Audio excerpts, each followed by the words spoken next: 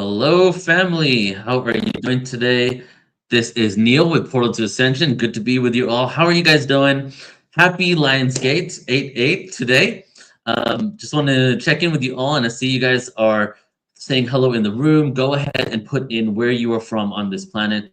We have over 600 people registered today, but then we're also live on Alan Steinfeld's YouTube channel, on Twitter, on Instagram, on our YouTube channel. So we have a lot of people out there that are connecting today. It's very interesting as well because we do a lot of events, we do a lot of free events as well, but this one is really, really well attended. A lot of people are joining to be a part of it, and I want to get into that in a second of what's going on, why the energy is picking up. But first, I want to just check in with you all, see who's here. So keep coming in with the hellos. Also, if this is your first time on Portal to Ascension, drop know who is here for the first time. Drop an 1111 in the chat room. And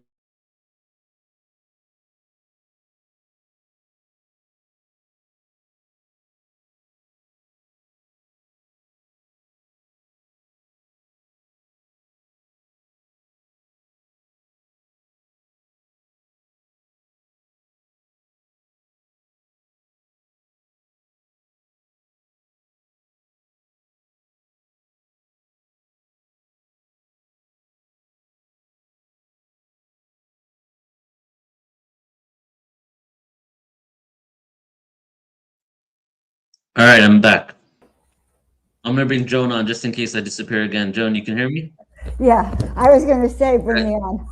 It's crazy, guys. I've been Merida, Mexico. I've been going around all day looking for a co-working space. Spent 3 hours jumping in 4 different places looking for a place to find internet. Come back to my hotel room, internet drops. So but we're here now, so Joan will be the backup just in case. But yeah, go ahead and I want to see who is new here. Welcome to everybody that's new. What we're gonna do today is I'm going to show you the website, Portal to Ascension website, and I want to get into a little bit about the history of Lionsgate, because here at Portal to Ascension, I like to show some like history and also science as much as possible to really just bring in the other dynamics and the factors of what's going on with today's date and other events as well. So let me start out by sharing screen. Actually, Joan, if you wouldn't mind, could you share screen and go to the website, and I'll kind of just talk it through just in case my internet drops. All right, hold on. Let me open it. That is a good plan. Okay. Hold on. Share screen.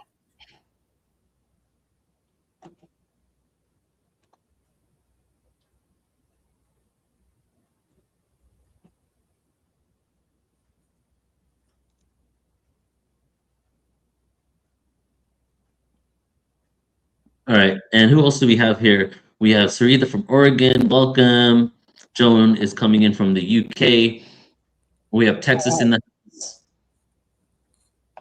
All right. So for all of you who are new and all of you who aren't so new, we have launched our new Portal Ascension platform, and we're going to just take a look at 2 pages here. Let's start out with the Stream Now page that you're on, Joan. I'm going to make this full screen. You guys have access to hundreds of hours of content on the Stream Now page. All you have to do, since we just launched a new website, we haven't put it behind a login yet. It's completely accessible without you even having to log in. In about a couple of weeks, you're gonna have to log in to do it. But since we're launching a new platform, we want the world to see without having to go through extra steps. So you can see here, this is all the free events. There's hundreds of hours here. Scroll down, Joan, so you can see the topics. You can search by category, our interviews, documentaries, our conferences, and then click the topic button, Joan, on the left-hand side underneath the search tab. Down, down, down, down, down. There you go, down. Yep, topics. Topics. Yeah, and then you have all these topics there: ETs, UFOs, advanced technology, channeling, conspiracies, experiences.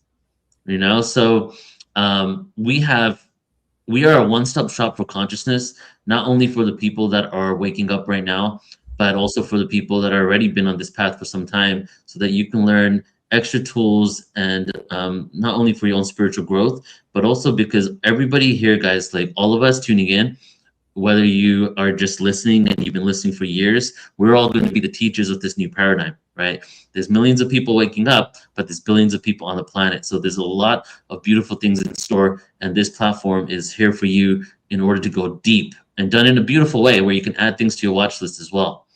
Now jump over to the events page.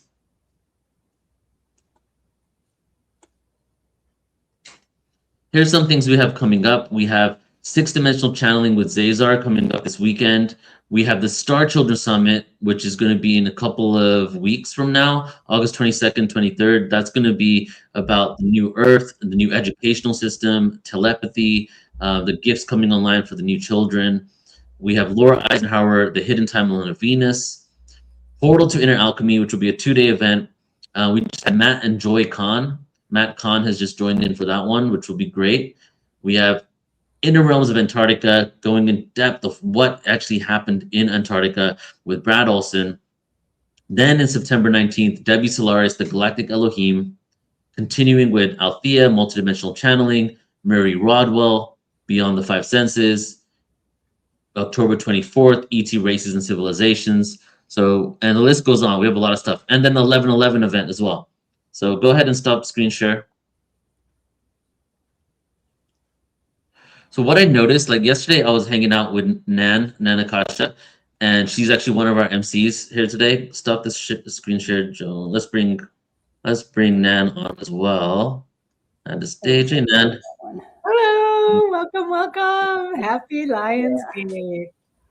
What I realized is that it seems like every year that passes, we have made Lionsgate even more of a thing, right? And same with 11/11. Go back 10 years, go back even less than that. 11/11 day, you have a few people doing that event, but now it seems like everybody's doing an event on 11/11, and now 8/8 as well, right? I'm on 4 events today, guys. It's 10 a.m. here Central Time, and I'm going until 11 p.m. on events, jumping from event to event to event, and this is the first 8/8 event I've ever created. So what I'm noticing is we are now creating our own holidays in the consciousness space. Yeah, that's brilliant. That is so brilliant. It's because, guys, what was once alternative is now freaking mainstream. Yeah. Right? Like the conversation about UFOs, the conversation about interdimensional energy, the conversation about what do the components of quantum physics, entanglement, non-locality, double slit experiment, what do they represent for what our reality is? We're finally going into, oh, this is interesting, to, whoa, what does this mean? Who are we really? And what is going on in the cosmos? And as this is becoming more and more mainstream, I hope more of you are just coming out and being freely yourself and speaking your truth, because now you can strike up a conversation with many people and just say like, oh, this is what I'm into. And chances are you can have a really great conversation and spark that level of consciousness in people. So I'm excited to see just the energy picking up. And what we're going to be sharing today is really going deep and providing a transmission, an upliftment as these energies are aligned for us. Now, I just want to go ahead and share a little bit about Lionsgate, okay? Before we get into our speakers today, we have a great lineup. And some of you might know that Lionsgate is actually in alignment with Sirius, and it goes back to ancient Egypt, because what they would do is around on 8/8, they would observe the star Sirius in the sky, not too far above the Sphinx, looking in the direction of the Sphinx, which is interesting because the Sphinx also had the face of a lion back and a lioness, and was also aligned with the Leo constellation. So 8/8 being in the Leo, we have the Sphinx as well, and we have the alignment with Sirius. So I'm going to read from this right here just to give you kind of a little bit more context of the ancient history. Let's see here. All right, the fascinating part of the Lionsgate Sirius story is there's a real ancient astronomical foundation underneath it. But the modern 8/8, Debbie Dashinger emailed me today saying it was never celebrated in the past. It was a day of reverence. We have now changed a day of reverence in the ancient past to a day of celebration of an awakening. The ancient foundation, Sirius, disappears and is reborn. So you guys might know about Christmas time with the winter solstice, how the sun pretty much stops and then is reborn, which also reflects and manifests in the Jesus story. Now, this is the same kind of story, but specifically with Sirius, and it marked the beginning of a new year in Egypt. Sirius is the brightest star in the night sky. So to the ancient Egyptians, Sirius was actually called Sopdet, and the Greeks later called it Sothis. It became one of the most important celestial markers in Egyptian civilization. And what makes it especially interesting is what happens because Earth is orbiting the sun. Imagine Sirius essentially fixed against a distant stellar background, while Earth circles the sun. From Earth, the sun therefore appears to move approximately 1 degree eastward through the stellar background every day. So even though the stars in the sky were all moving, Sirius always stayed central.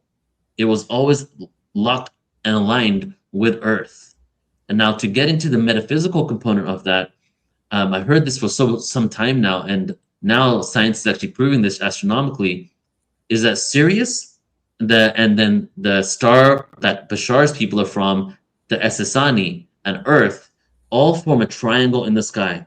Earth, Sirius, the Essassani. All of our stars and planets are moving in multiple directions, all over the place, right? But for some reason, we are locked.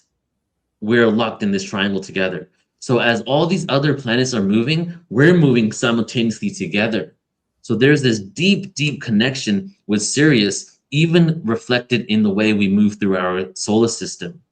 Now, the Syrian channelers and also the Essassani channelers all say that our ascension process for all three of them are completely tied and connected together.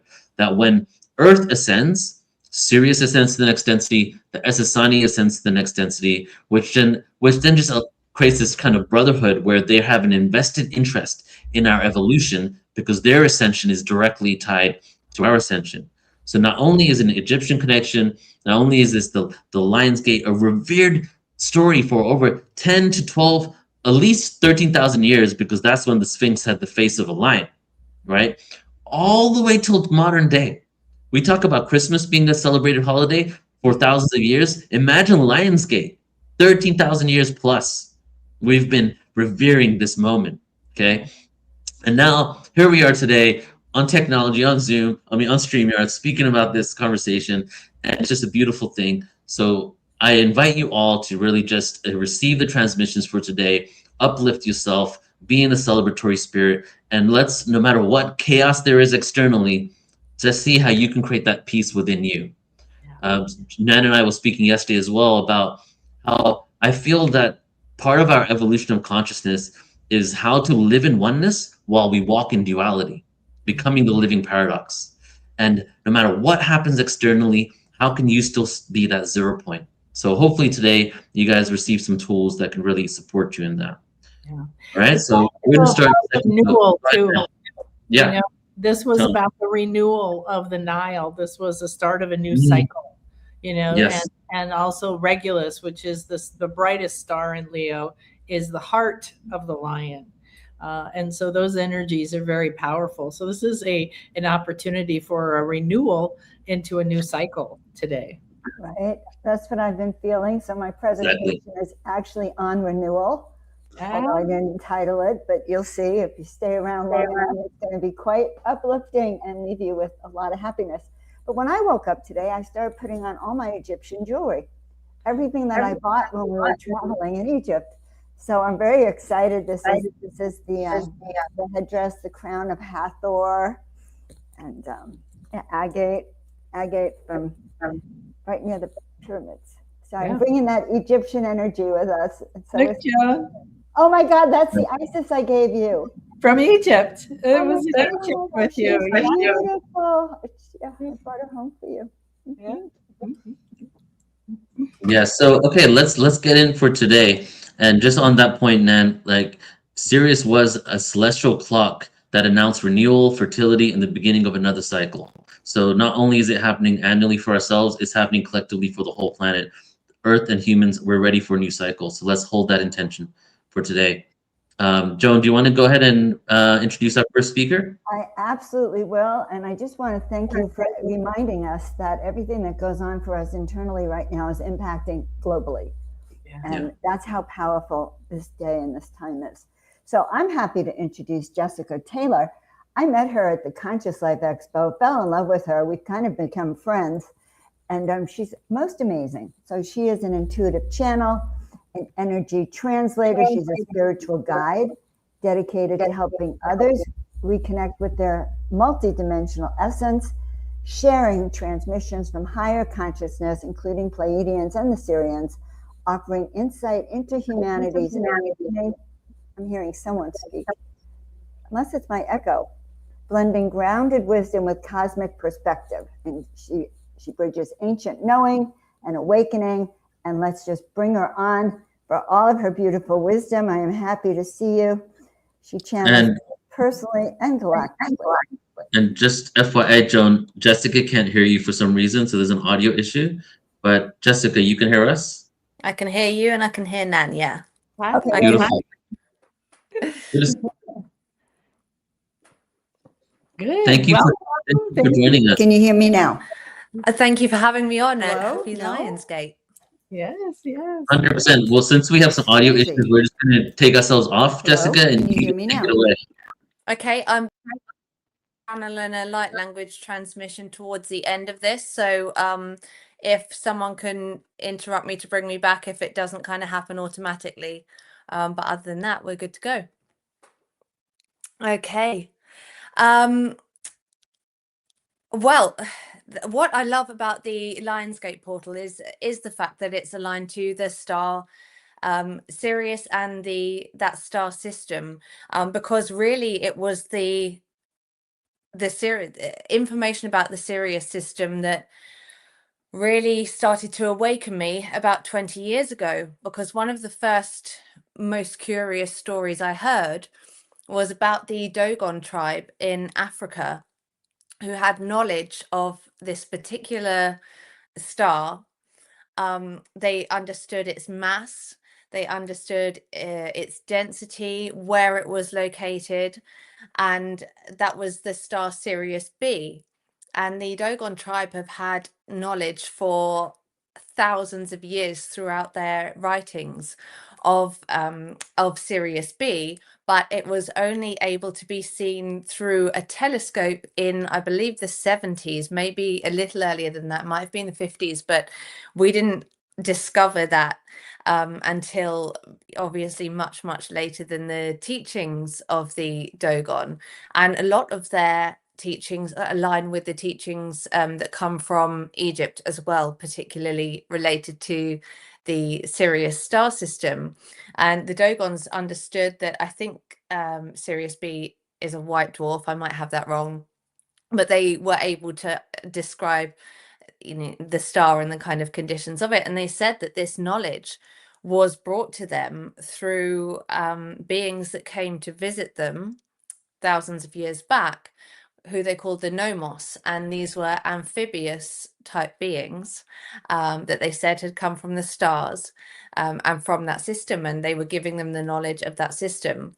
And then when you start to look through some of the teachings of the Egyptians, it's quite amazing how much the Dogon have the exact same information in their ancient writings as the ancient Egyptians also had. And I'm sure many of you are going to be aware that this is a pattern that we see quite often throughout ancient civilizations. There are so many who have knowledge or insight and wisdom that align with something that is somewhere that at the time supposedly they would have never been able to access the information from those people. So that gives us that kind of mystery, as where does that come from? And so 20 years ago there wasn't a lot of information about that, and there was certainly a lot less being channeled that I knew of, or that I had as resources about those different star systems. And now we get to where we are now, and we're discovering so much more about ancient civilizations, about the knowledge that many of them held, and of the different star systems and different beings and races that are out there, that are in the cosmos.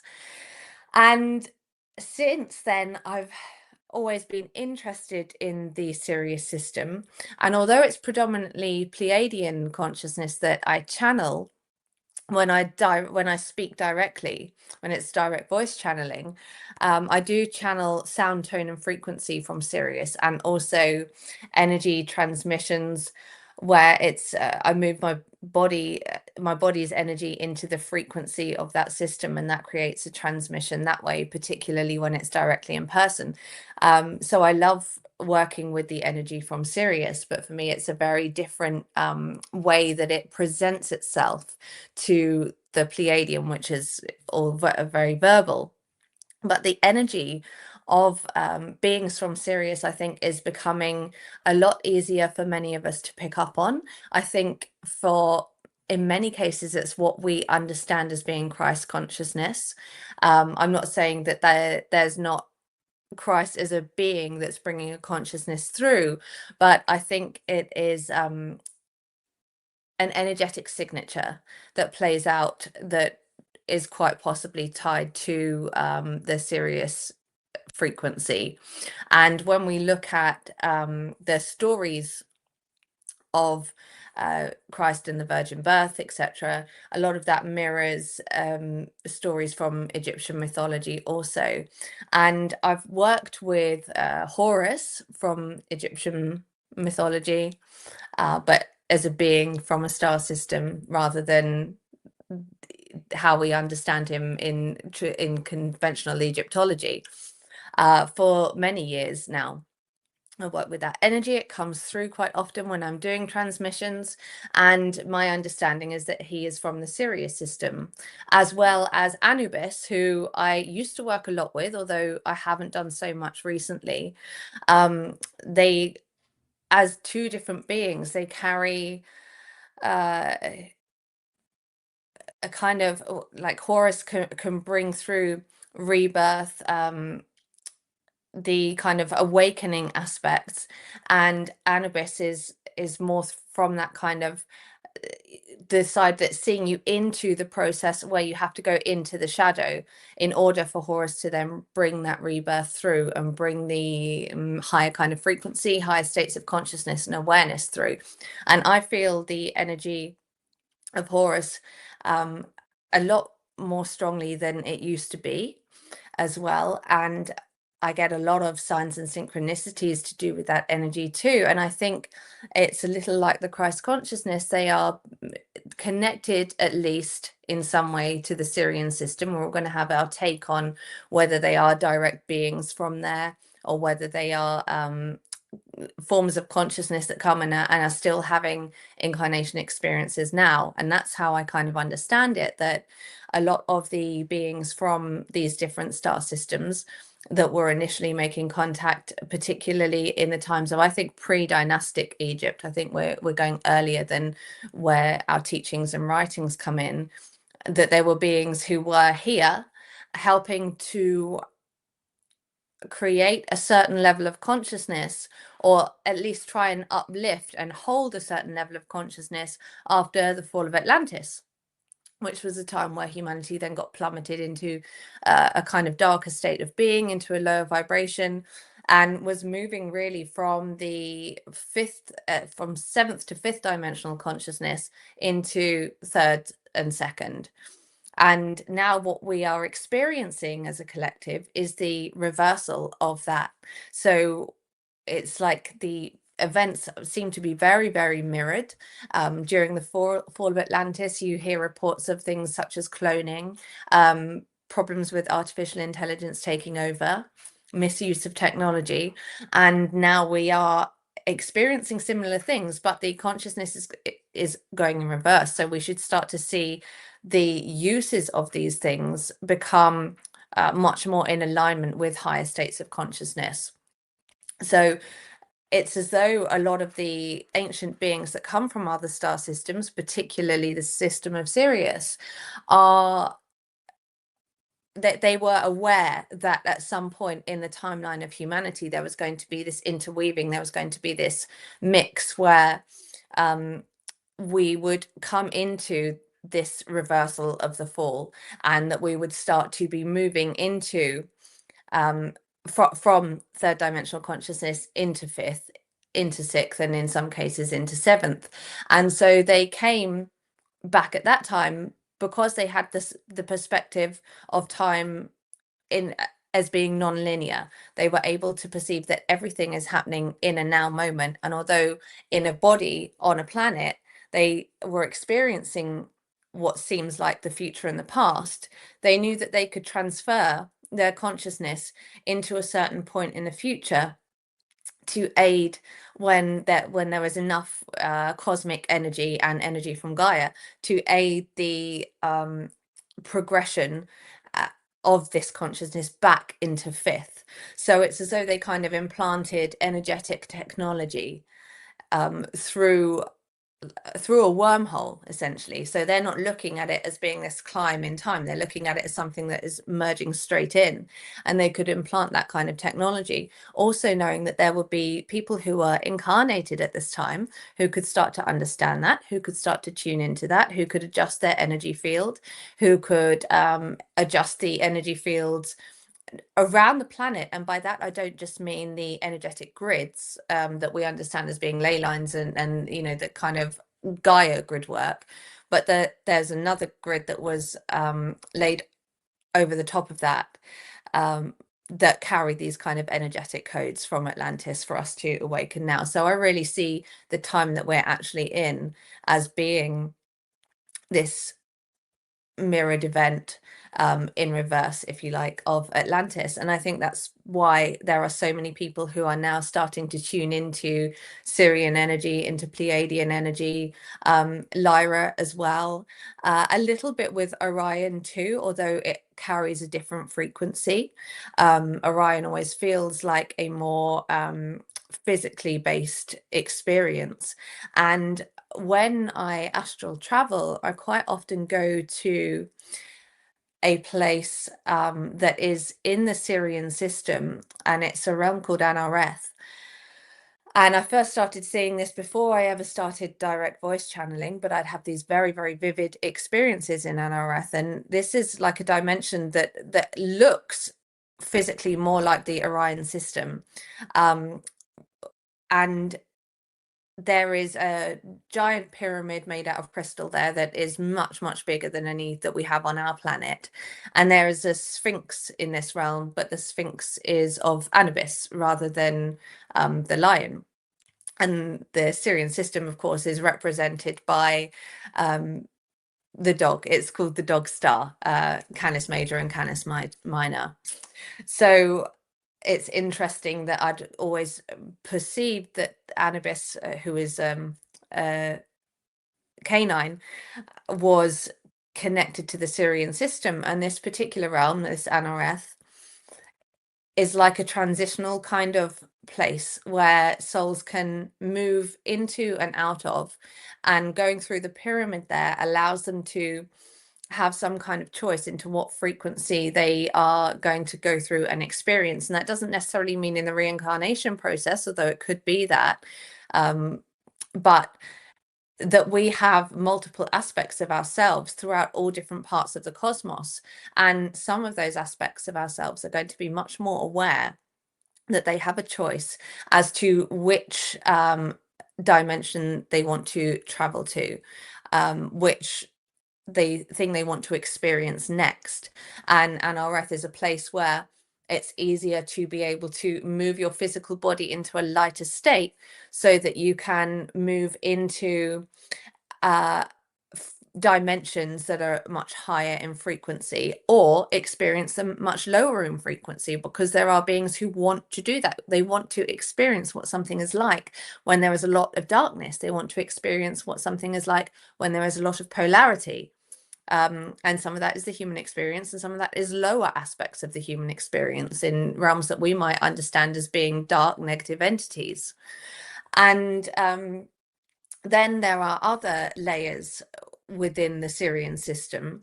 One of them is called Karaloon, and that one, when you travel astrally to that, it is much lighter in terms of the color, the sounds, the frequencies that come through, and it feels lighter, it feels brighter. It's definitely a different frequency to NRF.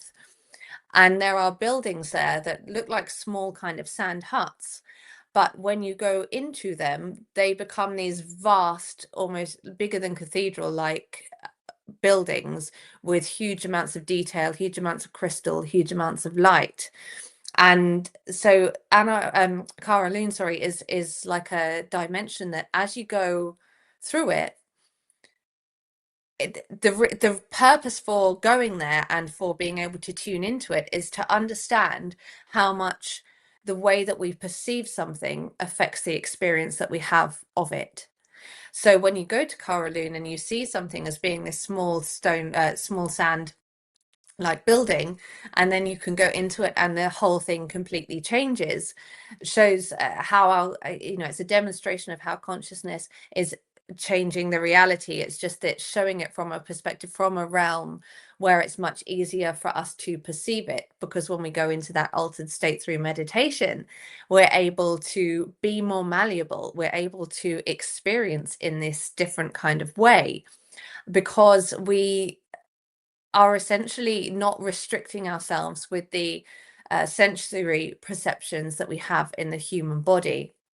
And then the other dimension that I travel to quite frequently in the Sirius system is, and it took me a long time of traveling there before I actually even realized that that's where it was. So that wasn't clear to me for a few years. And it's one of these dimensions that I can only access every so often. I have to be really in the right kind of state.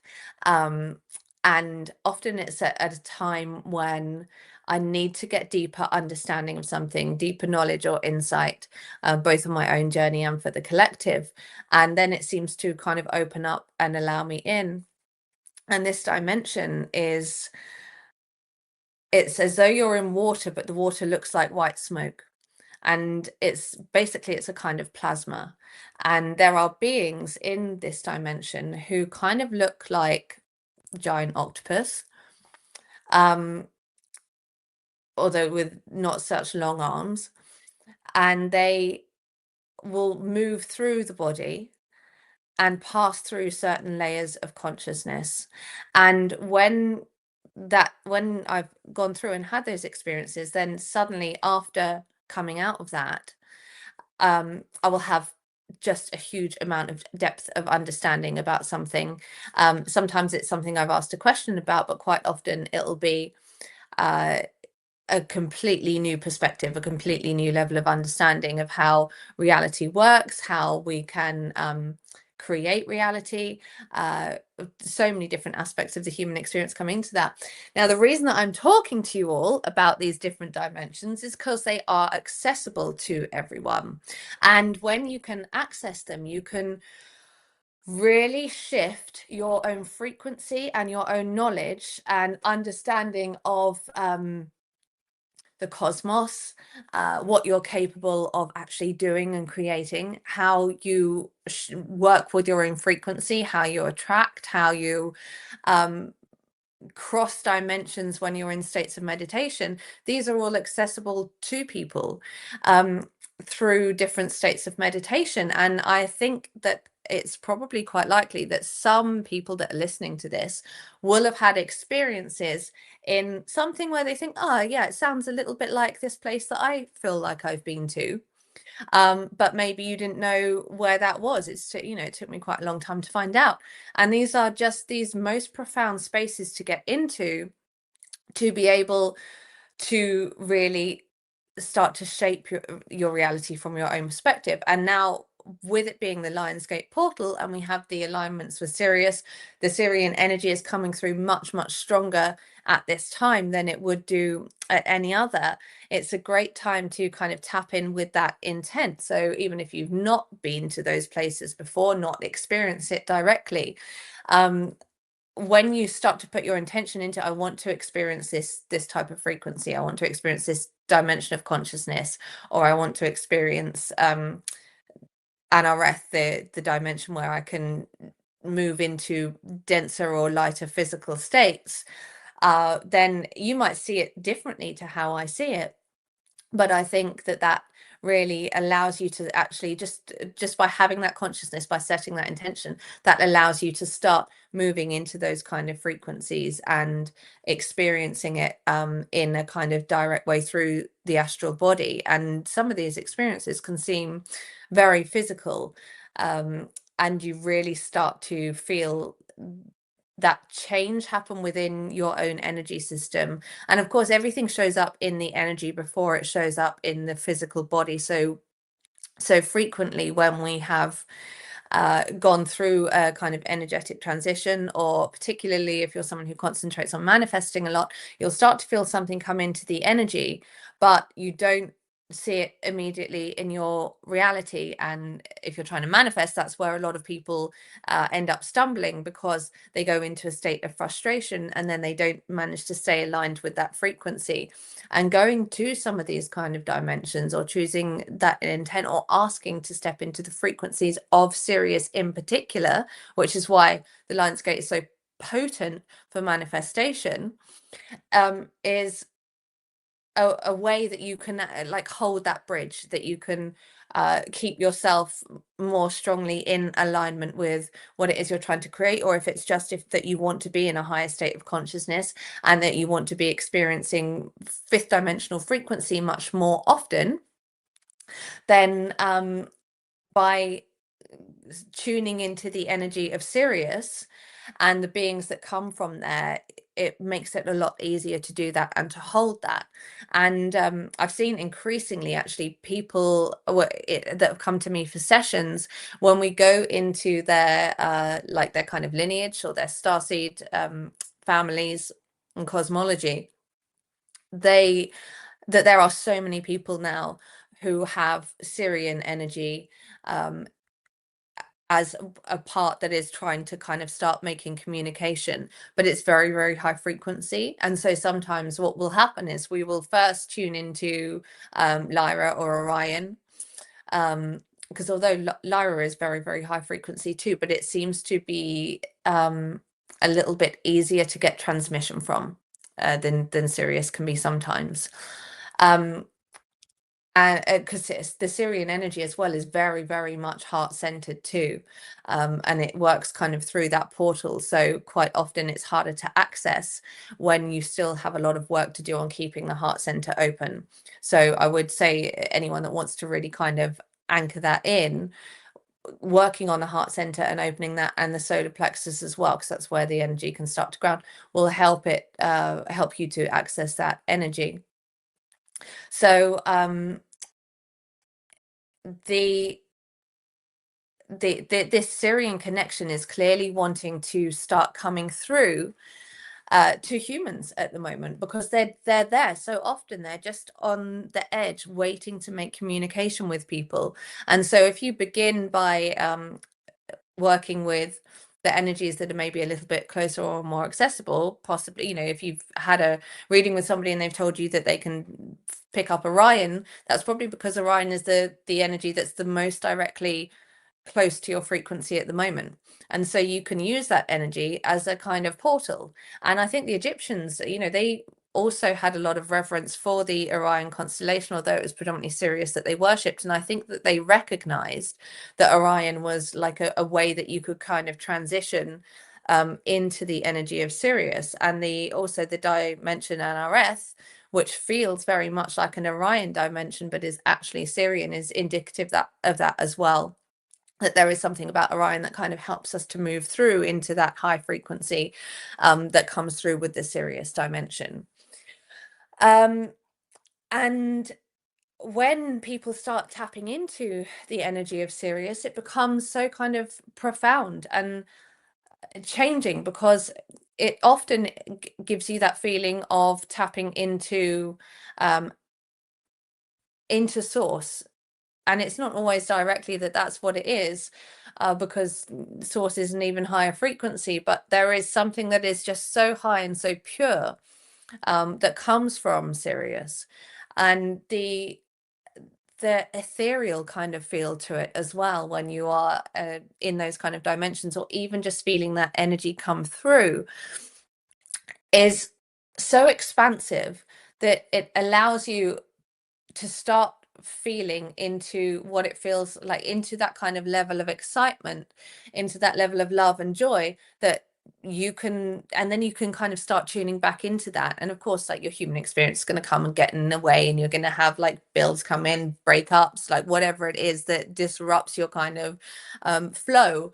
But if you are aware of how potent Sirius is, how magical it is as a star system, and start looking at the reasons to why it was worshipped by the Egyptians. Okay, that's teaching that kind of came later, and it's all knowledge that was like Chinese whispers passed down later from the kind of original beings that were there.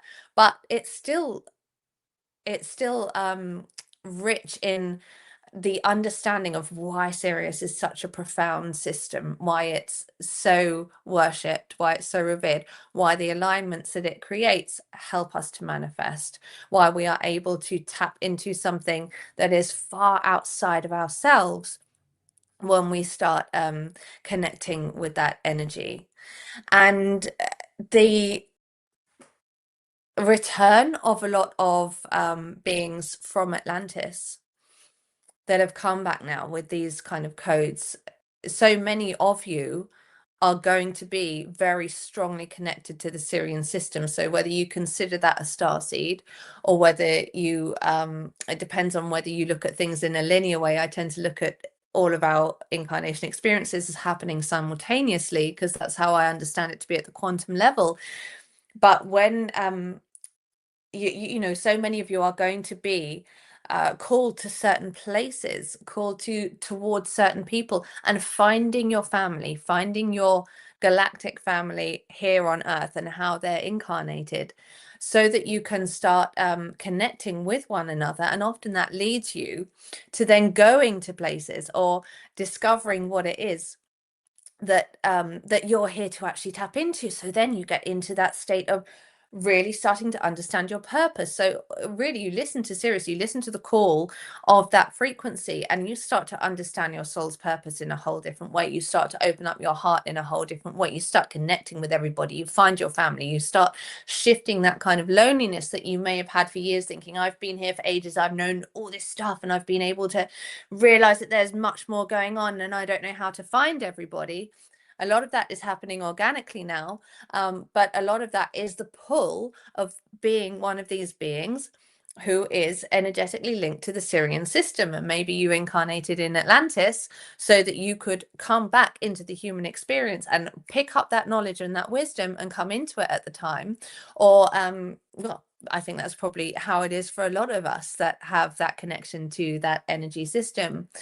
And so I feel like we should kind of make a network now of like anyone who feels that they're connected to Sirian energy, because there is something that is almost recognizable about it. And some of the people that I have come across who carry strong Sirian energy, the synchronicities and the just profound experiences that had to happen in order for those people to find each other, for me to connect with them, for them to connect with someone else, whatever it is, have been that really kind of pure, true evidence that we get for how incredible it is, how much more there is going on there, how much there is higher knowledge, the higher self, choosing to make these connections, choosing to make these particular things come in.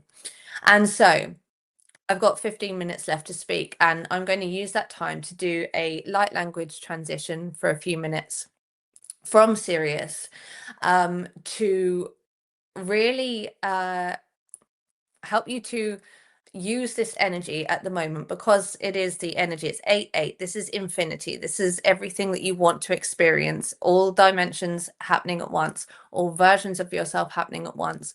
So this is strong energy for manifesting, but through vibration, through aligning with the vibration of the Sirian system. So the transmission I'm going to bring in is to align your energy with that Sirian system, so you can start to feel that, and that's going to work through your energy, right? It's going to start making alterations in a positive way. So if that's not something you're comfortable with, then step away for the next 10 minutes.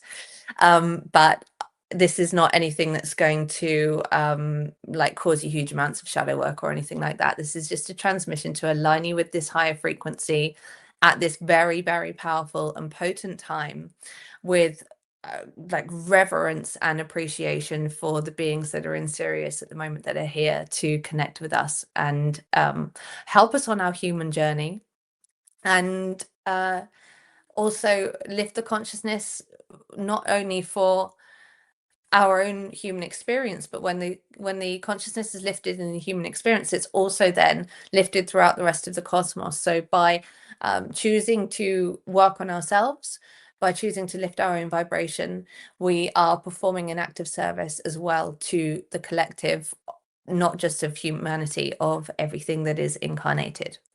So if you're just sitting listening to this, just sit comfortably.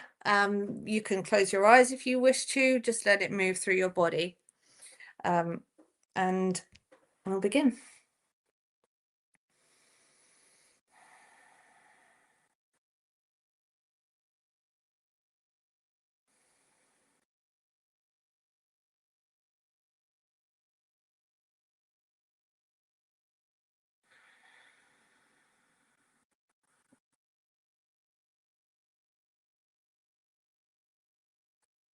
Asham hore sonia biatos miane ara ashmiane hore enes niato mitewa oa yakawa eletuea de besnia amikumaniata sumana hor.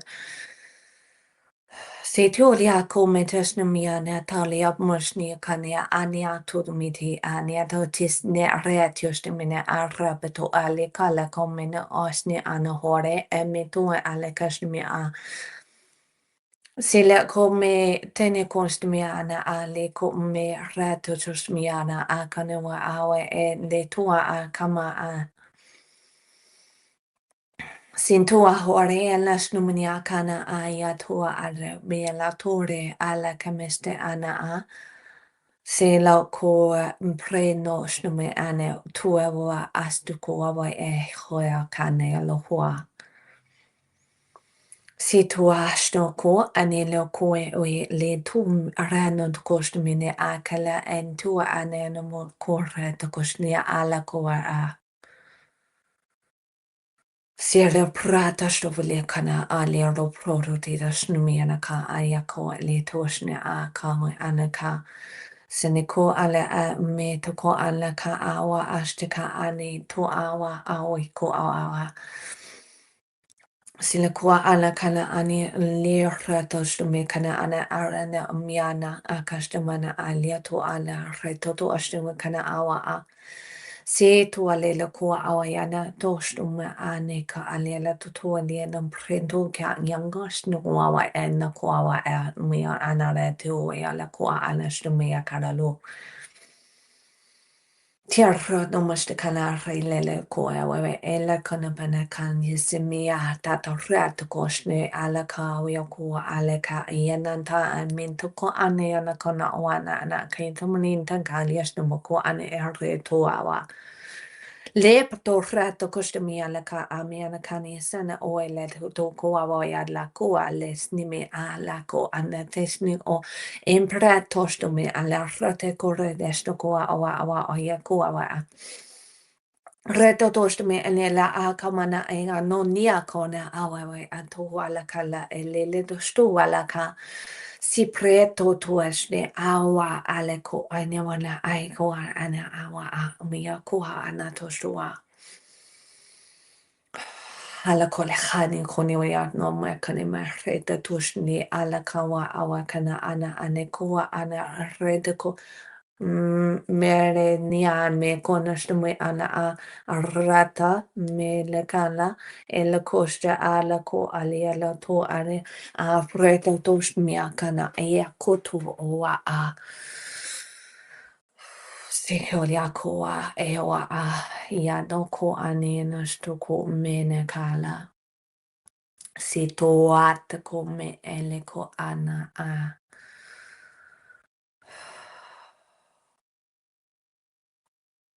Si to kanela koreta toshme ala kane a yame ko awa. Sire arradne ko alela ala e mene kone arretashta mene ale ko awa e arredne ko ale ko ale a ko awa sta ko ale ko ani tu ama yawe.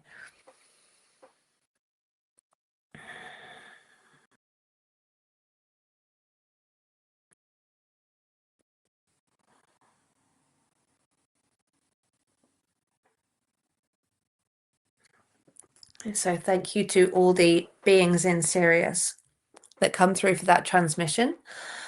We were bringing in a lot of different energies just there from that system and asking them to connect our higher selves with our human experience, asking our higher selves to be able to bring in and ground everything that we are thinking of focusing of, and starting to call in to give us the kind of clearing, the clarity that's needed to be able to ground that into our human experience, so that we are not just imagining things and thinking of things, we are actually bringing it through and starting to live that through that embodiment, the bringing in the embodiment of the Sirius system and the high frequency beings that come from there into our human life, into what we wish to have and come through with and create.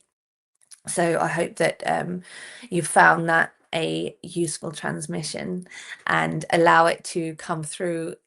It'll come through in the energy, of course, before it starts to move through into the physical.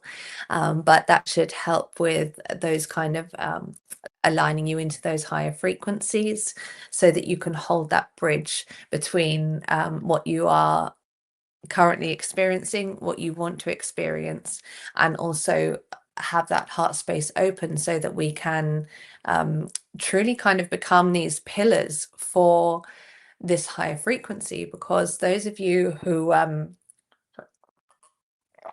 carrying Syrian energy, which is probably going to be quite a lot of you, even if you don't know it yet, become a kind of training post, a frequency post for beings who are not quite yet shifting into 5D, because energy always trains into something in a higher frequency. Energy always wants to shift up a gear, which can be sometimes why we feel the piggybacking from lower entities. And yes, there's various kind of ways that can play out, but quite often it's because they are actually trying to ride a higher vibration and be pulled into that, and that can feel like a drag on us and feel like we're being pulled down lower if we're not suitably kind of protected and holding a high enough frequency that those lower energies can't kind of attach to start with.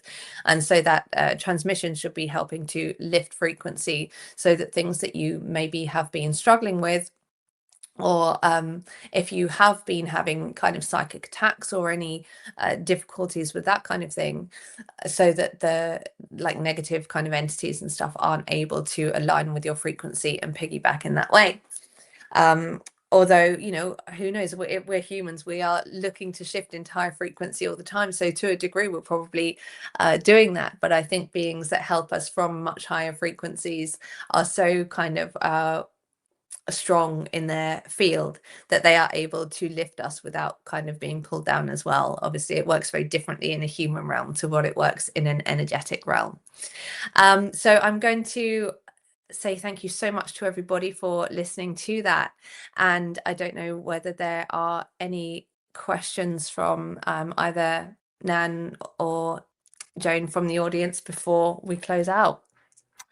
That was wonderful. Thank you so much, Jessica. You're so welcome. A beautiful, it's always so fun to listen to the light language and just let it go through, right? Not try to conscious mind. You know, it takes us to that other vibration too. What I was curious about as you were talking was Sirius aligns to the Queen's Chamber in the Great Pyramid, right? Which is about Isis. And so when you're doing these travels, since Isis is the mother of all priestesses, right? The mother of all the sacred feminine energies, what have you encountered around that concept? Well, I work a lot with the energy of Sekhmet and Hathor, but as the two different aspects that come through with that. And I think that, so we, through mythology, we've learned to perceive them as different entities, the different goddesses as different entities. But I think actually it's more that each goddess is a representation of an aspect of consciousness that can kind of be transferred. And some of them were in a more physical form. So I think Sekhmet was in a much more physical form, but Isis was a consciousness that could be brought through and worked with in that capacity as well. Although she's not one that I predominantly kind of work with. And when I tap into Sirius, I tend to connect a lot more with the energy of Horus. And it's something I'm still learning about. You can go through this stuff for years and years and encounter these beings constantly. And then only recently, I kind of started to realize that there's like a connection as well with Apollo and Minerva,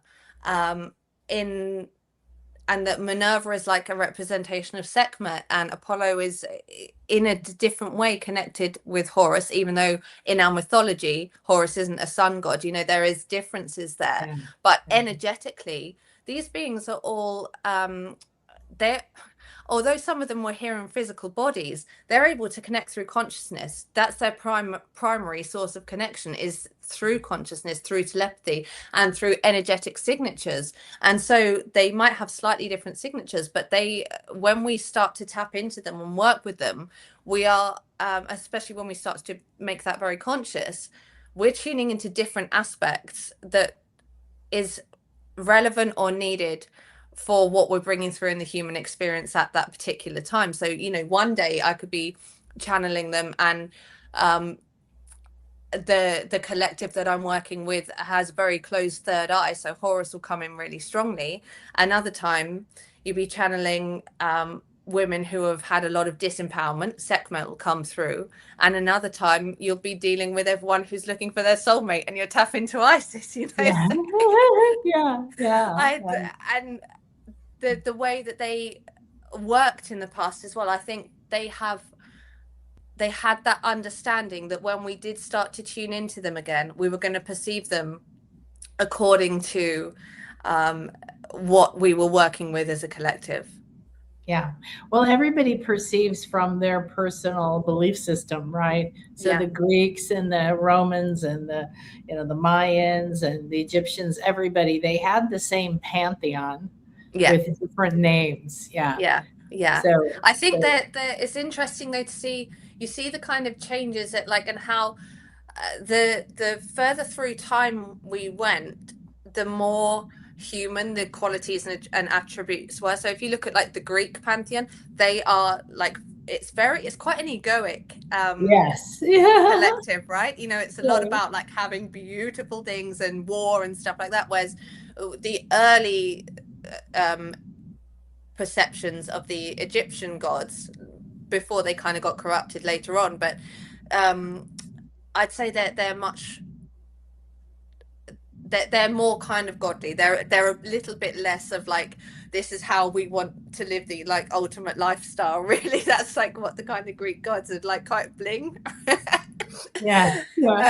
So it's interesting to see how as our human civilization became more egoic and more materialistic, that was reflected in the depictions of the gods.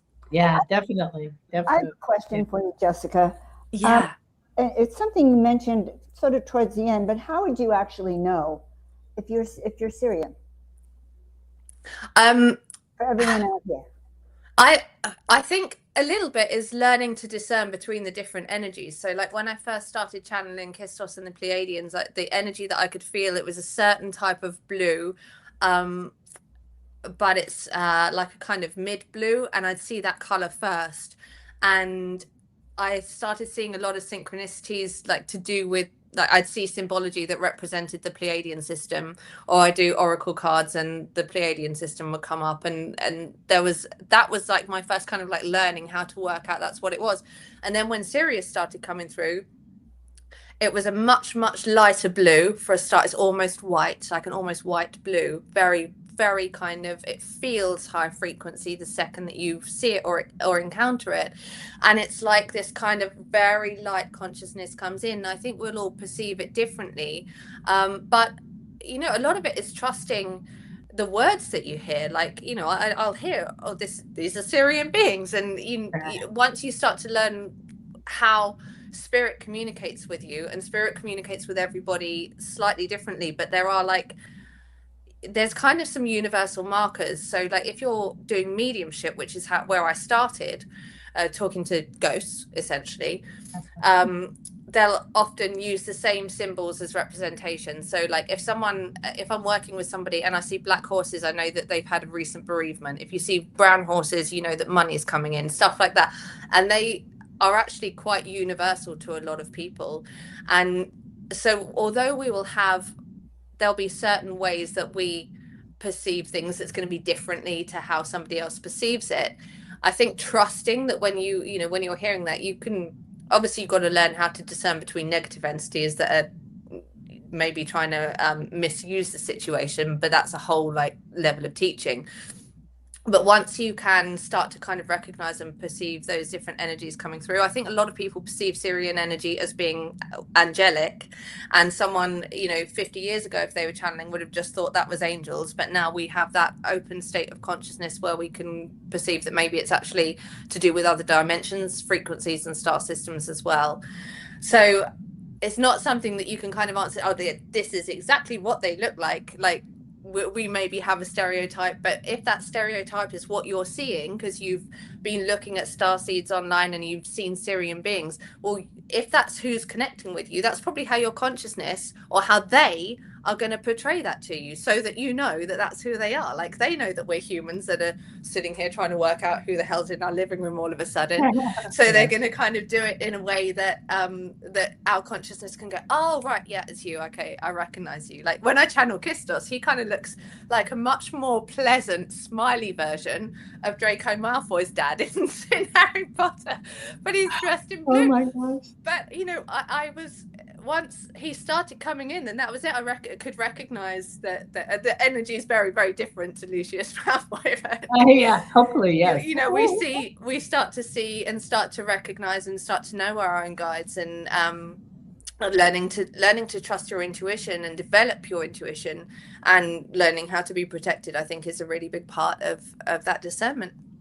We have one other question right here. We have a couple of minutes. So an Egyptian being with feminine energy came through, and I felt something move in my solar plexus. This being gives me a pastel blue object. Any idea what that might mean? Was that during the transmission, do you know? I think maybe, yes. Let's assume it was, yeah. Okay, yeah, because when I was doing the light language transmission, they did send a lot down to the solar plexus, to kind of anchor the Syrian energy. So we went up, but it came through the heart and went through there. What they probably gave to you was called the Wand of Kara Loon. So when I was talking earlier about the different dimensions, and I said about the one that's like Alice in Wonderland, where you go in and then it suddenly opens up into this big space, there is something there called the Wand of Kara Loon, and it's like it just looks like a staff with crystal on the end. And they first started showing me that to do massive clearings on people's energy, and it's like just something that I'm kind of using energetically and pointing that to clear out things from the energy system. So without asking that person more detailed about that, it's hard to be specific, but I would think it was probably the Wand of Kara Loon. And I don't know specifically who will have brought that through, but there were beings coming through from Lyra as well as Sirius during that transmission, and some of the beings from Lyra, because the of the Lyran wars, a lot moved to different systems, and there's often a strong triadic connection between Sirius, Lyra, and Orion. So some will perceive Sekhmet, for example, as being from Sirius, some will perceive her as being from Orion, but that's because she has an intrinsic energetic connection with both of them. So it's most likely that it was Sekhmet energy that was bringing that through. Yeah, that pastel blue sounded like the blue you were discussing, right? That kind of pale blue that you perceive from the other place too. So yeah, and then Shyama, who asked that question, it's a fun day to take this as a renewal, right? Going into new cycles. So there's some gift there for you for that renewal, for that threshold of the heart to move forward. So and what does it mean to you, right? Yeah, exactly. Yeah, beautiful. Well, thank you so much. You're very welcome. Jessica Taylor Intuitive.net, right? Yeah, that's it. Yeah. Perfect. Find me there. And on Instagram, it's at Jessica Taylor Intuitive. So if anyone wants to pop on, there you go. Perfect. Thank you so much. You're welcome. Thank you very much for having me. It was lovely to connect with everybody. Okay, good. Well, this is so fun because the energies today have opened everybody up to a threshold in your heart, right? And how you perceive them, how you receive them, everybody, all these different speakers are going to be having this different perspective, but bringing through multidimensionally, like she was talking about, bringing through that multidimensional aspect of speaking to you, and we each have a different way of perceiving and receiving that.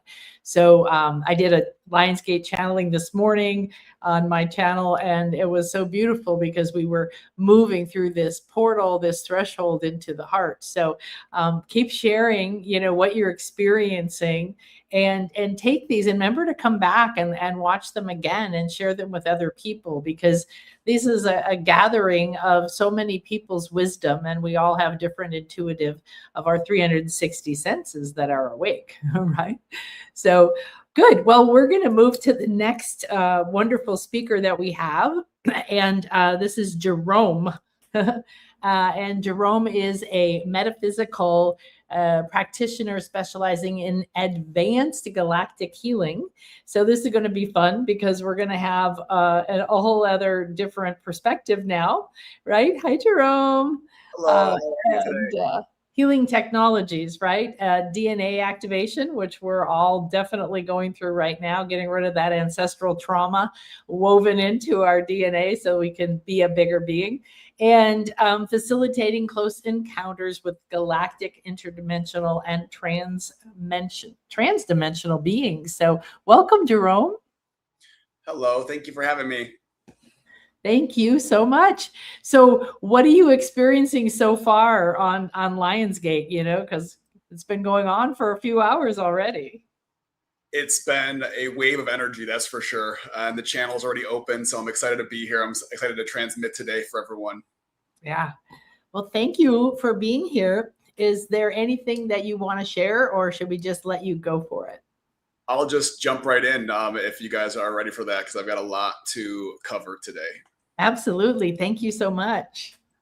You're welcome. So I just wanted to start by saying thank you, everyone. Welcome for being here for this event, and for taking your time to spend it with us today for this activation.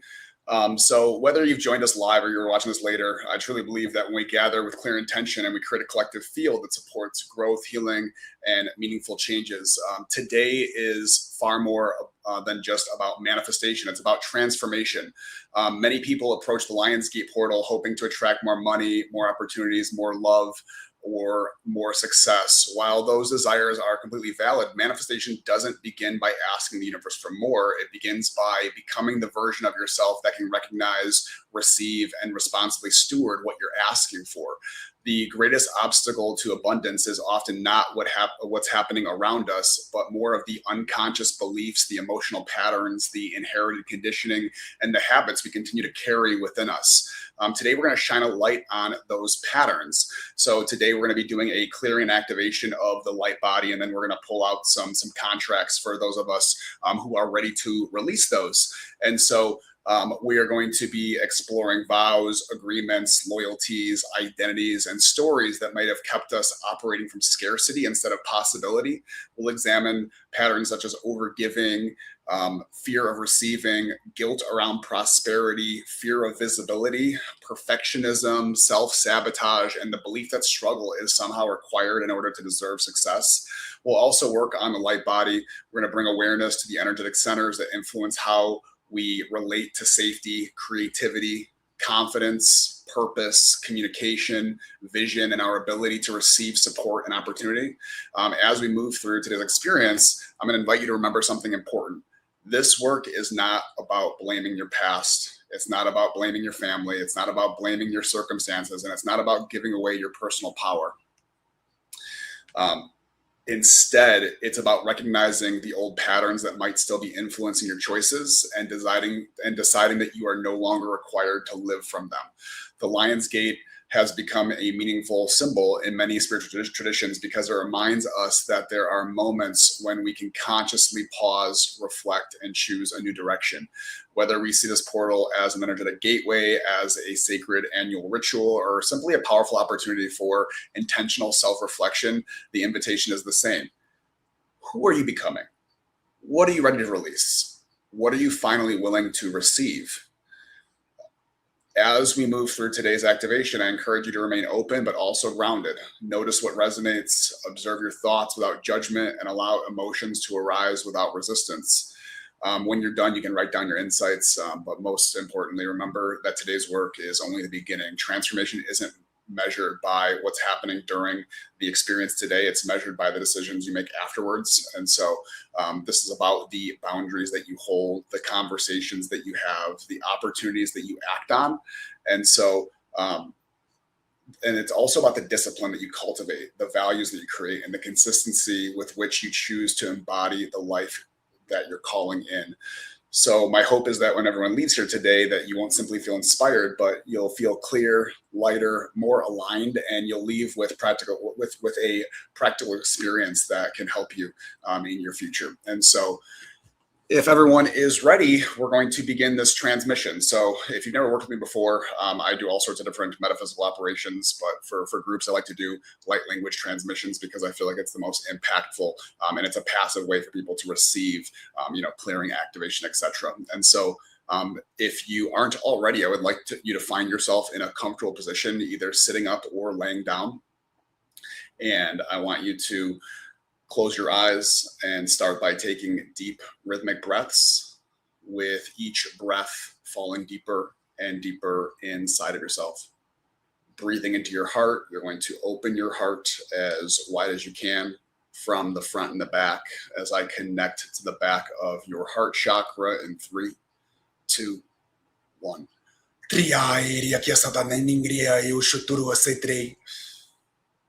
Then you're going to breathe into your heart again, and as you exhale, expand your heart energy into a sphere, 6 feet in all directions. Then breathing in and up through your upper chakras, we're going to open your upper pillar up to source, where we anchor and activate a temple of divine union. And then breathing in and down through your lower chakras, we're going to open the lower pillar to the core of Mother Gaia, where we anchor and activate a temple of Mother Gaia grounding. And then we're going to breathe into the heart as we anchor and activate the temple of higher self communion. This is the place in the heart space where your higher self is stationed. We're going to breathe into the heart as we see, visualize, or intend golden light spiraling down from above into the column, into the crown, into the heart, where we welcome the higher self into the heart space. Take a moment and try and see and feel that golden being walking towards you as they get close, connecting heart to heart, embracing them, allowing them to merge into the physical body here and now. And then with each additional breath, more of that liquid golden light pouring down into the heart space will begin to fill the heart from the bottom to the top like a liquid glass of golden light. And as it begins to overflow, the heart will begin to resemble a seed that begins to germinate, where golden root-like filaments begin to grow from the bottom of the heart, spiraling down around the spinal column, down through your middle back, down through your lower back, down to the tip of the tailbone. Breathe into the tailbone as it glows white hot and it opens, extending your etheric neural network into the earth below, where we feel the cool earth on the white hot roots as it spirals down. This is the internet, down, the World Wide Web, down, the mycelium of the mushroom that connects all things together. I'm going to pull everyone's roots down and secure them now to the core of Mother Gaia in 3, 2, 1. Triad sokotungu akaini iri itrea shur usa tairiakia. And then once you feel those roots connect, what I want you to do is just breathe into the heart, pulling more of that golden light into the heart. And then as you exhale, just allow that liquid golden light just to go down the roots. Think of them as like energetic, like a drainage system, just allowing it to go down to the core of Mother Gaia, illuminating those roots with the golden light. And then we're going to begin. Now that we're all plugged in, we're going to start with the light body areas to clear and activate for abundance. So since we're plugged into the core of Mother Gaia, it's appropriate to start with the root. And so we're going to start with the root chakra. First, we're going to begin clearing any fear of survival, any scarcity conditioning, any financial insecurity, any fear of hopelessness or loss, any family patterns of poverty, any chronic expectations of crisis, any belief that money is never enough, any fear of receiving more than your family members, any attachment to survival mode, and any instability around work, housing, or safety. We're going to clear the root chakra in 3, 2, 1. Tisa aereo ruakata indrea. Rio ruasate kriika ernindria tre sharotusu sungu ruanda area tatriningeria suru ruakai kia at area nandria shiryu suruturua.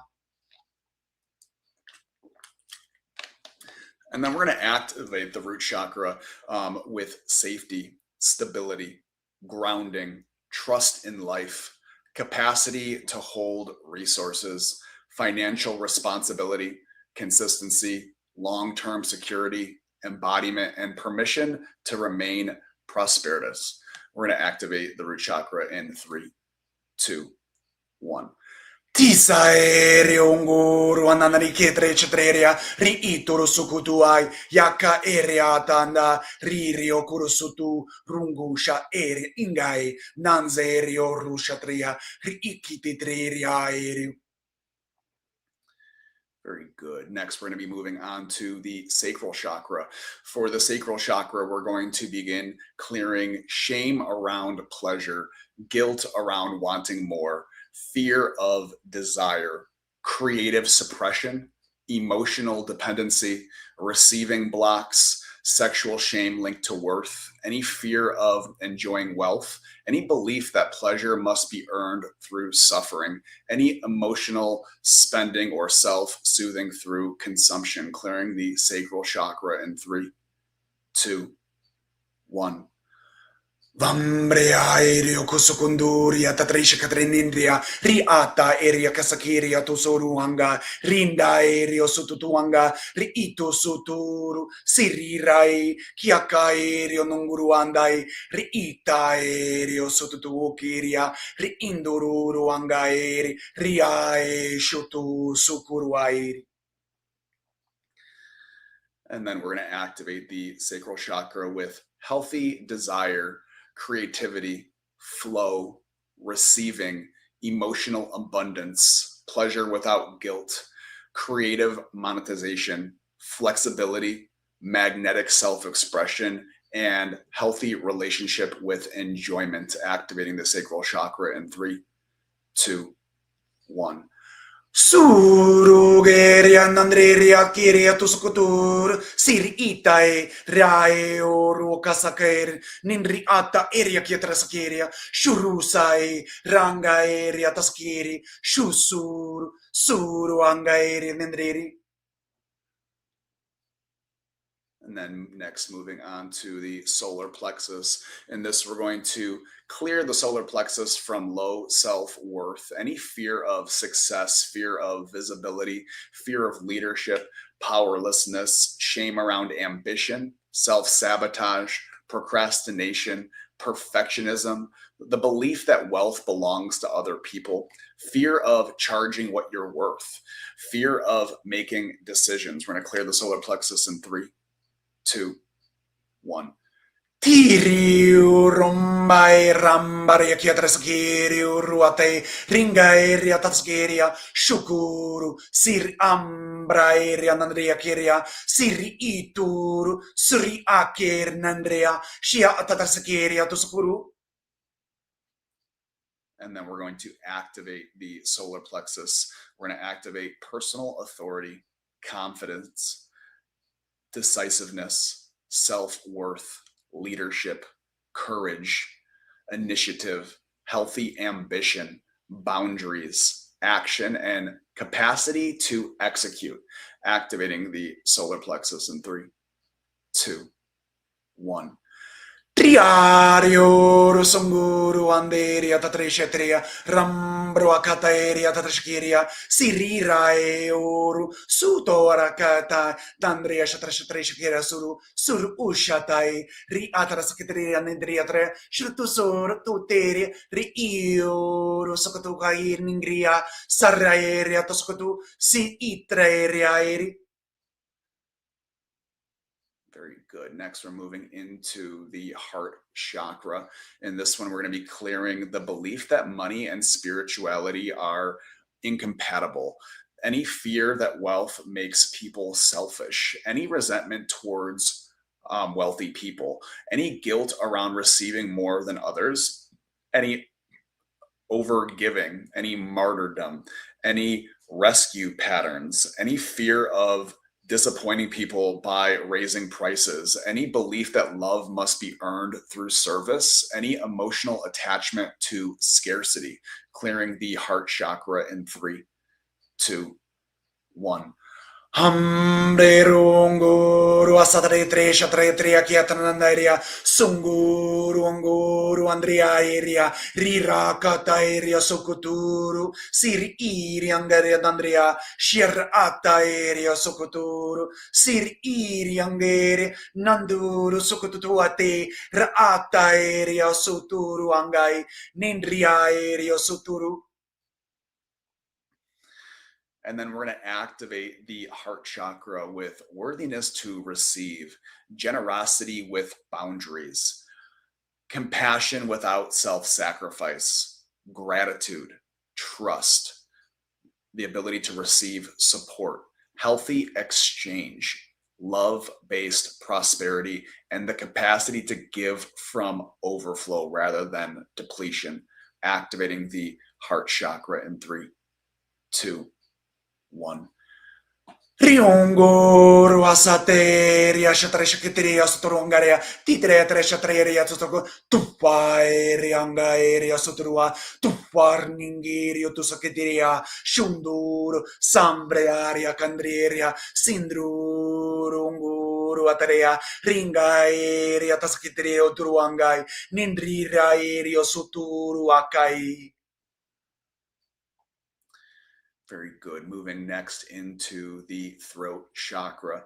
Here we're going to begin to clear fear of asking for money, fear of naming prices, fear of selling, fear of self-promotion, fear of being judged for success, shame around speaking about wealth, undercharging, difficulty negotiating, fear of saying no, fear of communicating boundaries, and fear of asking for what is owed. Clearing the throat chakra in 3, 2, 1. Triad suru angeria tatashkeria na yambraeria tataderio runguru sindriria keria shiuru tatoskeria ambae randaeria taskirioru suru riiri angaeria dan sakero tutu angai kiakataterio suturu. And then we're going to activate the throat chakra with clear communication, confident pricing, sales communication, negotiation, authentic marketing, truthful self-expression, asking, receiving, boundary communication, and value articulation. Activating the throat chakra in 3, 2, 1. Tringeo runduai nandriria keria yambro toro ateriae ricatur sutur riicaternere tedescadria strutuatria riatascadria tashkro ruangai bioto tuapia per trapria treniria riututuai rio rukutukutur ningri ae shiotur siriakatange nindrio tutaeria riicata Saeor suturu kietrandrieria. Next, we're moving into the third eye chakra. In this one, we're going to be clearing any confusion about purpose, any fear-based forecasting, any catastrophic thinking, lack of financial vision, fantasy without action, the inability to recognize opportunity, receptive scarcity narratives, over reliance on signs instead of practical evidence, and fear of choosing the wrong path. Clearing the third eye chakra in 3, 2, 1. Tururu eria nangeria tosokuturu suru atai riraeria kiatataeria nungruru atai riitoro suguru turu andiria riataeria kiatanosuru tua ruturu siri ingeria sata erio turu tuetreai.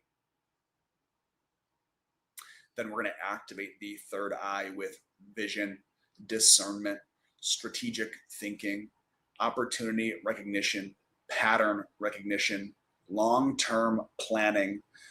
We're going to activate intuition balanced with evidence, financial foresight, creative problem solving, and clear direction. Activating the third eye chakra in 3, 2, 1. Triae rungur toscateria tatria siririo nunguru tu sirio tuturra ningriaeri sirituru su atta eria chiacatatateria nundruai shioro soturu akia riitoro ningrioro tosatai chiacataeri rioto sotunguru sindriatai riituru tutukir ningiatai shiatas Saria, Sario Ruakai, Saro Dushai, Sarningrioru Turui Triai, Saru Kushandai, Satiria Andaeria, Surutaeria Tatakiri Nindrua, Saerio, Sututu Shataeria Kiatranandri. And then moving into the crown chakra next. In the crown chakra, we're going to clear belief that poverty is spiritually superior, fear that prosperity disconnects you from God or source, any vows of renunciation, religious guilt around money, belief that receiving wealth is spiritually impure, belief that suffering makes you more worthy, and separation between spirituality and material life. Clearing the crown chakra in 3, 2, 1.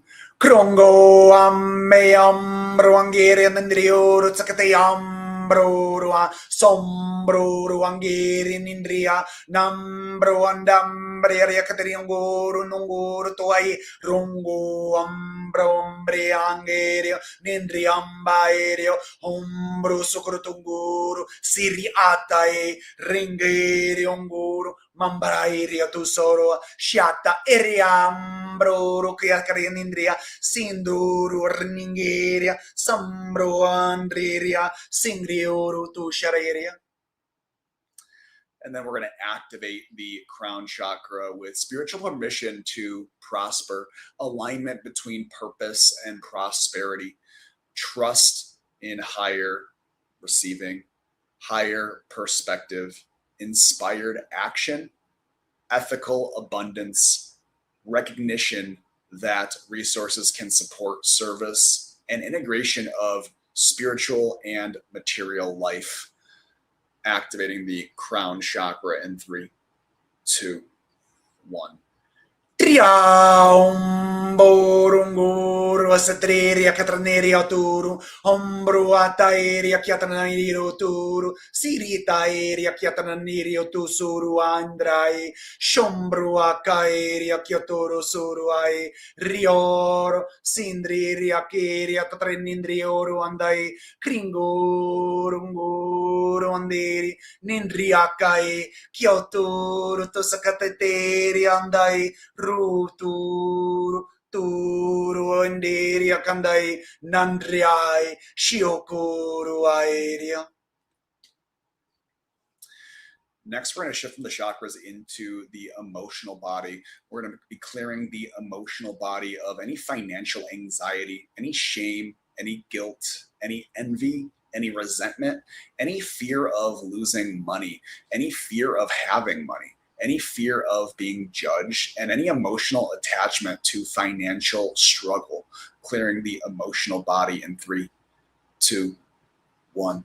Sambairia kyokotsuai miongo airia tate kiata sai sirio tu saro apai piakatanini airia sirio tua ruto akai akia katanindria sirita aereo suru tu akai riatandai ra akairia kyosotu tu aishai ritoro ai nunguru atatreai rioroa riita sai kiar nandai sutairia tatreningria sundoro andreai ritoro akai kiakatai ninriai o tua sitru akai kiriandai nioro andai ritoro sutoro ai rikaerio tu satairia.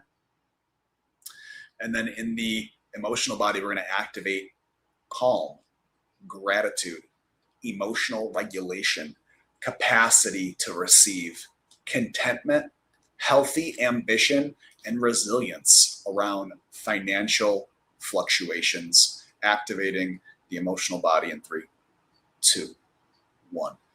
Tiu aeria koru andai, mio mai miangai, niongo nongo agairia tanga, ningianga niongo nundua, nindriae, surturu ashakia, riatoru andai, ritae kioro, sutaeria tandria, riaturu, siriria, shiakaerio, suturu, sirirai, niria kirio turuangai, ritoro atai ra atai riatusai kirio turu andai trai. Next, we're going to be targeting the mental body. And this one, we're going to be clearing the thought of there is never enough. Money is hard to make. Rich people are bad. That I always lose money. I am terrible with money. I cannot charge that much. People will not pay me. Success is for other people. I must struggle to deserve money. Money always disappears. Clearing these from the mental body in 3, 2, 1. Suru angeria taskeru ruango ruatai prikae rianana gurutsukoduru tuai ri okototor sototor nindri ateria kiatoskototoru ruai reageria tasko nungur nondur nindriata Nandriatoro suru akiria shatria chatria surua Siria arur ningri atta teseketero wai nirio turuai. And then we're going to activate in the mental body financial literacy, strategic thinking, possibility, realistic optimism, problem solving, planning, resourcefulness, and responsible decision making, activating the mental body in 3, 2, 1. Triaru sukuru andai, nindri riaerio tu sukuturu andai, rituru atai, kri uturu ruai, shiakatairia tatraningria, suru tu trieria nindria, siriru ruakai, nandrero toro toro eria tetrikita nindria, sirieteriaria taraningrio ruaturua, krioto sotoruai, riranga aerea no sokototuru aingiai rita aereo sokototuara niriita aereo suru shatai krita aereo nungruandai rira aereo to sokotunguru andre aerea. Very good. We're going to be shifting gears now, and we're going to be pulling the contracts. And this works through our higher self connection. So anything that comes through, if you are meant to learn lessons in a way that isn't inappropriate for these to be cleared, that won't happen, but you'll only get what you are ready to release when it comes to the contract portion. And so I'm going to be connecting to the Living Library of Creation through everyone's Hall of Records. That way I can pull the appropriate contracts for everyone. Give me 1 second while I connect.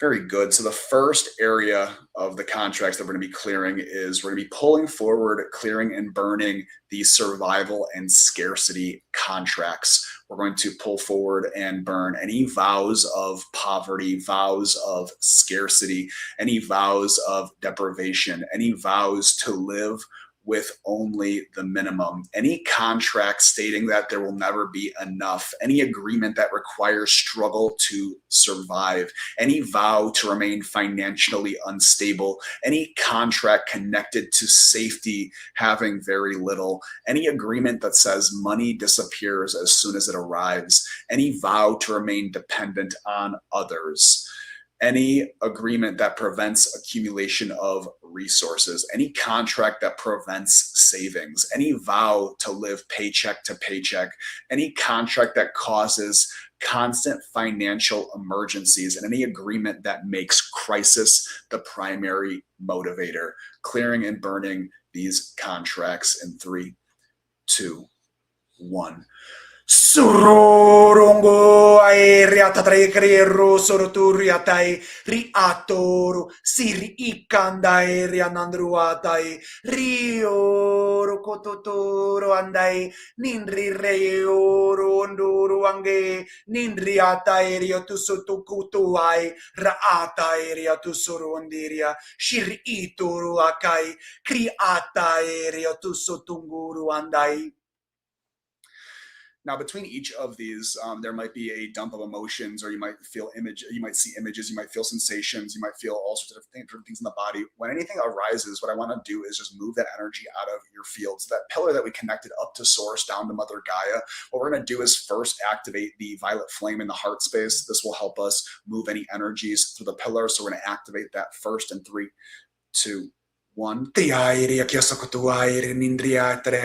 And just see that violet spark erupt in the heart. And then as you breathe in, it'll grow brighter. As you exhale, it'll expand out into that 6-foot sphere first. And then I want you to breathe in and up to Source, sending it up like a tornado up to Source with your in-breath. And then as you exhale, it'll pass back down through your body and almost like a whirlpool of purple fire down to the core of Mother Gaia. And we're going to just set that up with our breath, with our intention. So each breath will be moving that out.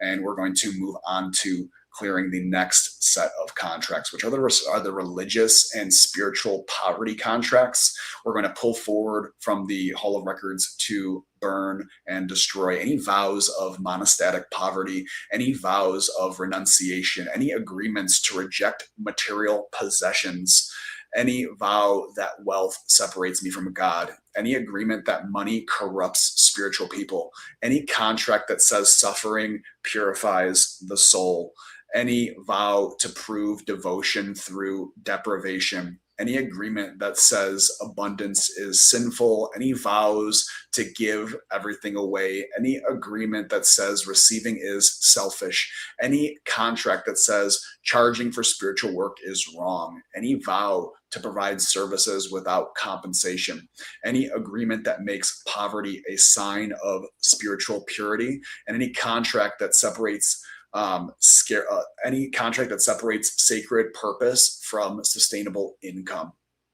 Pulling forward to burn and clear the religious and spiritual poverty contracts in 3, 2, 1.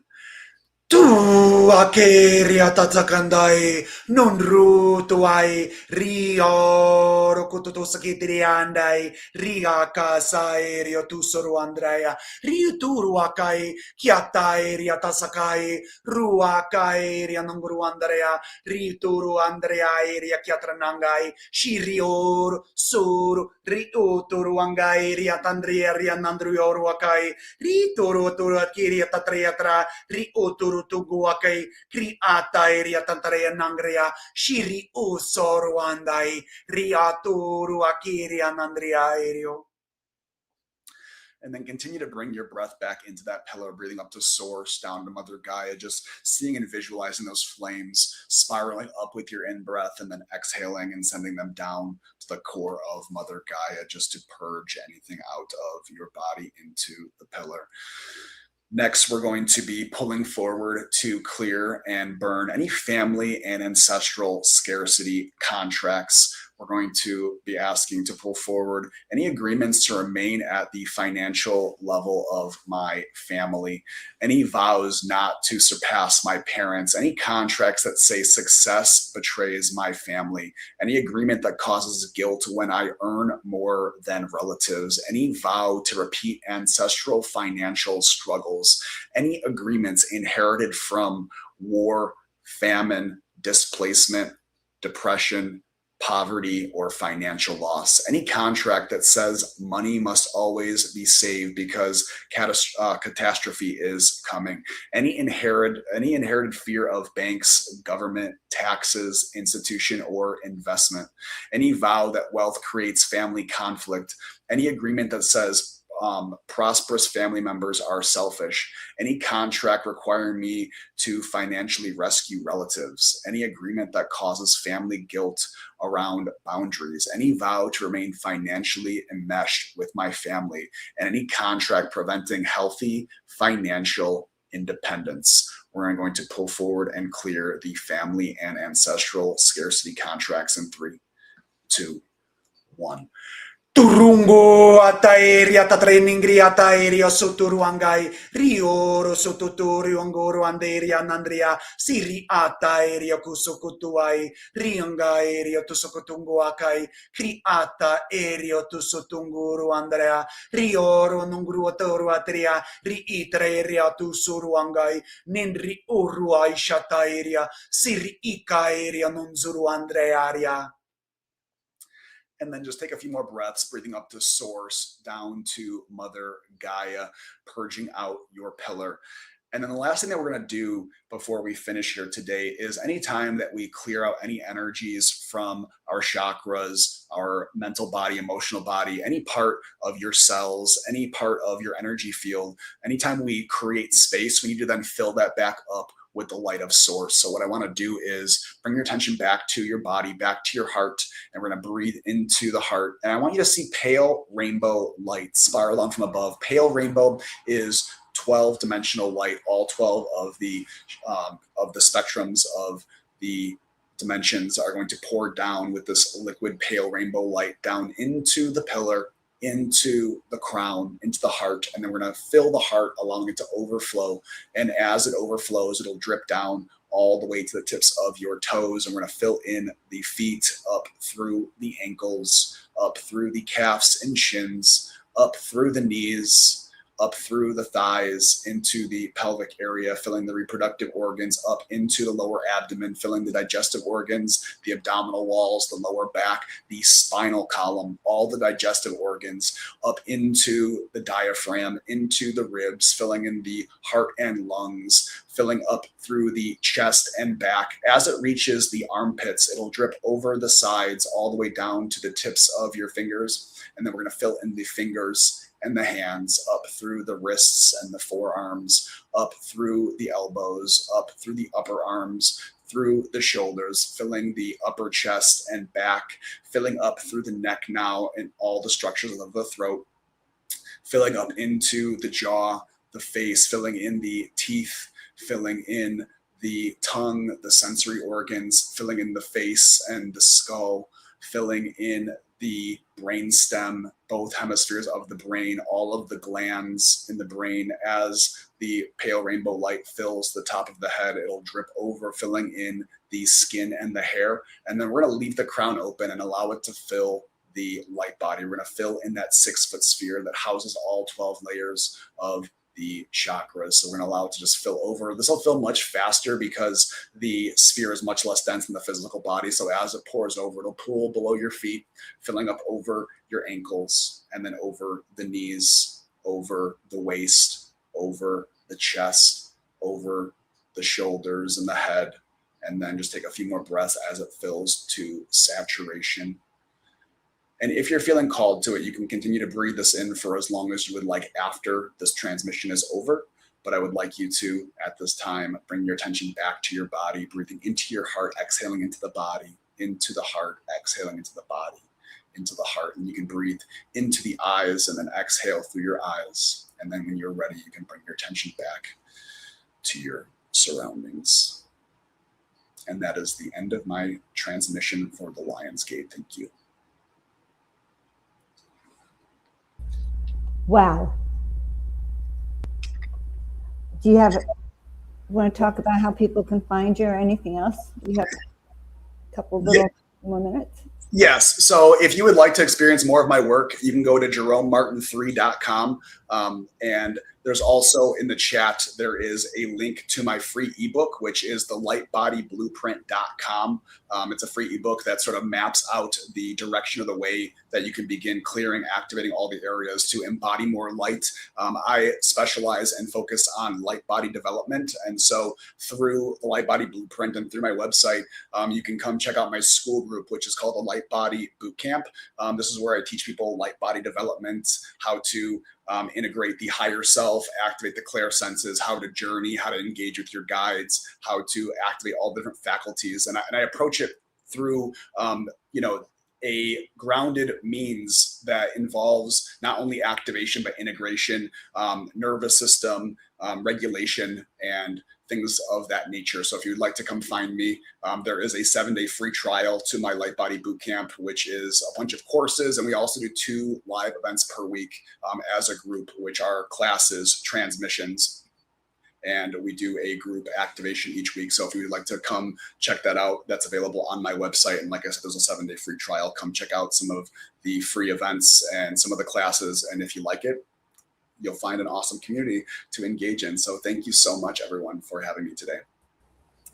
Jerome, that was so powerful. I haven't heard those clearings that you did, those contracts. Honestly, they just like penetrated through my body. And I know we got some really fabulous feedback on that. Just really powerful. And then what so interests me is how many affirmations and clearings and contracts we have about money and abundance, on this planet. Like, it's just a surprise to me that it's almost like that thing of limitation was imprinted on us, and we come in to learn how to bypass it. And that was just a small portion of what I felt like was important for today for this event. But obviously the your soul has incarnated on this earth over and over and over. So the records go back 9.5 billion years. So there is so much that can be addressed, but that was just a small taste of what we could, pull forward in the limited amount of time that we had today. And so if you enjoyed that, you guys can come find me, and we're always doing progressive work like this over at the Light Body Bootcamp. So thank you so much, Joan, for having me. And thank you so much, Neil. And thank you to the Portal of Ascension. And thank you everyone that's here, because without everybody that shows up for this, we wouldn't have a place to do this. We wouldn't have a purpose with this. And so thank you everyone, because you guys are the reason why we show up for this. We love you so much. I'm going to see you next week. I'm excited about that. And keep doing what you're doing, Jerome. Thank you, Joan. You have a great day. All right. Oh my God. Ann, come on up. Man, let's talk a minute. We have a couple minutes before we bring Tony on. Wasn't that powerful? Yeah, it's so interesting how vibrationally different it is from Jessica, right? And how these right? So the different frequencies that each person brings through, and everybody here too, that you bring through in your own work, what resonates with you, what pours through you. Yeah. And what I was so delighted, because it's been about 20 years since I got online, and my first classes were about the spirit of money, and then about, handling the beliefs and the contracts that we have on all these levels he was talking about. And this is just like a new evolution of how to deal with it, rather than just in our heads, right? Or in hypnosis or other things like that. So I'm very curious, people, it's really important to, as you're receiving it, if you're resonant, affirm what you've received during the day, right? As you go through the day, be like, that was wonderful. It's, my life is so different now, because that acceptance and affirmation of what you're receiving here is what will really get it to integrate into your life. And you're going to see profound differences in how you feel about that. Yeah. Right. And it's interesting. It was like the power of his words sort of like blew through my arteries and veins, like just blew through my system to wipe it out. And then there was a new series of, and I'm really focusing on the financial, because so many people are struggling, like it just whole new things about money I hadn't even considered, and things that you bring in from the past, like future life, but realizing the extent of how much, first of all, 8-8 is all about overcoming these limitations, but it's almost like he laid them all out for us to see what they are, and then hear them specifically. And as he said, he has a lot more behind those. And the more we can empty ourselves out, the lighter we get. Yeah. So absolutely. I'm going to go back and listen to it. Yeah. The ancestor trauma that we carry in our DNA is rarely really understood. However, it's like we are the pinnacle, right? We are here at this moment because of the possibility to shift. And we are supported by the frequencies and the up-leveling of the consciousness and the breakdown that's happening. It's all really good, because we're used to carrying these contracts, fear of what other people think. Oh, I shouldn't make more money than my dad. What if I make of money and I become an evil, greedy person? What if I make money and I lose it? What if people don't like me? What if I got attacked? We all have these past lives. We all have these traumas that we experienced around this. And think about how we think about, like, how do you think about wealthy people? Everyone wants more money, and there's no limit to it. It's in the energy from source. There's no limit to source. It's like whatever you want. And yet we're attracting money because we are in an era where we don't have to work for 40 years and get 50 degrees and kiss everybody's ass anymore, right? To have money and prosperity and be happy. It comes directly from source. So this is very powerful, because you got a chance to clear things that you're not conscious of. And we're carrying so much stuff in our subconscious and in our bodies that have these patterns that are like Teflon sometimes, right? It's like, I'm working hard to bring the money in. Where is it? And it comes in and, comes in. So you need to be receptive, and you need to feel safe with money, right? And you need to have these different concepts. So yeah, it was a really powerful lesson. Thank you, Jerome. Right, Jerome. And that was very insightful, man, because, you know, when you look back on our planet, it's not an easy planet. And if we go back generations, everything was about survival. Yeah. So we may have come down with our wings on, but the planet itself was all about survival. So some of these contracts go back to the very beginning of time. And Jerome, thank you very much, because it's really stepping into this new blueprint, this new timeline, this new energy. And, you know, think of it, everything's converged to this moment today, 8/8/2026. It's 10:53 here in California. Everything in our life converged in a most synchronistic way to get each of us here. Like right now, we have over 160 people sitting and watching right here. What happened to bring us all together in this most powerful moment, this most powerful transmission on some of us who have been here in this mystery school of Portal to Ascension also for so many lifetimes. So it's really exciting to see you all. I just got chills when you were saying that. Like, here we are, we're all together right in this moment, right? And that moment in time.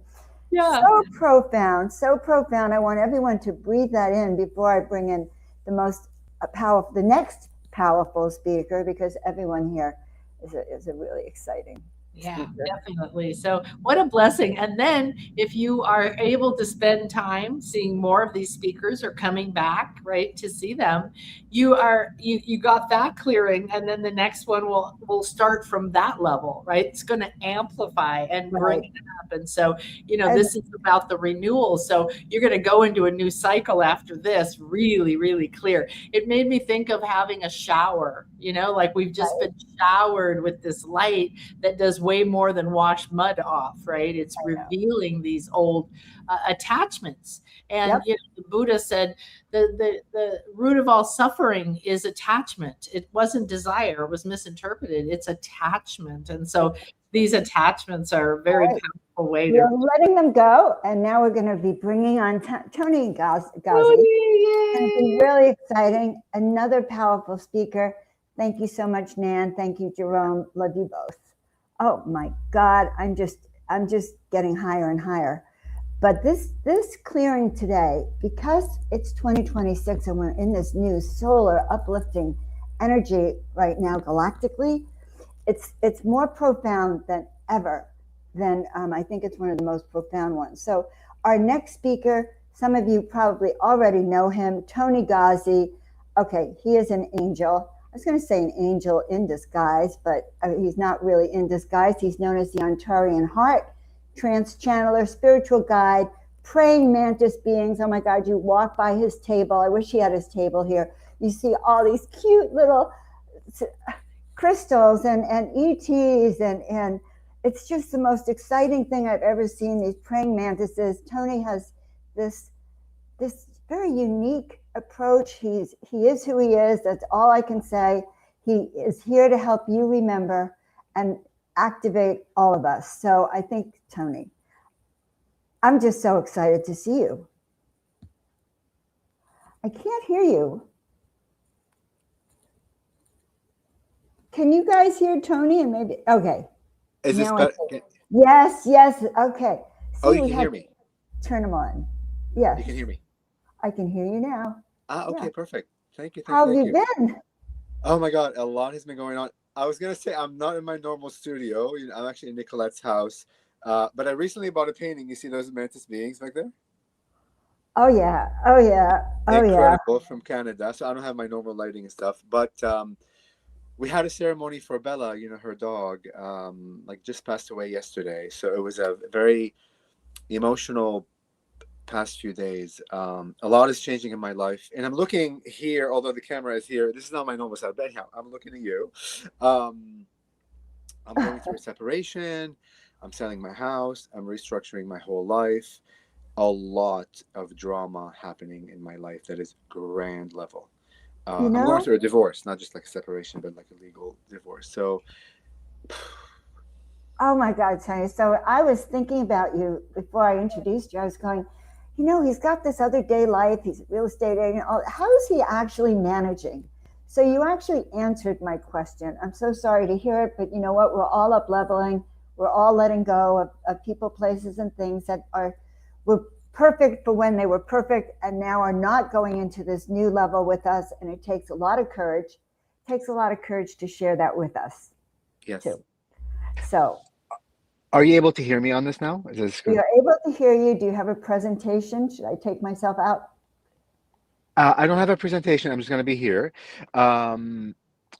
I thought of channeling the praying mantis beings, but before I bring them in, and I don't know if people like want to ask questions, like they're welcome to, but if not, I can have them like come and like speak about abundance and money and like things like that. But before I get into the channeled state, I'll speak as a human about a lot of the things that we do as like spiritual beings, right? There's no, and this is through the praying mantis lens, guys. Okay, again, I want to preface by saying this for everyone: there's never right or wrong way, ever. If anybody stands in front of you or says this is the way or that, like what I call like absolutism, run the other direction. There's never any absolute. Why? Because we're infinite beings. Even conceptual ideas of about anything, love, money, whatever it is, universe, dimensions, whatever it is, everything is forming and reforming as intelligence, as an actual essence of creation. That literally our mind, our physical mind, our construction, our construct, our construction of what we built the world is and what we think is always like forming and reforming. There's no like solidity into things. There's no really density as we think it is. It's just the lens in which we have chosen to experience an infinite consciousness. We experience it through the lens of density, through the lens of separation, through the lens of forgetfulness, through the lens of, I guess, disempowerment, and all these things. And you get to experience that. But underneath all of that is creation. Underneath everything that we experience is unconditional love. And I say that very powerfully in a very convicted way because that's what the praying mantises, those beings, the insectoid beings, are all about. At least the ones that I connect with, the frequency in which, and it could be all of it part of my theme, my exploration, or like whatever it is, but they're always very consistent in their messaging what unconditional love is. And we absolutely do not comprehend what that is. And probably will never will, because even the idea of unconditional love is forming and reforming in its many forms, in its many layers, its many multidimensional aspects. So how do you begin to live a life of abundance, let's say, since this is about money and scarcity and all these things, in a way where you begin to see God in everything? That's what the menses really teach about. Within the spiritual community, we talk about release. We talk about exactly what Jerome did, which is absolutely like beautiful. It's the facet in which he sees his world. It's his theme of exploration, his blueprint in which what he needs to bring to all of us here, but not all of us will resonate with like certain things, right? Not all of us are meant to, and that's the point. So you follow your heart where you are meant to resonate. But when we talk about release, it is not releasing, pushing away anything from you. It's releasing the grip of a belief system. So be mindful when you try to release something and get something out of there.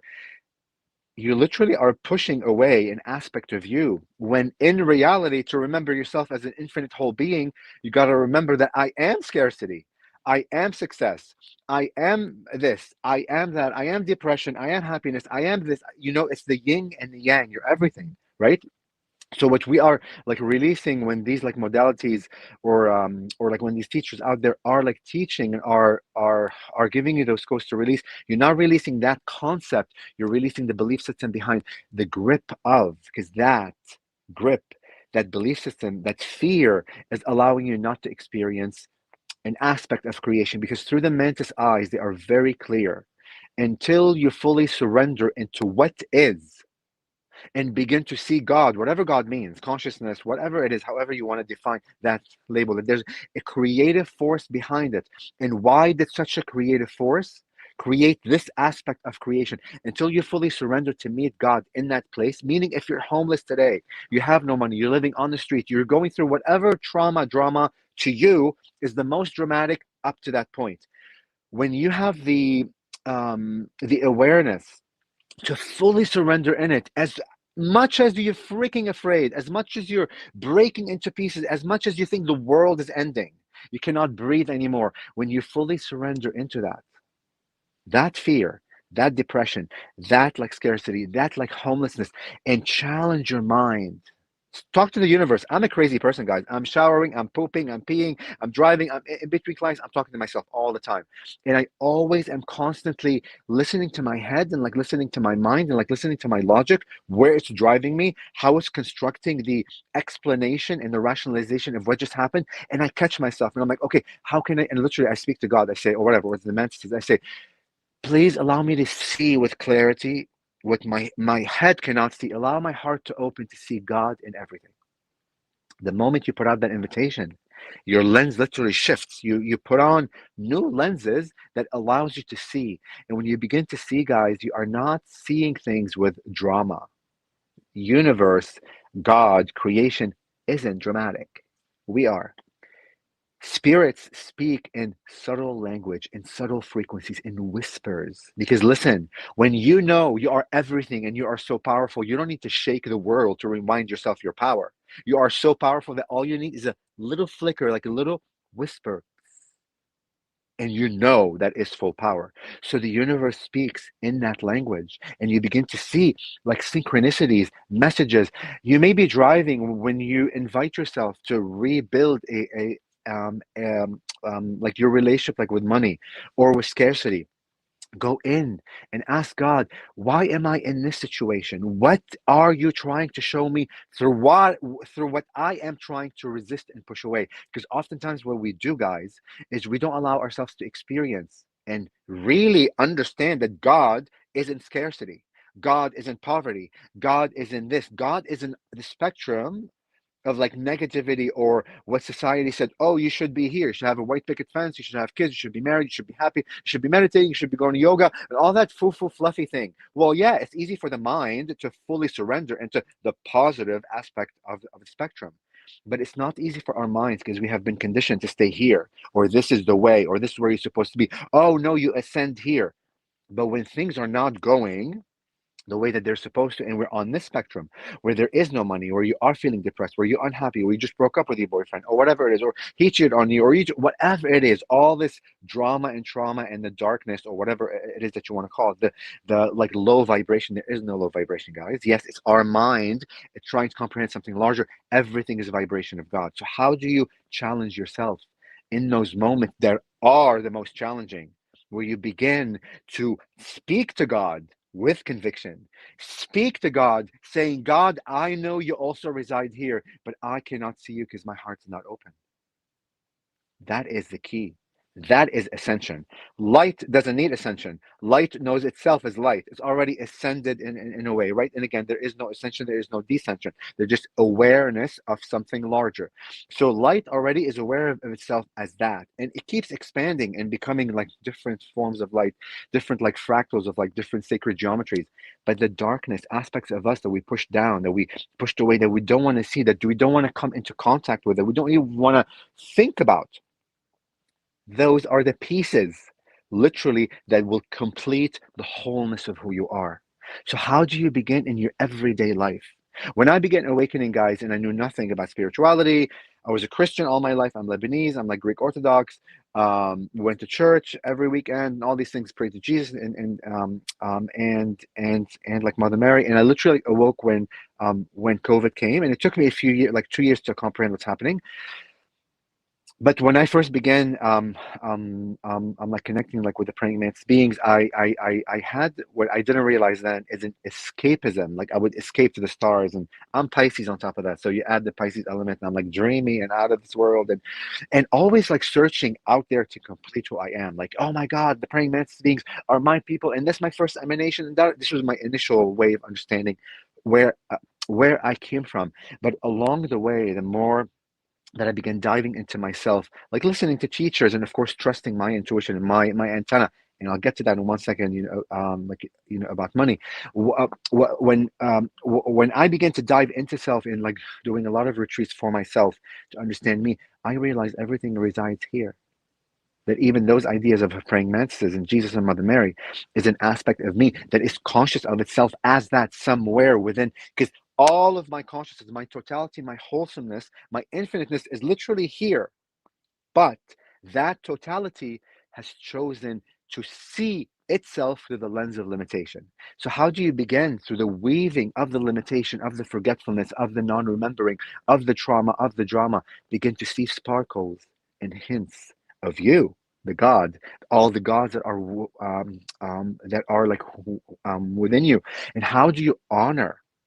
The mantis beings are very clear about honoring everything that is. They always say there is never a point within creation that is more ascended than any other point.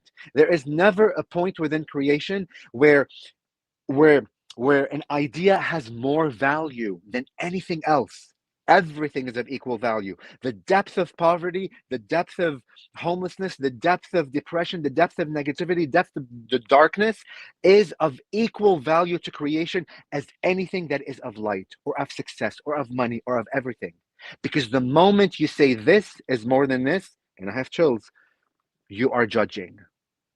And the moment you judge, you literally create distance and you separate an aspect of you from the other aspect. So how do you begin to honor everything that is unfolding in your life? Oh my God, the chills are out of this world. How do you begin to honor and see God and challenge the mind, challenge the construct, challenge the society, challenge what your parents taught you, what school taught you, what social media is teaching you, what the stories you created for yourself. We are such powerful beings that we believe our own stories when oftentimes they are just stories. But we are so powerful as beings that even that story seems everything when it is not. It is just a little glimmer, a little piece of sand of more sands that exist within the infinite.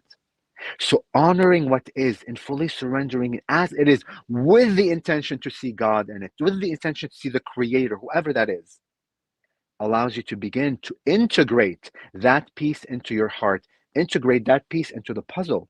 So eventually you see yourself. The praying mantis said this over and over again in many of like their channelings. And like when I close my eyes, guys, I'm more into the channel state and I'll bring them through like later. But they said this many times. One day, listen to this carefully, everyone. One day, you, every listener here and every listener that will listen to this, you, your facets, your frequency, your story, your decisions, who you are as totality will complete the puzzle for God, for it to see itself as complete through your precious lens. That's how precious your story is. That's how precious your experience is. That's how precious your forgetfulness is. That's how precious your depression is. That's how precious poverty is. That's how precious scarcity is. And yes, that's how precious everything else that is positive and beautiful and money and success is. So how do you begin to see everything that has occurred in your life up to the age you are today with a view and a lens of honor, that underneath the label that we have created as human beings, success doesn't exist, poverty like doesn't exist, like scarcity doesn't exist. These are just ideas we created to understand something larger that will eventually allow us to realize everything exists all at once. All these experiences are gods, are pieces of the grander puzzle that are key and of equal value to everything else. So the moment that you begin to equalize the value of poverty as the same as whatever you think is like success, is the moment where you neutralize all of that. Those are the teachings of those beings. They are so, I don't want to say the word like ascended, because I feel in my heart they're not more ascended than anything else. They are just more conscious of whom they are as an aspect of something much larger. And even like, and even them, like they tell me, we don't know everything. We are still uncovering, but we know what we know up to the point. And you, as humans, and as each and every one of you, know what you know up to the point. You are conscious of what you are conscious of up to that point, and everything else you're unconscious of. But why are you unconscious of all of that, but you're only conscious of this? You see, ascension begin happening. The expansion of consciousness, the expansion of your awareness begins happening when you begin to value everything that is you. And when I say everything, they have said this also many times. Imagine writing a book. Each and every one of you. Imagine you have a moment where you have the opportunity to write a book. Every microsecond of your existence, from the moment you were conceived until the age you are today, is contained in this book. Every experience, every thought, every depression, whatever experience you had, from the positive, from the negative, from the neutral, everything is in finer detail and the greatest detail in this book. The moment that you are able to begin to read that book, and as you read it, every word, every emotion you're going through, everything you're witnessing, you begin to honor as God, as it has a purpose, as is of equal value as anything else, is the point in which you begin to reconstruct and remember again. Because unconditional love, love without condition, is the integrative force of everything. Everything.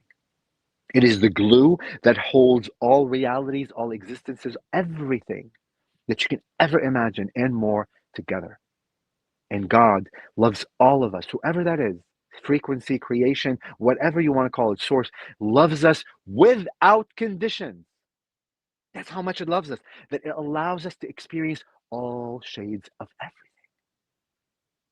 And how else, as a being, are you able to remember and experience your infiniteness unless you are present and honoring every microsecond of that infiniteness? But when we deny, we say, I honor this on the spectrum, but everything on here, I want to bury, I want to release. And I'm being a bit dramatic with the word release, right? We said release the grip of. But even in your mind, if it's translating, I'm going to release its experience. I'm going to forget that I was ever molested, which I was. I'm going to forget that I ever that I lived through the Lebanese war, because I was. I'm gonna forget that I ever started, because I still do, and like this is where the ums come in likes, as many of you know. But when I do channel, like, I don't stutter. So if I keep pushing those away, those are aspects of me that are as valuable as whatever the construction of the mind has created that somewhere else is more valuable. When I bring those pieces back, as much pain as they may allow me to be, the experience that I just had in like the past few days. So Bella, the dog, is not my dog. She's Nicolette's dog. Like many of you know that I travel like with Nicolette Morgan, and we've been at all these like events with like Bella holding space for us. She's not my dog. I have 4 dogs at home. We lost one like a year and a half ago. But anyways, when we knew that she's passing away, and like we had to like give her the like euthanize her like yesterday in a beautiful ceremony with flowers and like feathers, and we had music, and I began grieving. And when I say grieving, I didn't grieve for my dog this way, but that was because 2 years ago my heart wasn't opened yet. About 3 or 4 months ago, my heart cracked open. When I say cracked, there's a little crack, and I began to experience the frequency of love that I realized that, oh my God, all my other years that I've lived, and I'm 46 years old, the idea of love I lived was not like love. It was a performance of love. Yes, it was a shade of love, but this shade of love now is very different. I grieved as if humanity was dying. I was crying for the past 2 days, and I still am, in a way where I can't breathe. The amount of breath I take in would not quench this feeling of void, this shattering of the heart. And I tried to escape it and like bury it and get distracted with emails or whatever. But then like there are moments where like literally like Bella would come and say, sit in that moment of grief. And a dear friend of mine, Christine, God, I forget her last name, she left me a beautiful like message, on Instagram about grieving has no time. Allow yourself to grieve the depth of grief. And being in that moment, I like realized when I allowed myself to grieve and feel that super powerful pain where you feel like your heart literally is shattering into pieces and nothing could heal it, there was a sense of joy in the depth of it. Not joy that I'm grieving, but there's a sense of joy of creation. There's a sense of beyond what I think grief is, God is residing there. And I allowed myself to cry so much, feel my heart to be shattered, and then I would heal. So allowing yourself at times through the idea of like scarcity to feel afraid, to imagine, because oftentimes we don't even want to imagine what the worst case scenario is around money. I make a lot of money. I sell real estate, but I also give a lot of money away. My money is like this, literally, and I'm being very transparent with you. Like I can make $1 million a year, I can make nothing the next day. It is absolutely dramatic, traumatic to the mind, to the heart. It's just crazy. But I needed to surrender. I literally had to sit down with myself like last year and say, why is this happening to me? And I literally began like seeing, I wouldn't allow myself to think what could happen in the worst case scenario. And I've always been a creator, and I've always created things, and there's always a flow of things. There was never an ending of flow, but to come down and then go up and come down like a freaking roller coaster for the mind, for the logic, freaks the shit out of it. So I imagined, I said, what is the worst case scenario? I can't afford my home. I go into foreclosure. I let go of everything and I live on the streets. Literally, I had to sit with myself. The idea of imagining that idea was traumatic. I was pushing that away, and a lot of us do that. But in that moment, I challenged myself. I said, what is the worst case scenario? Fine, I'm on the street. What happens then? If I start from zero, I have no money, I have nothing, I'm on the street. How would abundance look like then? How would God look like then to me? What lens would I be able to see the world that I will unable to see unless I'm in that position? Like I have insane chills right now. Like the idea, and this is just imagination in my mind, allowing myself to neutralize the idea of poverty and of not having money or having money and being up and down. Like, and I began to see that unless I allow myself to be okay and see that even I may be on the street homeless with no money is of equal value to where I think in my mind I should be or success is, really like neutralize both, will bring everything together into one. That perhaps I will never experience the idea of homelessness. I just told you, like when I began, that I'm going through a divorce. That I'm reshifting my whole life about everything. Like I'm gonna sell my house. I don't know if I'm gonna continue like doing real estate, and that scares the shit out of me because I make good money in real estate. I have a great trend. I've been doing it for 16, 17 years. Scares the crap out of me. But my heart tells me I'm a teacher. My heart tells me I'm going through this like spiritual path, whether it's channeling the messages or some other modality. My heart's telling me to go into a different direction, but my mind literally is fighting the idea of safety, of predictability, of consistency. I'm so good at real estate. I'm so good with people. So good at selling. That what are you gonna do? But how crazy that I'm even struggling with the idea of letting go of that? Because if I create real estate, I can freaking create whatever like new way is, right? So the point that I'm trying to say is the mind will always go in depending on the inputs that have been inputted in our head, whether you create your own story or your own definition system, or the traumas you've gotten in your life, the experiences with parents, with schooling, or you caught on and like you believe somebody else. So I'm gonna bring you back to the mantis beings like for a second. It's 2:20. We still have time. The mantis beings are very clear about it's good for you to come to me or like to go to Jerome or to go to any teachers that your heart like calls out to receive codes, to receive healing, to receive release of trauma, this and that. But do not forget, they will always say that do not disempower yourself and go to these spiritual like teachers thinking the codes only reside there, because reality is the codes reside within you. So the mantis beings are very clear about re-empowering you, that you are the antenna of God. You are the conduit and the flow and all the wisdom and all the answers and everything is within you. Always will be. It's never out there. Even the idea of going to Jerome and getting the healings, or if you come to me and I like channel like the praying mantis beings, is only a permission slip and a trick for the mind to begin little by little to begin believing concepts that are a bit beyond you. But be mindful, don't disempower. The answers only lie there. They are very clear on that. Because you, the idea of ascension, the idea of awakening, that you are the conduit of everything, that you are the success, you are the failure, you are all of it, you are the infinite, right? It doesn't reside outside of you. Even Jerome is you. Even I am you. You are me.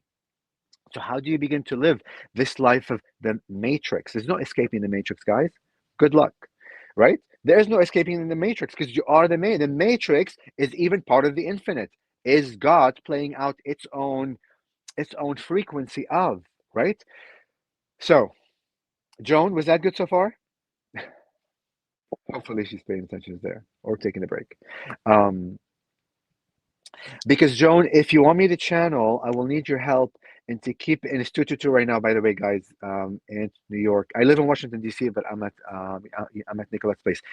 If you want me to channel, when I go into the channeling state, I like lose track of of self and of mind. I would need your help to bring me back a few minutes before my time. Are we good on that, Joan? Or Nan? Anybody there? No? Should I trust? Yes. Oh, there she is. Yes, okay. I have okay. it. All done.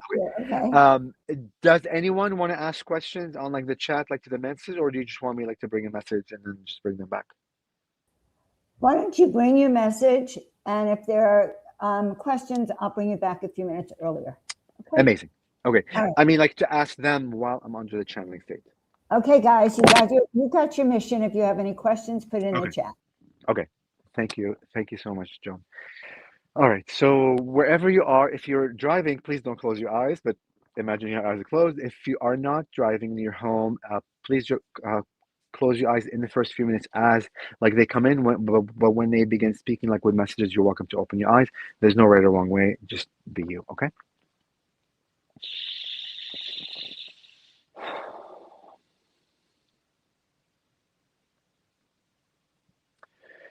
And from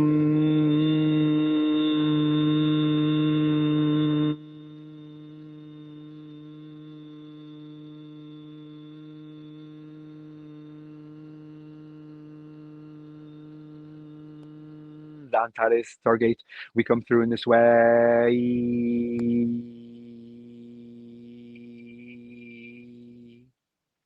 To co-create with you this beautiful reality of oneness. To merge our heart with your heart. To be one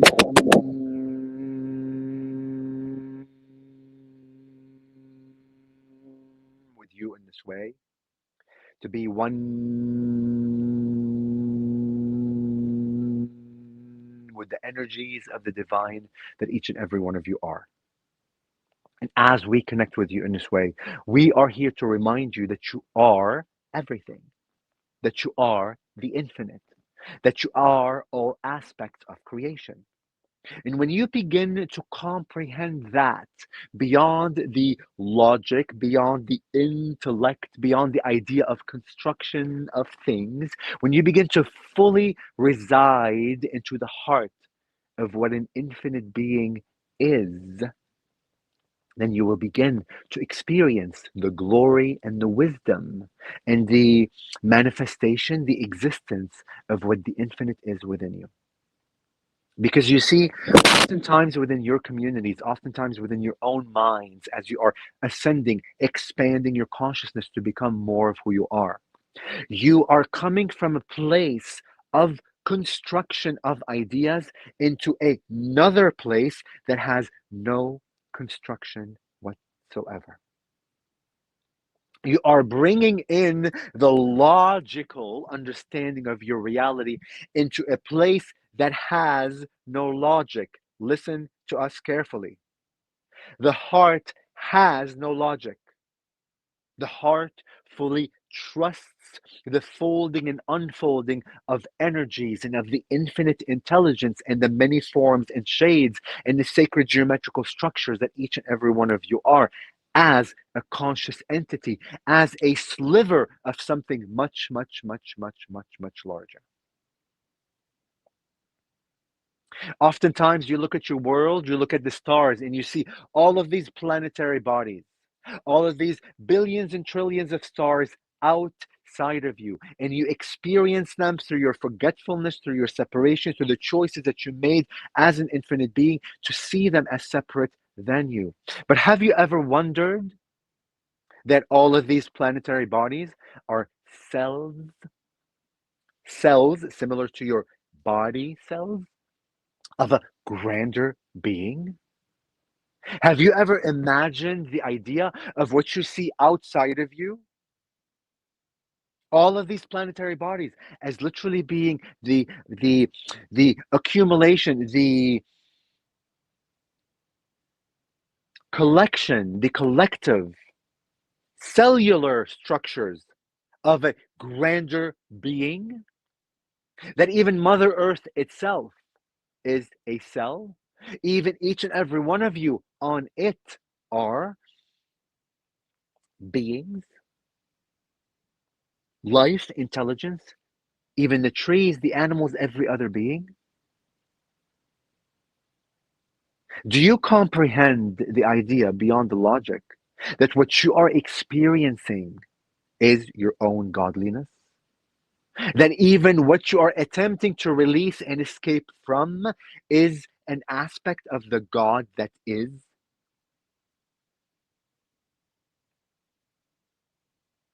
Listen to the words.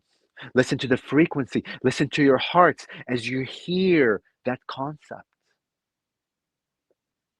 That the escape that many of you oftentimes goes to or desires is the answer that will unravel the reality underneath such a veil.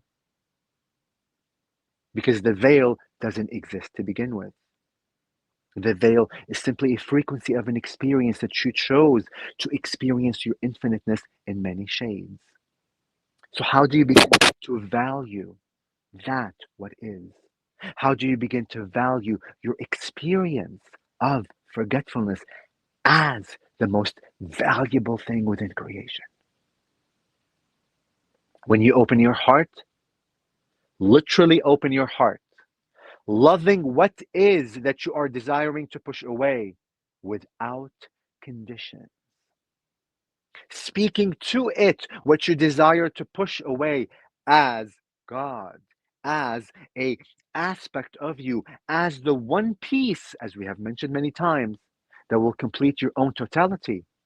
And then when you realize that you are whole, that realization will complete a piece of a grander aspect of you call God. And the idea of abundance isn't only tied to money, our dearest ones. Money is a construction of your own logic. That paper, those numbers that you see on your screens in your bank accounts, are simply a construction of your logic, as each and every one of you lives in the abundance of Mother Gaia and Mother Earth. And the abundance that each and every one of you truly is seeking is the freedom of being thyself. The idea of having more money is an illusionary experience. But being thyself fully as the creator, as the abundance, as the source, the flame that is able to mold everything into reality is what each and every one of you is attempting to remember.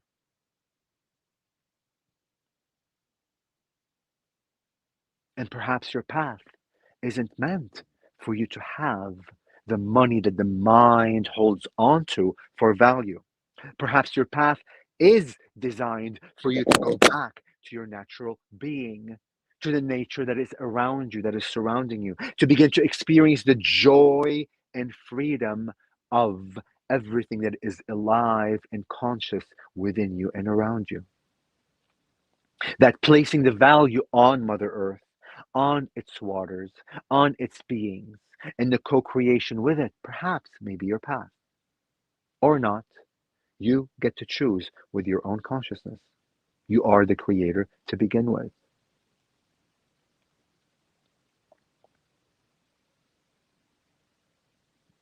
Money is simply energy. And money is one piece of sand of a much larger Sahara of sands within the infinite.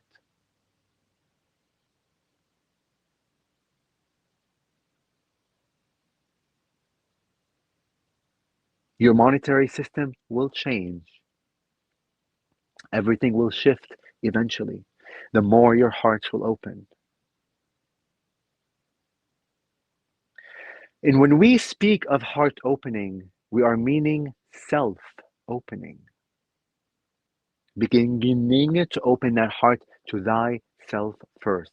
Because when you begin to dive deeper into thyself, deeper into the darkness, the many shadows that exist within you, that you have shut off the light, pushed away, buried so deep. When you begin to go within such self, to realize that God is everywhere, that God is you, then the lens in which you see the world, our dearest ones, will shift. You will gift yourself the opportunity to see beauty and joy and abundance in everything and everywhere that is around you and surrounding you. Neutralizing the energy, the importance, the value on these systems is the key. And you see, the reason that many of you desire to be somewhere up here, speaking of idea of money, that you desire to have abundance and less scarcity, it is because you are in a state of judgment. We will say that again. The reason that you desire to have more money for today's sake and less scarcity is because you have placed more value on the idea of having money and less value of scarcity. And what your heart is attempting to tell you is both are of equal value. That even the idea of scarcity will open up the keys to the many heavens within you when you fully surrender into its energy. And the moment that you begin to understand your own value system within your mind, the judgment truly is when desire falls away. Because when you appreciate everything as is, when you see God in everything and everywhere in your experience, then desire doesn't exist within such equality of everything. Desire only exists because of the idea of judgment. Because somewhere else, somewhere out there, some imaginatory idea is a lot better and much better than where I am today. Meaning you are judging and pushing away and not seeing God into what is. And that shifts your frequency. That frequency shift and neutralization of the equality of everything, the non-judgment of, will begin to shift your physical realities, our dearest ones.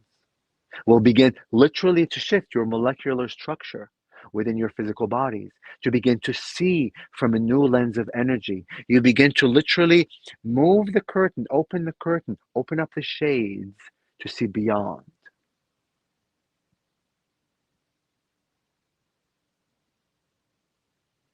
Loving thyself is the key to heal. Not healing something that is broken, but healing something that has been separated from self.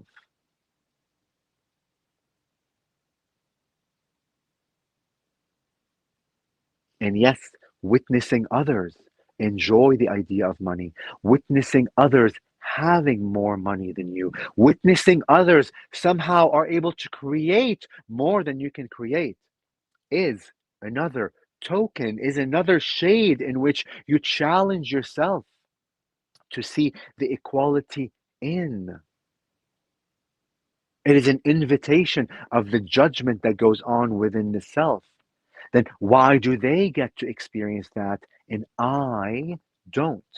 In that statement alone, there is judgment of where you are today is less than, because somehow where they are is more than. When in reality, when you get to know these people, when you get to know these humans, you will realize every emotion, every depression, every self-judgment they also have similar to yours.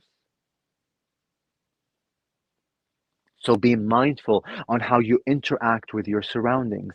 But oftentimes the interaction of the surroundings of the outside is predicated and begins from the inside.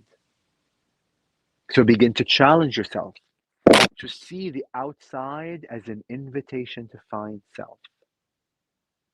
Become the monitor of your own self. Begin to see the trends in which your mind begins to go in the moment you experience the idea of judgment. And our dearest one, judgment comes in many shades, oftentimes wrapped, as we have said many times, in a beautiful bow of love. You are frequency beings. You are beings of sound. And that frequency will begin to shift and reorchestrate when you begin to realize self. When you begin to interact and have a relationship with self first. Because ultimately, our dearest ones, from our perspective, each human outside of you, every tree, the wind, the sun, the moon, the waters, the rocks, the mountains, the insects, the animals on your planet are all residing within you. Nothing is truly outside of you. You are simply experiencing your infiniteness that resides within you through the lens of separation. It is simply your vision that tricks you in thinking that everything that is outside of you, including wealth, including those people that have more money than you, that is already within you and is you. When you begin to realize and you begin to interact with the exterior world, the illusion of exterior world, as truly being you, you'll realize that you are in abundance, aren't you?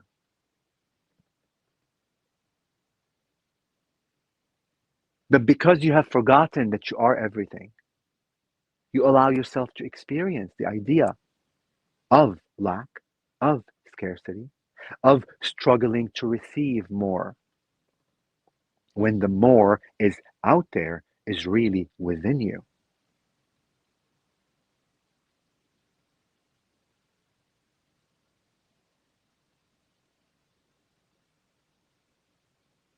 And the frequency of love without conditions towards thyself will shift the lens in how you also see the idea of money and scarcity.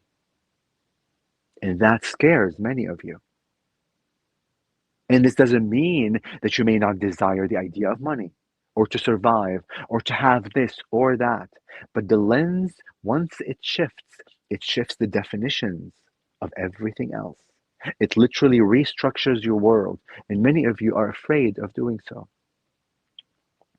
The channel is going through his experience of that fear, and he knows fully that the moment he decides to shift that lens from the self act of love towards himself, will literally reorchestrate the idea of his reality that the mind feels safe with.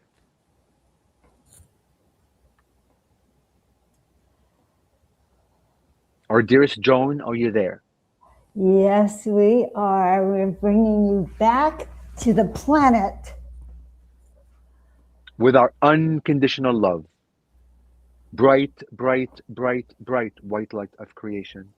And the darkest shadows of the infinite. We thank you for this beautiful co-creation of oneness and for allowing us to fully be present in your preciousness, as we know we have expanded our own understanding of whom we are as infinite conscious beings through each and every one of your precious moments of creation.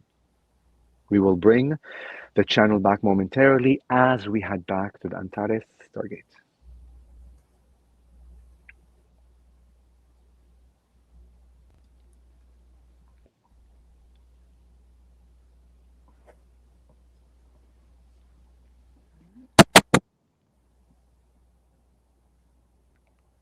Hi guys. Beautiful. I feel like we're off planet. It's very quiet here. It's like there's like complete silence. Yeah. Yeah, they're very thank you, honey. Their energies is quite profound. I mean, all of our energies are profound. There's no more, but they're unique in the way, you know, they experience things. So, I loved it, brother. Thank you so much for that. Just continuing on that money, but that deeper level of that scarcity construct, right? And Joan had said in the break as well, like it's crazy how many layers that we have that we've built upon ourselves that it's almost like the route to breaking free is there, but becoming aware of all the layers of what we created, we just need to take the actions to kind of reverse all the different layers that we've created upon ourselves to step into a more abundance, not only for ourselves, but the whole planet, right? We're surrounded by abundance, but the mentality of most of the people is that we don't have that. So it's time to make that shift. Yeah. Love you, brother. I love you too. So much. Yeah, that was great, Tony. Thank Thank you. you, Joan. Thank you. I hope everybody resonated. I mean, I'm sure everybody resonated. There's no hoping or anything. Yeah. So look, we've been conditioned, right, since we were like little children, Mm-hmm. how money works, and even the school system. Don't even get me. We should have a whole thing about the school system. Don't even get Yeah. me started there. I'm looking. I know the camera is there, but I'm looking here for now. It's all restructuring of, Yeah. you know, but all of it is also serving. This is the other thing. From their perspective, always remind me, okay, be careful, Tony. You're judging the school system. Like, okay, there's a reason why even that forgetfulness was created. So beginning to honor and like see that, and begin to challenge Yeah. yourself to really literally like see God, and in that neutralizes it, and it brings it back to your heart, and things will begin to shift, because the idea isn't, there's no destination. There's no like ascension and next level and 5D and 7D and 8D and 12D and 25D. There's none of it. It's just, Yeah. there's this now moment. But when we keep pushing this now moment away and trying to be something else, well, if you're never present with this one, it's going to come back. That's the idea of karma. It's just coming back so 100%. you can see it, so you can be present with it. But it's like, oh, I'm not going to be Yeah. present with it. So, and believe me when I say, because I'm going through this like right now, when you make the toughest choices in your life that your heart knows, the physical reality shift, I began seeing that literally unbelievable. And it was the hardest choice to really, to like to tell my husband that I want a divorce. Like, it took Yeah. me years to even get to that courage to say that. But the moment I said it, I knew things were going to be like literally shifted physical reality. Yeah. Yeah. So, yeah. Thank you for sharing that. And you just said it right there. It's the shift is in your heart, right? And being in this world for so long, and how much information we're taking in, and we're always trying to conceptualize things through our mind into our heart. And sometimes we convince ourselves that we already know, what's better for us, but have we implemented it? And to me, it's like moving information to wisdom, and wisdom is that of the heart. Yeah. So that's what we really need to do. And you do that so beautifully, man. You always like lead with Thank your you. heart. So Thank you. I'm sending you Thank lots of love for all the shifts happening in your life right now. Thank you. Thank you. Thank you. Thank you. Mhm. And we don't trust God or source or whatever it is you should believe in as a human. We just don't trust them, because if you do, you literally would not question, and you would begin living. But we tell God, like we tell you the like we communicate like with the universe with distrust, and with things that we only feel safe with. Like, okay, universe, I'll fully surrender if you show me everything's gonna be fine. Yeah. When the universe saying, yeah, right. when the universe is really saying, I will show you, I am here for you, when you fully surrender, because that is full trust. That in the depth of the darkness, whatever trauma and drama you're in that moment where everything seems to be so dark, when you fully surrender, you realize light is everywhere. God is there. And that belief system, that trust will literally, I have chills again, will change everything. But we don't do that because we're so conditioned. Predictability, I need to see the next step before I surrender this. Well, good luck.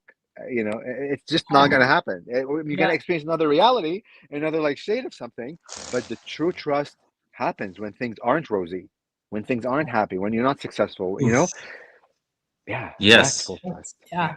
And the light that you talk about, that of who we are, right? Yeah. It's so powerful that when we surrender, when we accept that everything is perfect, like you were saying, that light, it dilutes. It's like one drop of ink in the ocean. It dilutes it, it absorbs it, and then we do exactly what you said. What I love, Tony was on my show a couple days ago. So where is that idea that accept it all and honor it all, because it's all divine, it's all here for us, and that deeper part of us can start to be birthed inside of it instead of waiting till everything's perfect. Yes, and the Mets has made it very clear. Like even as you speak and I speak and Neil speaks and people speak, it's all from the construction of words. That's all based on fear. Like the fact we say accept this is a big slap to the face of God. Like, what do you mean accept? I am God. Like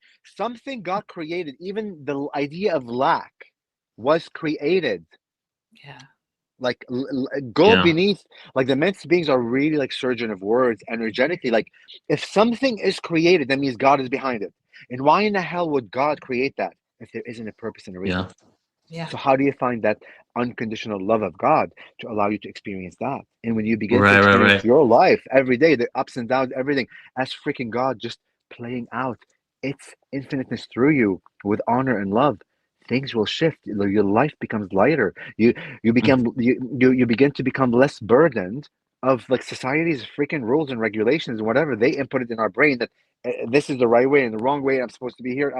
Like you begin to flow with life, with God, with creation, with honor, like literally honor. Like I am, it's so, but it's a constant like struggle because the mind, look, I'm like 46 years old. So like for 44 years, 43 years before I awakened fully, I've been conditioned every day, every second. You should think like this, So now we're reversing. We're like Yeah, reconstructing that. It takes a little bit of time sometimes. exactly. Tony, thank you so much, brother. And if you could just let everybody know, where they can find out more about you and what you have coming up as well. Yes. So ToniGhazi, TonyGhazi.com. I've always started on my name. I'm like, fuck my name. But anyways, so ToniGhazi. I'm not doing any one-on-one channeling sessions. I kind of cut my books for the rest of the year. I'm really taking a break. I'm gonna be in Pennsylvania this weekend, and then at the Awakened Expo in Orange County the weekend after, and in the UK with you guys the week after that. I'm also on the Gaia stage, on the Gaia Sphere on September 26th with Bashar, Matthias, and a few other people. That's September 26th. And I think those are my events for the rest of the year. Because of my shift that's happening in the next month, a lot is changing. I'm restructuring everything. I'm trusting the flow. But you can reach to me. You can ask for like channeling sessions depending on on my schedule. I have a thing on Patreon that I began kind of advertising, but that's also like shifting. Like going into a bigger platform to speak to the masses, like beyond the aliens and like the woo woo. So literally, my life is completely changing. I'll still do like the immense like beings, but I'm really truly like being like pulled into more kind of coaching and in a grander way through the Love it. mantises, but not necessarily behind the mantises because not everybody gets the mantises. Yeah, yeah. So there's a lot of things happening. I have three documentaries, I can't remember, 2 or 3 coming out for me on Amazon soon. So we'll see. I'll keep you guys updated on like, social media. At the Antarian Amazing, Heart. brother. Thank you. Love you, man. Thank Yeah, you. so make sure to come to Glastonbury with Ascension Glastonbury, to see Tony and me and Neil and many, many more. And thank you for being so authentic and so vulnerable and embodying these transformations for us instead of hiding it. This is what we need from our spiritual guides. We really do. I love you so much. I have chills. I just want to say like one last thing. Thank you for saying that because the mantis beings like last year clearly were clear with me. It's time for you to walk the talk. So all the lessons like that I teach aren't something I read or whatever. I lived through because I understand frequentially, and this is how I will continue to teach as my life unfolds into these dramatic, traumatic, crazy, insane deconstruction and reconstruction of self. That's the only way to experience. Thank you, brother. Beautiful. Oh, yeah. And I think the last words that he said is definitely valid for everybody. It's time for everybody to walk talk, really, And I would say the first thing that I see with that is the division in the world. How can you create unity when the world tries to create division? When the systems and institutions separate us, how do we realize that we're all on this planet together? And how do we move forward in unity? And we're sharing yesterday, Nan, what you resist persists, and quite literally, if you are trying to hold that frequency of a new ascended planet, but at the same time, you are finding everybody that you don't agree with as the other, you're sending out conflicting messages to the universe. Also, Tony said another thing about escaping. And I think I shared this with you yesterday, Nan. I'm actually creating a conference. This is like a debut title. Yeah. There is no escape conference. Right. We were talking about the way out is through, right? The only way out is through. Yeah, that's that, and because ever since I started this whole process, I would have people that were frustrated with me using the word ascension back in 2008. because they thought it was about escapism. And then there was, if you guys remember, pre-2012, oh, the ETs are going to land. Don't get on the craft. They want you to take, they're going to look all beautiful and take you on the craft, but you're supposed to stay on the planet. And, you know, even with a lot of this information, this world has been very dense. And it's really easy for us to be focusing so much on another reality, another world, where we disconnect from this world. And working with literally hundreds of thousands and having millions of people watch our content, I've noticed that a lot. And even within me, I was like, I had such a troubled childhood that I realized in the beginning of doing all this work, I was just waiting for a world where I wouldn't feel that anymore. So I really appreciate, you know, what everyone's sharing today. And it's very interesting to me that the first three people are professional channelers. And even though Tony did a bit of channeling, it was the human speaking. Right. It was really like that embodiment, that next level of what the human is reflecting. And I feel we're getting more and more into the embodiment energy now, where we aren't bypassing this information and realizing, how do we get to the depths of this? How do we get to the depths of who we are and come into alignment with something greater, you know? Yeah, it isn't about getting rid of anything. What he said was so perfect, because it's about accepting everything. It's about not saying, I don't want that. And when that goes away, then I'll be happy. When that goes away, then I'll make money. When that goes away, then I can be spiritual, and then I can feel safe. It's going to be going on forever if we keep doing that. It's that judgment and separation.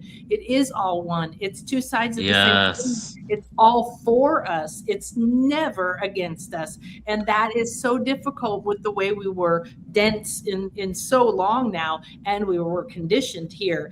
Is like, well, you have to wait till that's better, and you know, what's the perfect timing? And it's like right now. Yes. You know what? I was listening to Billy Carson tell a story the other day online, and he didn't do something right away, and he said, I lost billions of dollars. I actually lost billions of dollars by thinking it was in the bag, and you know, and not doing it right now. So I just want to throw that in. That really woke me up. Now it's the only thing that exists. Like no if then statements, right? I live my whole life on if then. Like when this is fine, I'll be like, okay, here when my health is okay, then I can go ahead and do these things and interact with these people, you know. Like let's just do it now. So now we're going to get into our next presenter, but I just wanted to say how amazingly awesome everything is in the regards to the flow, and how everybody's really like contributing to adding on top of what the last person was speaking on. And Tony did not even know, because he was talking about the education system. Little did he know, we have literally a conversation that will talk about the education system in the new school, and probably more. I don't know, maybe he looked at the roster because he knows Julie, but I think this was just intuitive. And so it's just like really funneling into this next level. And I'm really excited to bring on Julie Swen next, because not only is she a transmitter of light codes and frequencies, and different beings and energies really are communicating and expressing themselves through her, but she is really about the grounded change on Earth, having a little star seed herself. She's been so much about how can we change the system, or how can we create a new system in order for us to cultivate our gifts in a way where we see the children as masters, and also give them a platform where we don't inhibit them from becoming their full potential, or even have them forget the gifts. How do we start with that foundation? So she and I have been, you know, we've known each other for a couple of years, but we have just teamed up even more deeply in the last few months. So before we bring her on, I'm going to just show an event that we're doing here together. And it's called Star Children Summit, Telepathy and the Future of Humanity. This one's coming up. This is our next free event, everybody. And let me know if you see my screen, Joan. What was that? Do you see my screen? Yeah. Yes. That's good. Yeah. Okay. You're going so in this.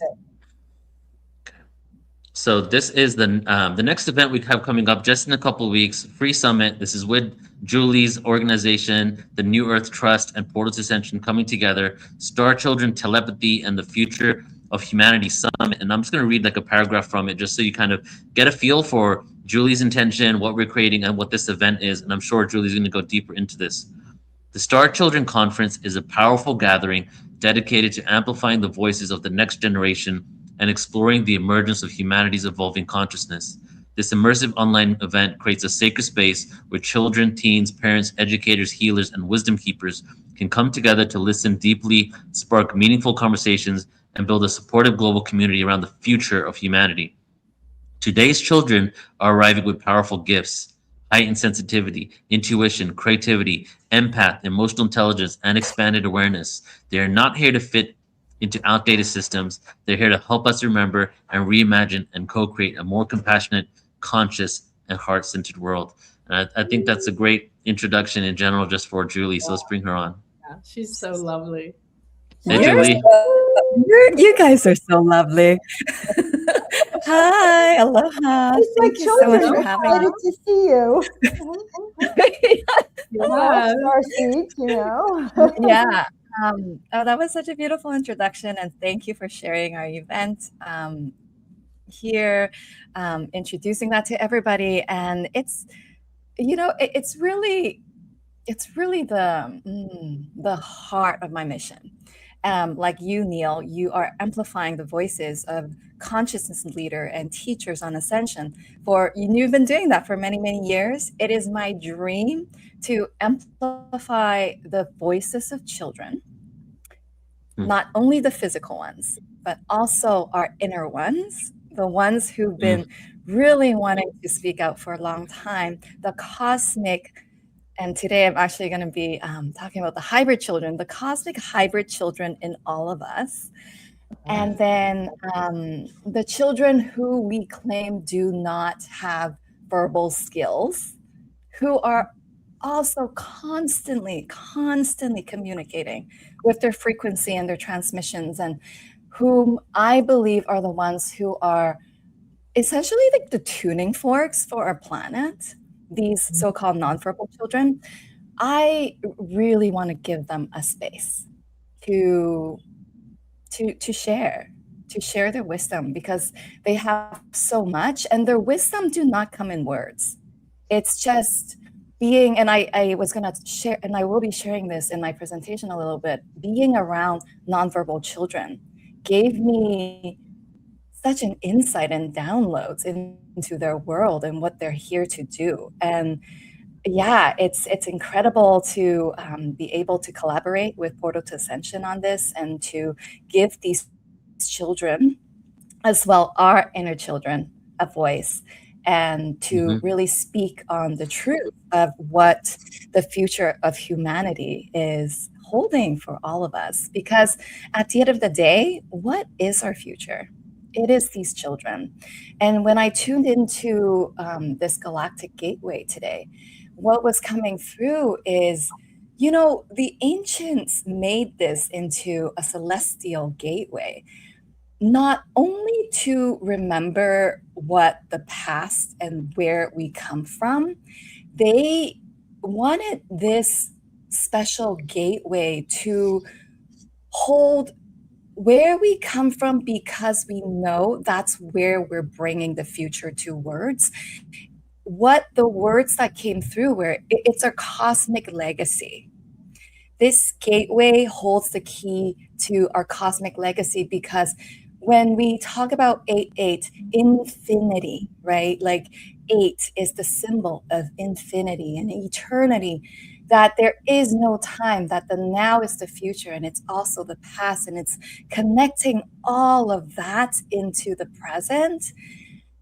That's what we're here for. We're living our cosmic legacy right now, and let's not forget that. Yeah, I love that. Yeah, we're living our cosmic legacy right now. Yeah. Beautiful. And so Julie, are you going to be sharing about the Star Children Summit and what you want, and your whole intention and purpose with New Earth Legacy today, or you're going to be sharing some codes as well? Yeah, so both. Okay. But yeah, while we're just because you were talking about the event. So this event, it really started as a vision where I saw a council of children. And when I tune into this, I know that in other star systems, in our future selves. This is the role of the children. They are our councils. And I have remote view different star systems or future selves. What I saw was a lot of so-called problems I see in the future. We will tap into the wisdom of children because they are the next evolution of us. They are the future of ourselves. And by virtue of being this version 2.0 of ourselves, they have insights that we don't carry. They come with perspectives from other spaces, other timelines, and having the memory of what we already hold, they can see a further trajectory of where we could be next. So, how I see our world evolving is also through the wisdom and the counseling of children. So, last year I got this major download of hosting such a council. So, what came through was to host a roundtable of children. And what ended up happening is I thought, I can go and talk to different parents and ask them permission, ask their children if they want to be a part of this kind of council. And the subject that came through was the future of education. So here I am. I had this grand plan of going out, talking to kids, talking to parents, round up these children, put them in a roundtable on Zoom so that this can be a global broadcast of what it could look like, what it looks like for children to gather around and be councils for us. And it didn't really turn out that way because it turns out, children are not accustomed to setting a time and sitting in front of the computer like we are and getting on Zoom. What ended up happening is when I started talking to these children around the US, and they were so fascinated by one thing. They were so fascinated by the fact that I live in Hawaii, and they all want to go to Hawaii. So in 4 weeks, I put together this retreat on Big Island, Hawaii, and it was called the Star Children Retreat. And that was, the first rendition of this. And 11 children showed up. And we did have a council. They sat around the couch and we filmed them talk about the future of education. So to me, it was like if my mission ended there, I die happy like that. It was such a fulfillment already to anchor that template, to show the world what the children are really here for, that we've had it backwards. Like so much of this patriarchal paradigm that we've been living in, we flip everything backwards to learn what it is to return to the organic blueprints. And the organic blueprints of New Earth is the other way around. Is the grown-ups listening to our future selves, who are the children. And so to have that happen, to have that filmed and broadcasted, that was like, I'm anchoring the templates of New Earth. Okay, so that was the start of New Earth Trust, and there are going to be more gathering that will be taking place. The next one that I'm dreaming of and that I'm putting the steps to creating right now is a star family gathering. And this will happen in the iconic Waikiki of Honolulu, Hawaii, next summer. And there's going to be more updates on this. But I just wanted to seed this into the field right now because it's very exciting for me. And that one is going to be a gathering of star families, not just our cosmic family, as well as our biological families. For those of you who have children, I want this to be an intergenerational event. It's important also for my mission to bring back gathering of intergenerations in these consciousness spaces, because of the importance of every role, regardless if you're a child, if you're an adult, if you are a community leader, of an elder. Every one of these roles initiate one another. And I want to bring back the theme of initiation and rites of passage into this event. So that's coming up next. And I just closed out a cohort of a membership that was a membership of star families. And this was the space where we can talk about things as parents and for children, for us that we can't talk about on the playground or at school.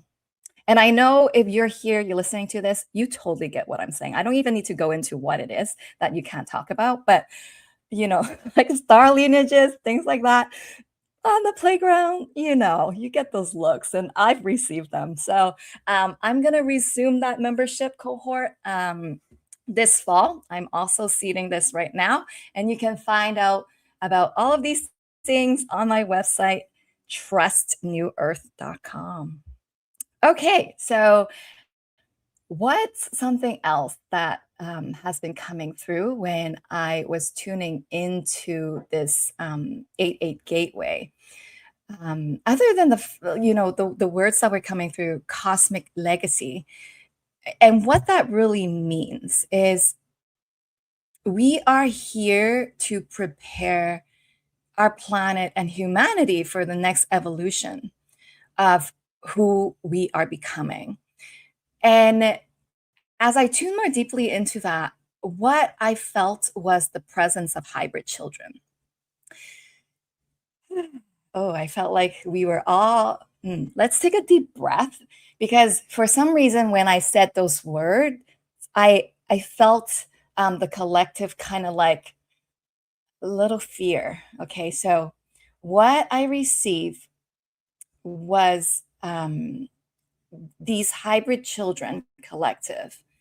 They have messages to share. Let's take a deep breath into that, into our heart space, because there's absolutely nothing to fear around that. And this is not where I had intended to go, but I feel like I'm feeling so much in my solar plexus right now. When I talk about the hybrid children, there may be something that's ready to be released. So I am going to dive right into that so we could release it. Yes, there were programs where human genetic material were collected and were used to create a species of hybrids with galactic species. And the reason why, and when I'm tuning into this right now, I'm seeing specifically the grays. And again, there's no fear at all around this, because this was something of the past. Okay, long, long ago. I don't even need to mark the timelines or anything like that. Yet I feel in my heart this is coming up for a reason. So let's continue to breathe into our hearts and let it go. Let go of any fear that's coming up around this. But yeah, so this did happen, and I'm being shown, and it involved the grays. And so they collected genetic materials from humans to create a program where hybrids could be created. And the intention behind it, though, is important. And this is really pertinent to our cosmic legacy. So I do want to just tune into this for a while, for a very short while. The intention actually came from love. And love is truly our cosmic legacy. Because these beings who are the grays, they are, in a sense, our future selves on a certain trajectory of time. And they knew if we were only going to continue to operate from our intellect and our very base desires, that our future would be kind of sad. Yeah, like we wouldn't be able to reproduce naturally, and we would be disconnected from one of our most powerful gifts, our intuition, and one of the things that really define us as human is our love, our love in the sense of being able to empathize and be compassionate to one another. This is really beautiful and unique to who we are as cosmic humans. And so in order to preserve that, they created these children by preserving by collecting and preserving human genetics. Okay, and with our human genetics, they were able to tap into different galactic lineages and to create the species of hybrid children, which are being introduced and has been introduced onto our planet. Why do I want to tell us about this right now? Tuning back into this Sirian gateway, I feel like this year there has been a lot of polarization on our planet. And this year, I feel like on a collective level, it's learning about unity and what it means to be human, what it means to love and be compassionate and to be able to see from others' perspectives and to recognize that there is truth in everyone's perspective, and to know where people are coming from. And this Sirius gateway feels like a potent portal to bring that message through, that as the ancients and us recognize that this gateway is about remembering our lineage, but remembering for the sake of what? Remembering for the sake of our legacy here, for remembering so that we could evolve to create a space for the next evolution of who we are. It's important to remember as a collective what makes us very unique is the ability to see all these different perspectives, and precisely why we have all the memories and all of the galactic lineages within us. It gives us that special ability, that multidimensionality to witness, to understand, to, like Tony mentioned as he was channeling in this beautiful channel, to accept, right? But not from the human perspective, from the greater, higher perspective of source that we have separated so that we can learn to accept all of the perspectives and to know that in and of itself is unity, is oneness. Okay, so hybrid children. That is, as I was communicating with this collective of hybrid children, that is really the key. And I love how it really jives with the rest of the messages that were coming through today. It jives with that. Is like they were specifically created to preserve and to remember and to attune our frequencies to what it means to know oneness from the place of love, from the place of empathy. And how I really got attuned to that myself is from the telepathy tapes. That was like my first round. So really quick, I never like to just tell people the messages without kind of giving you a backdrop, because I have to share how I experienced it, at least initially myself.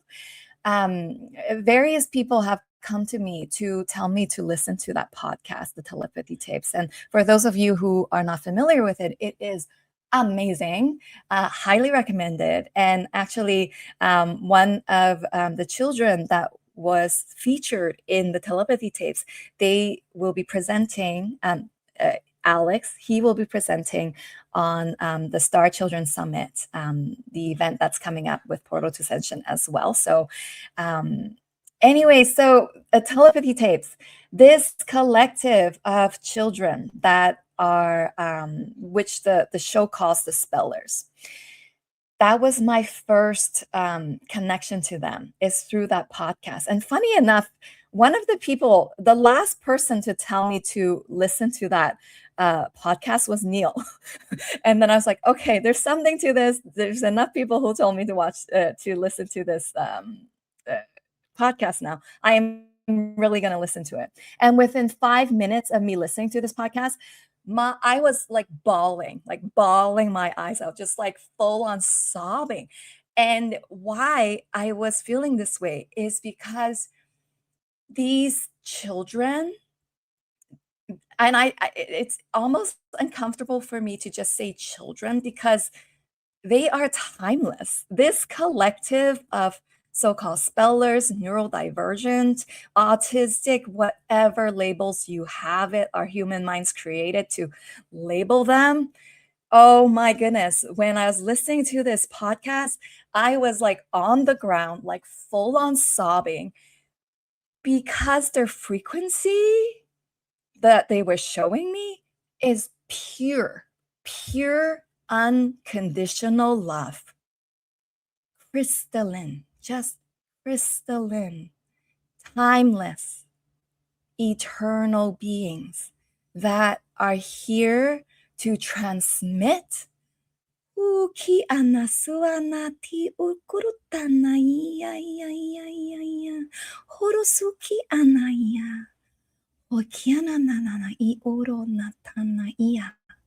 crystalline, pure love.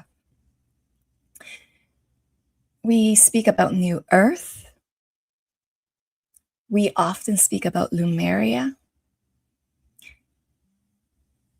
Right now, I don't know if you feel them the same way as I do, because they're very present in my field right now. So I don't want to bypass this frequency and tune into your heart space. Tune into your womb space. And for those of you who are in the male form, it doesn't matter. It's in your dantian, your lower cauldron of power, your sacral, your lower belly.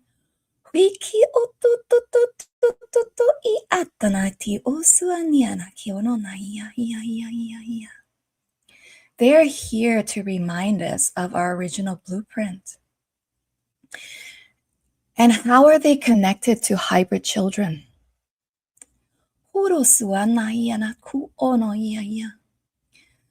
These children were meant to be reintroduced onto our planet. And there's a part of me, of course, there's no way for me to prove this with any concrete evidence right now. And being an attorney, it's like such a big deal for me to like have that caveat. But there's like a deep knowing that these so-called neurodivergent, blah, blah, blah labels, these children, they are it. Some of them are these hybrid children that were precisely meant to be introduced onto our planet. They have been here for a while, but right now, even more so. And this is why these labels become more and more commonplace. But these so-called hybrids, I'm just going to go off labels for a bit. These multi-dimensional timeless beings that carry our genetic materials. And when we talk about genetics, some of it is not even like physical genetics. It is our energetic blueprints of what it means to be human. And being a human carries certain energetic blueprints as well within our matrices. And so these children are so special because they're here. I don't want to talk about this collective of children as if like they're still out in space, because yes, they are, and they are here. If there was like one thing that like was the main key of what I wanted to share today, is that, yeah, they're here. And we are it. We are one version of it. Yet there is another version of that that is more, if you will, obvious, because they don't function like us. Some of them, yeah, they don't speak in words, because words is it's a 3D construct. It's very limiting. They cannot transmit the frequencies which they were meant to come and transmit to us if they started talking. Just cannot. And yes, a lot of them, they move around like because all day long they are just attuning. They're attuning their spaces. They're attuning our frequencies just by being around them. So yeah, like I mentioned, my first connection to this group of children, hybrids or whatever, if you will, was through the telepathy tapes. And I'm not saying all, I'm not saying all of these children are. And because the focus of what I want to speak on today is the hybrid children, my knowing is that some of them are. Some of them are these hybrid children that are being introduced back onto this planet. Okay, and then the second contact, if you will, was earlier this spring. I got a last minute download to sign up for this expo in Honolulu, and it's the spiritual expo. So I signed up as an exhibitor and presenter, and last minute, it's like so last minute that they didn't even have my presentation up. They just wrote in a pen, like at 3:00, this gal is speaking on. Last minute, I just said, "Awaken your new earth gifts." Okay, that was the title of my presentation. So 3:00, I go into this room, and maybe there were like 18, 20 people there. And what was fascinating was that 3 autistic children came in. And there was nothing in my presentation title or whatever that alludes to children at all. And I was like, okay, I wonder if this is why the guys wanted me to be here today. And so I was kind of just playing this game with the audience, like, let's introduce ourselves with our soul sounds just for fun. And so each of us did that, all of the grown-ups, and then I was going around in a circle. And so one of this nonverbal children, she looked around maybe 10 or 11, and nonverbal. So she wasn't speaking, and she was looking at me. And so I was called to go up to her. So I went up to her, and I telepathically asked her if I can hold her hands. So I held her hands. Okay. And oh my goodness, like the world disappeared around me. Pure love, just unconditional love, crystalline, just frequencies of new earth right here in this child's heart. And then I started to channel, because then I felt her speaking, this is my purpose here. This is why I'm here. I'm here to transmit these frequencies of light, of love, of purity, and that this is how this is how I fulfill my purpose. It's for others to listen and to tune into who I am, not in the way of how most grown-ups and people perceive one another. We are here to witness another kind of contact. We speak many times of contact, as in starships and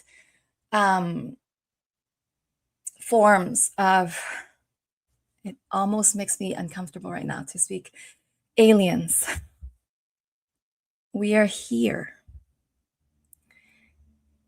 We, in the form of contact, does not necessitate communication, questions and answers, while channeling is a form of contact.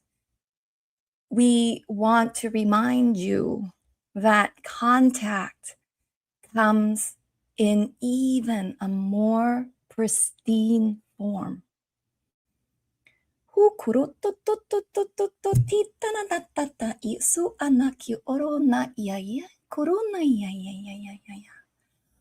Heart to heart. Your human heart carries an advanced interface that no other species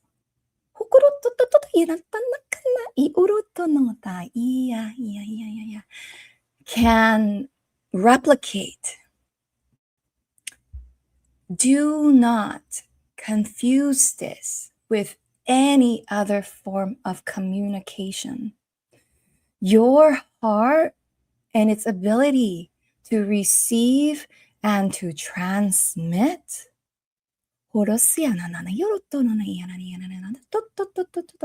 that is the key to the entire planetary's evolution.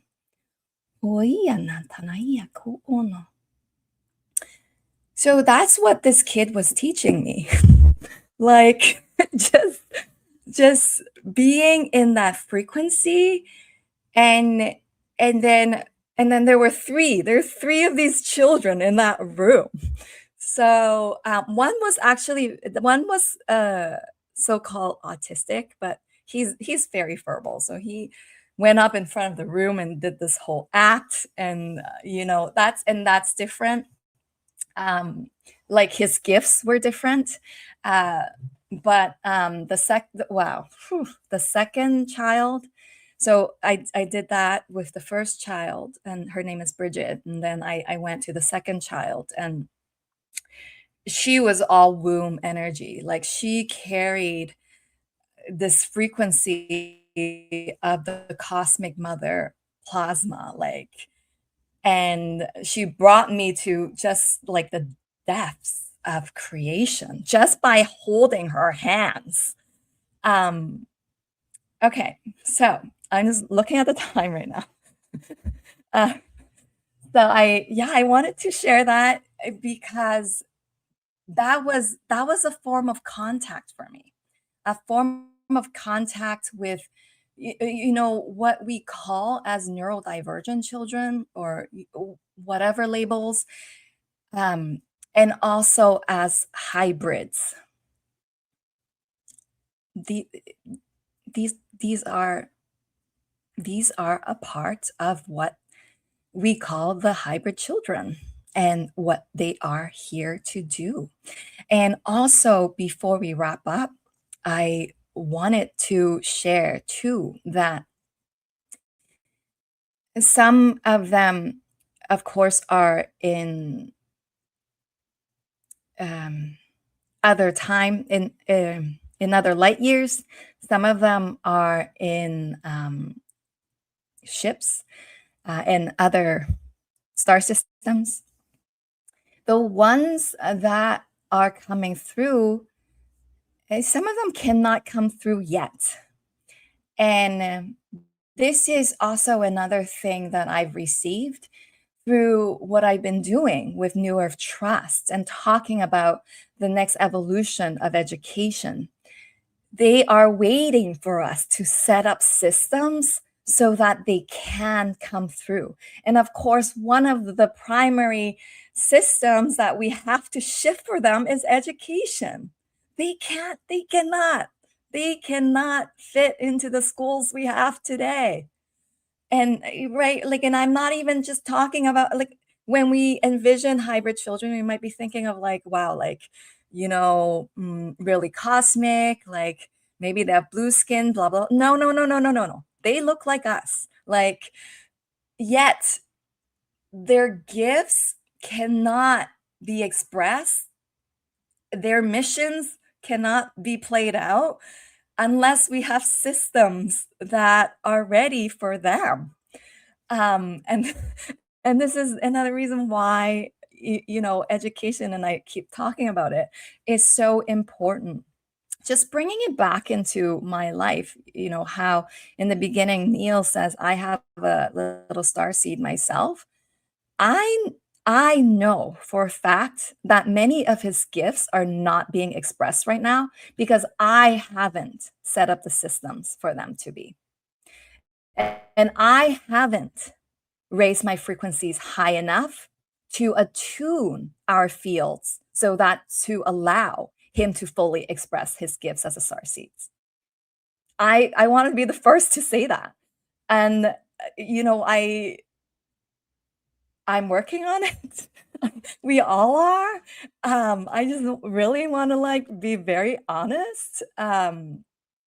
It's not easy as parents, as if you're a parent, you understand. We are always doing the best that we can. And this is why I started New Earth Trust. And this is why I'm speaking out about this. It takes all of us. When we say raising children requires a village, raising this generation of children composing of, and of course, star children, I mean, we came in waves. You are a star child. I am a star child. But this wave is even more, is like even more because their frequencies are so pristine and so important to the next wave of evolution of what our planet is going into. And also, one of the main things that they are here to do is to make this call, a call for all of us to shift our systems so that this evolution of human beings can come in. So I, do I have more time? I do want to maybe do a very short transmission. How are we doing, 100%. Neil? We started 10 minutes late. We still have around 9 minutes. Oh, okay. Let's do a super short transmission. Because I think it's really important that we connect with our inner hybrids. And just so it's not something like I'm speaking about, like it's something out there. These children are coming, they're here, they're out in space.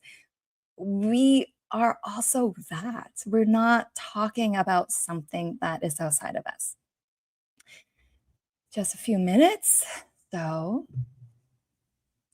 let's open the field, connect to our sacred space. Take a deep breath. If you can, gently close your eyes. Let's attune to this field of the highest and the purest collective of hybrid children who are aligned with love, sovereignty, and the next evolution of humanity.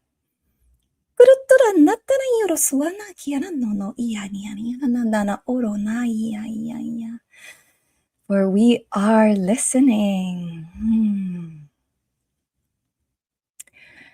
While you've called us children, because you perceive us through the little bodies that we come into form, know that we show up as children also because you recognize this as the innocence and the purity that we all carry. And you too were a child, full of purity and full of innocence. And I invite you to just gently envision a pathway before you.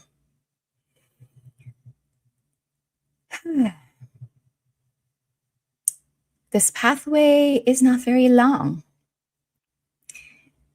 And look down at your feet. And in this vision, start seeing yourself slowly treading down this pathway.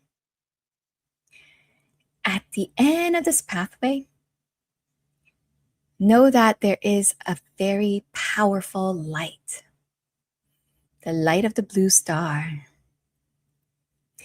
So we're going to go about 10 steps forward on this pathway. Just focus on your feet.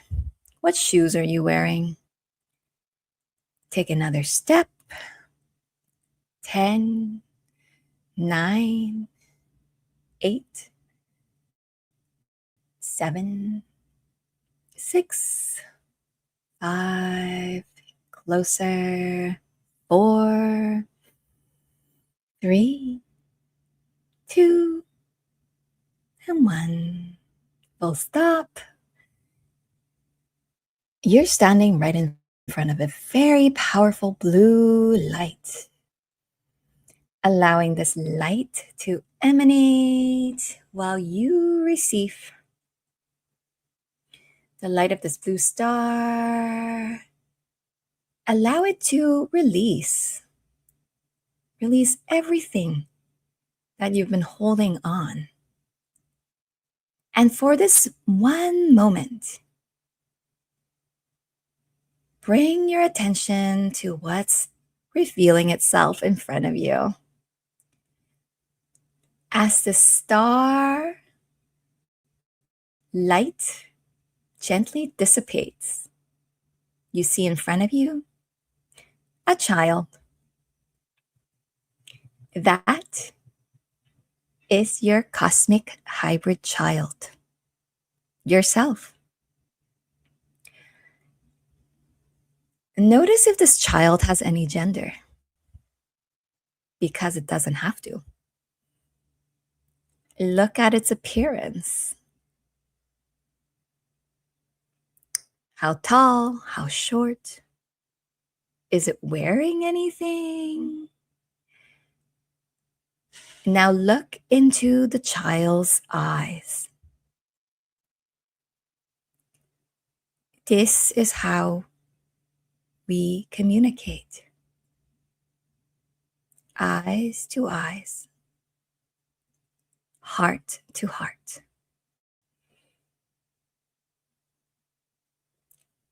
Connect your heart with this child's heart. And now you see this child lifting its hand towards your heart space as it gently rests its hand upon your heart.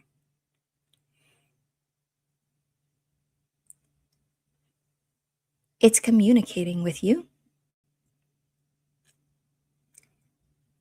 It's presenting a gift that you have long forgotten. Allow that to be transmitted to you.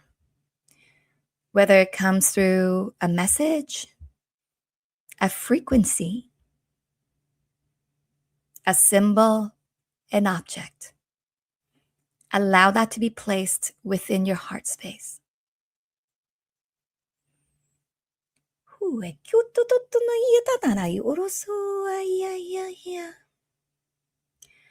Now, once that is complete, remember you can always come back to this space to reconnect with your inner cosmic child.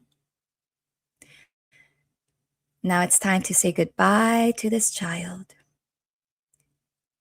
Allow any last words to be transmitted between the two of you. And you see in front of you a bright blue star starting to emanate again. And your child dissipates into this light of the blue star. And you turn around, retracking your steps back to where you came from, back to the present, into your body, feeling your hands and your feet, the bottoms of your feet. We call all of our energies back into this body now. And gently reopen your eyes.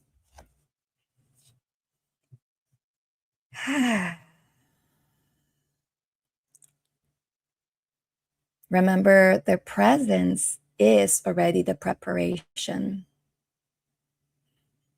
And our task is to witness that.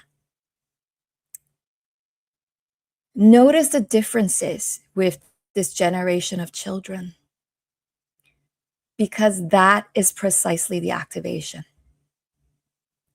And more importantly, remember why they're here.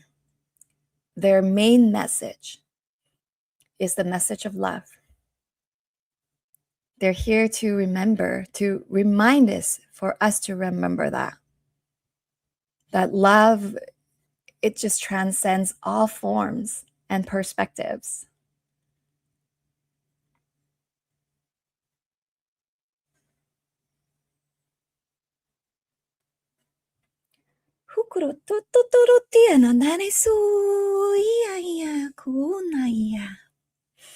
Thank you so much for this space today. Wonderful. Thank you so much. Thank you, Julie. Oh my gosh. Thank you. I got the Delightful. hybrid in me. Yay. Yeah, someone said that spoke right to their soul. Oh, that's Yeah, beautiful. that's really beautiful. You know what I love, Julie, is how when you started talking about the children that aren't verbal and how we categorize that, but when you meet someone who speaks a different language, right? You meet someone who comes from a different tradition, and this is what we're awakening to, right? These different ways of being and speaking and channeling information. Thank you. Yeah, thank you for that reminder. I am staying with my mom and her partner right now. I'm visiting Canada. And I know I just like did this whole transmission and all of that. And as soon as you said that, I'm like, oh yeah, that's right. Like I too have to remember they're from a different generation, very, very different backgrounds. And I just, have to see from the other person's eyes and understand where they come from. And that really is the love that transcends. It's accepting and knowing that is the God in us, right? Like we created the differences to remind how special we really are. So 100%.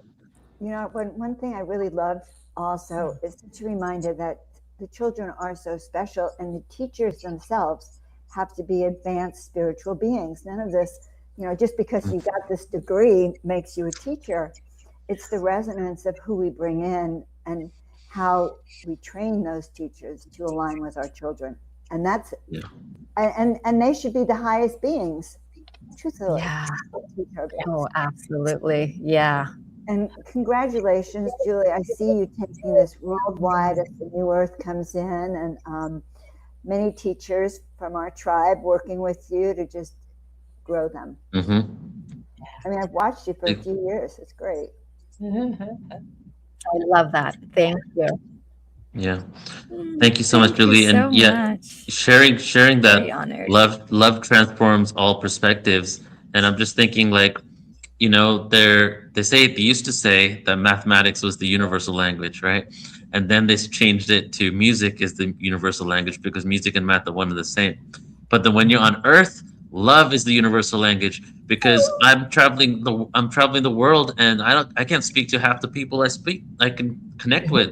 But then when we have that love, that look, and we connect with each other, it's truly something beautiful. It transcends all distance. It transcends all communication. You know, Nan and I, we're going to in a second show about our tour in the Yucatan. And yesterday, I reconnected with a local Mayan here that I had actually funded to build the Temescal sweat lodge in the middle of the Yucatan about 10 years ago, and I hadn't seen him in like 8 years. And when I spoke to him, when I connected with him before, I knew no Spanish at all. But when we hugged, it had been like 8 years. That love, like Nan was like, "Where's the camera? I must take a photo." We're hugging in the middle of the Yucatan Peninsula, and this love exchange was just so profound. He just started crying, and it just reminded me. I'm like, wow, look at this bond I have with this individual. And all the times I've ever connected with him, I had no words to say because I didn't speak Spanish. Yeah. You know, and it's just beautiful. It's a constant reminder that we have to constantly remind ourselves, really, that we are love, and through love, we're going to create a beautiful new planet. Yeah. Wow. Absolutely. Yeah. So Yeah. stay tuned. Stay posted on the work that we are co-creating. My website again is trustnewearth.com. Trust New Earth. And just really quick, I am taking a special group, a very small group of people to Egypt to witness the full solar eclipse next summer. And this is known as the eclipse of the century because it doesn't happen very often. So if that sparks anything in you, check out my website. Thanks, Julie. And then also, everybody, once again, our Star Children Summit, August 22nd and 23rd, a couple of weeks away. We have over 400 people signed up already. So I'm assuming almost all of the people tuning in now might be signed up for this as well. But if you haven't, go ahead and check it out at portal2ascension.org. And we're going to go deeper into all the things that Julie's passionate about, and then also really understanding about these children, their gifts, and how to cultivate for the future. Yeah. Right, Julie? Yes, definitely. Thank you. Love you guys. Hey, love you. Talk soon. Bye. All right, so let's take a pause here. I'll get into Christine in a second here. Christine Page is with us, so we'll bring her on. And I want to share about a tour that Nan and I are doing. So right now I'm in Merida, Mexico. I'm about an hour south of Nan. She's up in the northern part of the peninsula. And Nan's been living down here for 11 years. And this is the Yucatan Peninsula, not too far from Cancun, a couple of hours from Tulum and Playa del Carmen, if you want to know that area. Also, the central area of the Mayan wisdom. And Nan is a huge advocate, priestess, and connected to the Mayan wisdom. She has not only brings the Mayan codes, but also works with a lot of local Mayan. And myself, this is the place I have the biggest connection to. When I first came to the Yucatan, I felt like literally, I probably did. I felt like kissing the ground, like I had come home. And for 2 years in a row on my birthday, I literally just sat on a pyramid in Palenque all day, just having memories of my time there and just like feeling so connected. So now, after conversations over years, Nan and myself and our friend Chris Noble have created a tour together where we're going to be coming down here in January, taking a group of people. So Nan, I'll hand it to you. Maybe you can share about the tour while I pull up the website. Yes, absolutely. So it's very exciting. Like Neil said, you know, this is really dear to his heart, and it's been a really healing process. And yesterday, I have to say, was so profound because we went to Uxmal in the morning and we're going to be staying there right on the sacred land, literally across the street. And we're beautiful pools and a gorgeous restaurant. And we're going to be going into the sacred sites, and we're going to have a Mayan elder wisdom keeper with us. We also have access to private places that is sacred land in order to do ceremony, because you can't do ceremony in the pyramids anymore.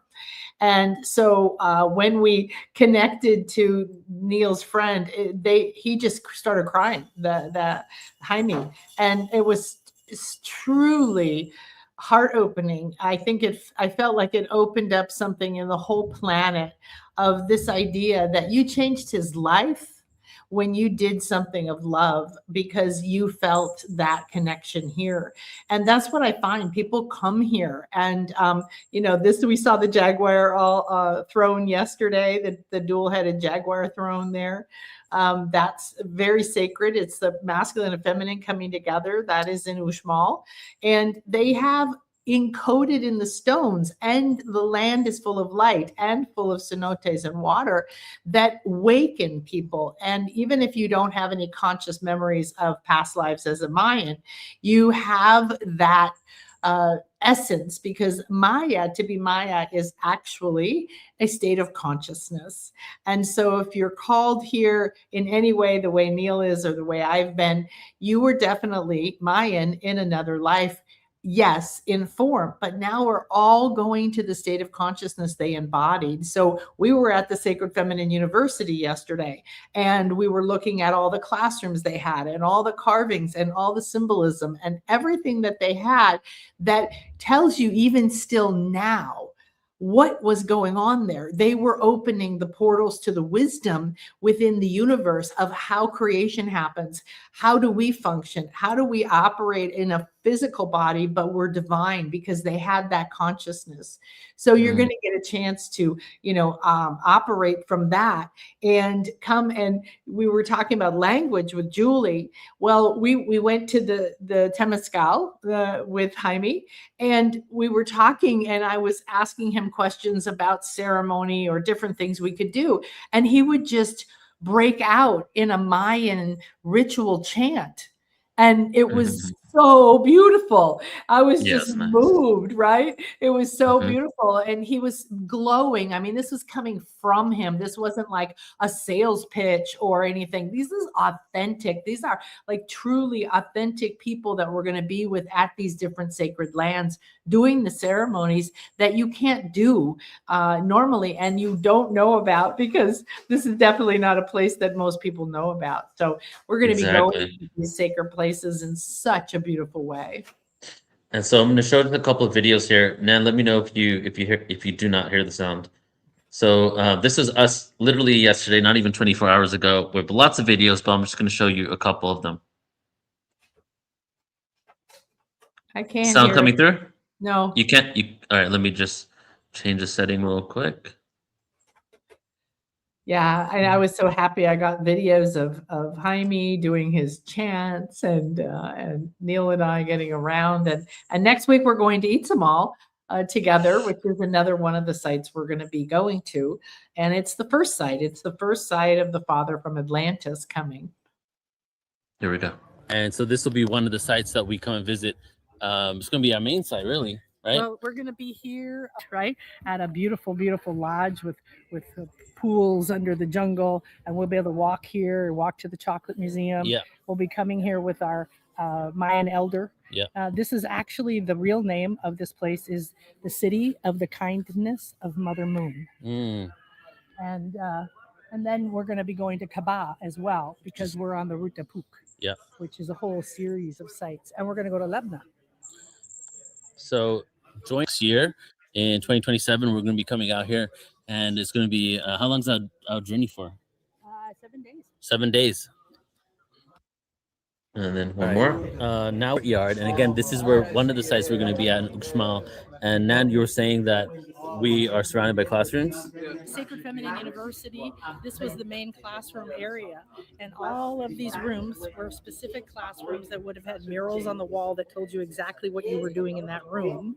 And above each room, you'll see the carvings that had many, many symbolisms. This one's evolution. So what you learned here was creation, sexual alchemy, and the sacred feminine intuitive aspects that are able. Up here, you'll have the two-headed jaguar, which the throne is over there, which is a masculine and feminine side. You can tell the difference in the heads.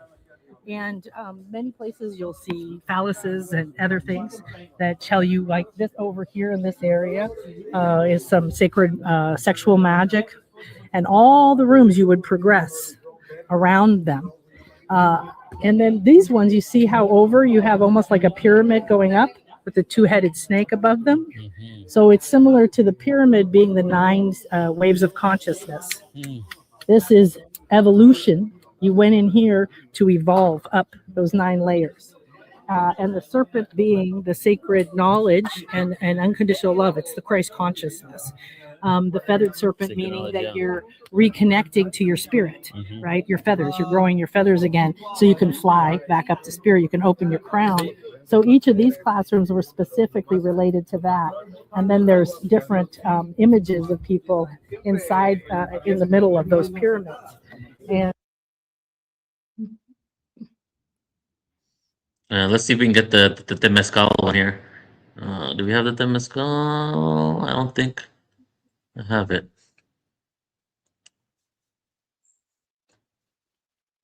You mentioned somebody that came through this area and kind of outlined all the different sites and wanted to make it look like Atlantis.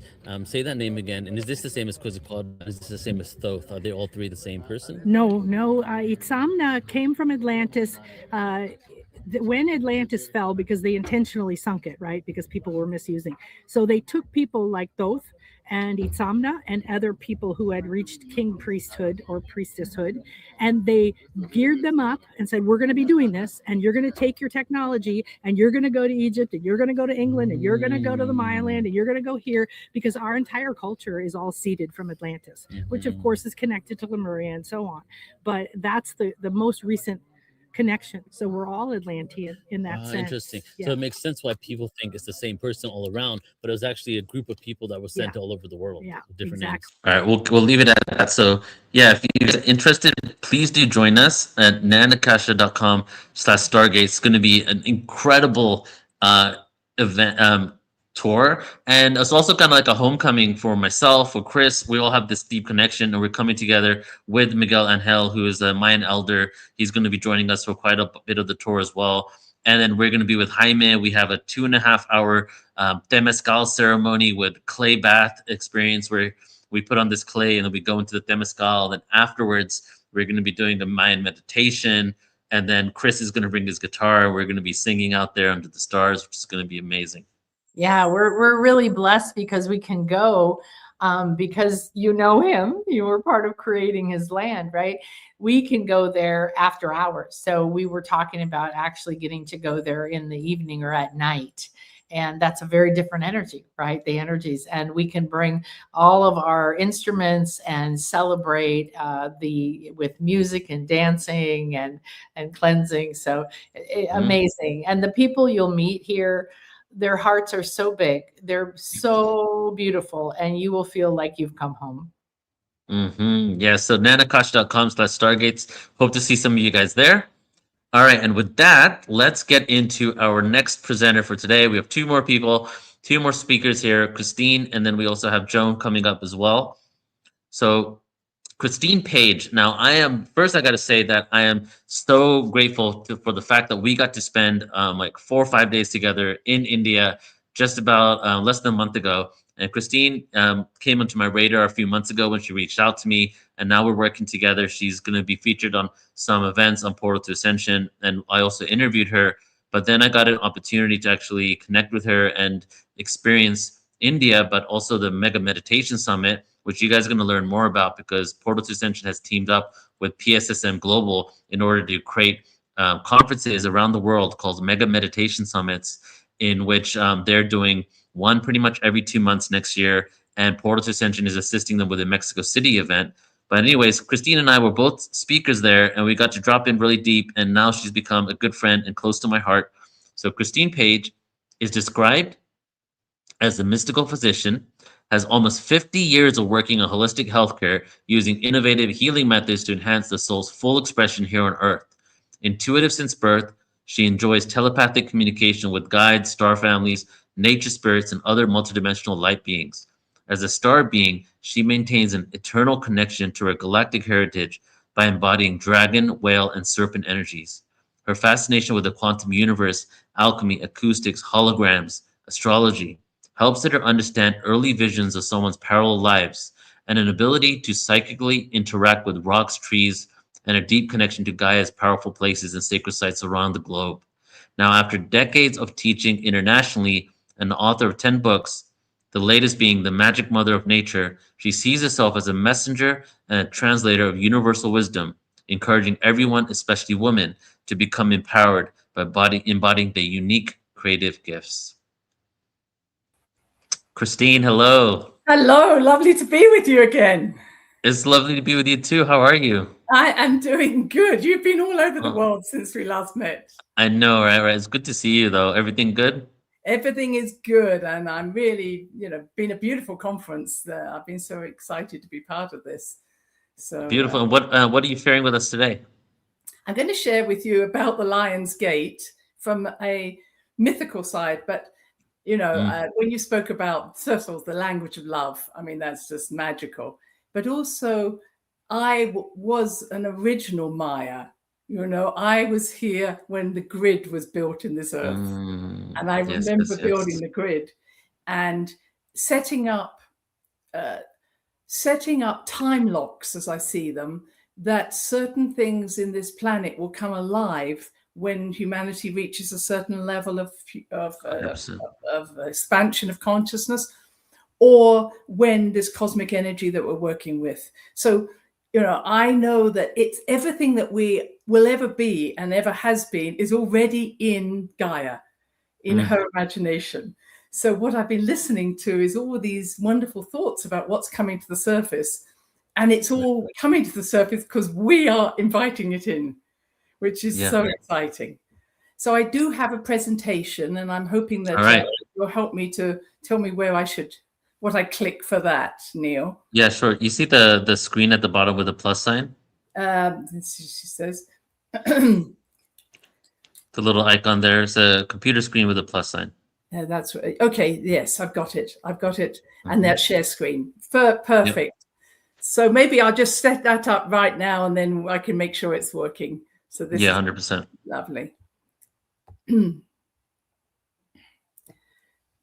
So entire screen, no, not that one. How do I find the one that I want to share? Go ahead and click entire screen and then just navigate towards it. Let's just see if it shares. There we go. We're on. Yep, it's coming up. Okay. There we go. Beautiful. Okay, we're excited. Take it away. Thank you so much. Thank you so much. Well, it's wonderful to speak to everybody, and thank you for inviting me, Portal to Ascension and Neil, to this wonderful 8/8 event. And as always happens when I'm invited to speak about something, it's as if this is allowing me to go to the best university in the sky. That's why I write books. I'm a Gemini. I love learning. I love writing. I love speaking. And when I get a subject like, come and talk on 8/8 Lion's Gate, it's as if the universe is telling me everything that they want me to speak about in this event. And even as I was listening to these other wonderful speakers, everybody inspiring me, I was like, okay, that's something that I'm being inspired to put into this talk. So I hope you'll enjoy it as much as I will.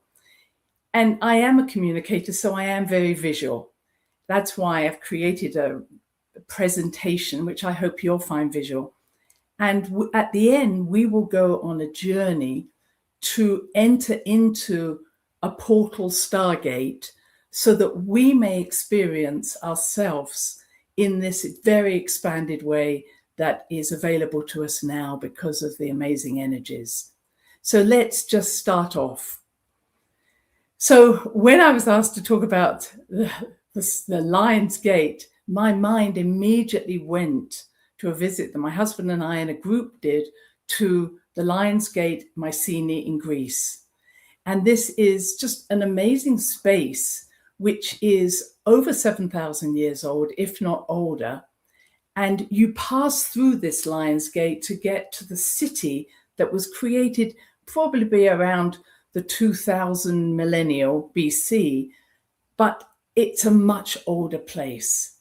And so my question was, well, what does this Lion's Gate really mean? What's this all about? And that's always my question, my curiosity. And so we'll come back to that. But having listened to so many wonderful speakers, I wanted to put my piece in here to say, we need to start remembering and living that we are already eternal beings of light. We're not trying to get somewhere. I think other speakers spoke about ascension. You know, it's not necessarily we're ascending, we are expanding. And so we're expanding into ourselves. And 95% of us, of our consciousness as a light being, lives in the fifth dimension and above. So we don't need to go to the fifth dimension. 95% of us is already there.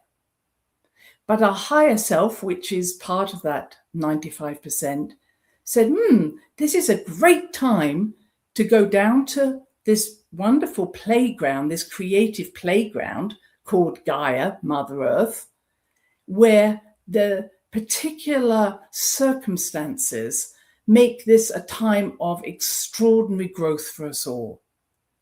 So it coalesced 5% of itself, created what we know as the soul, and that soul created around itself a personality, a physical form, an etheric form, which I like to call our earth suit.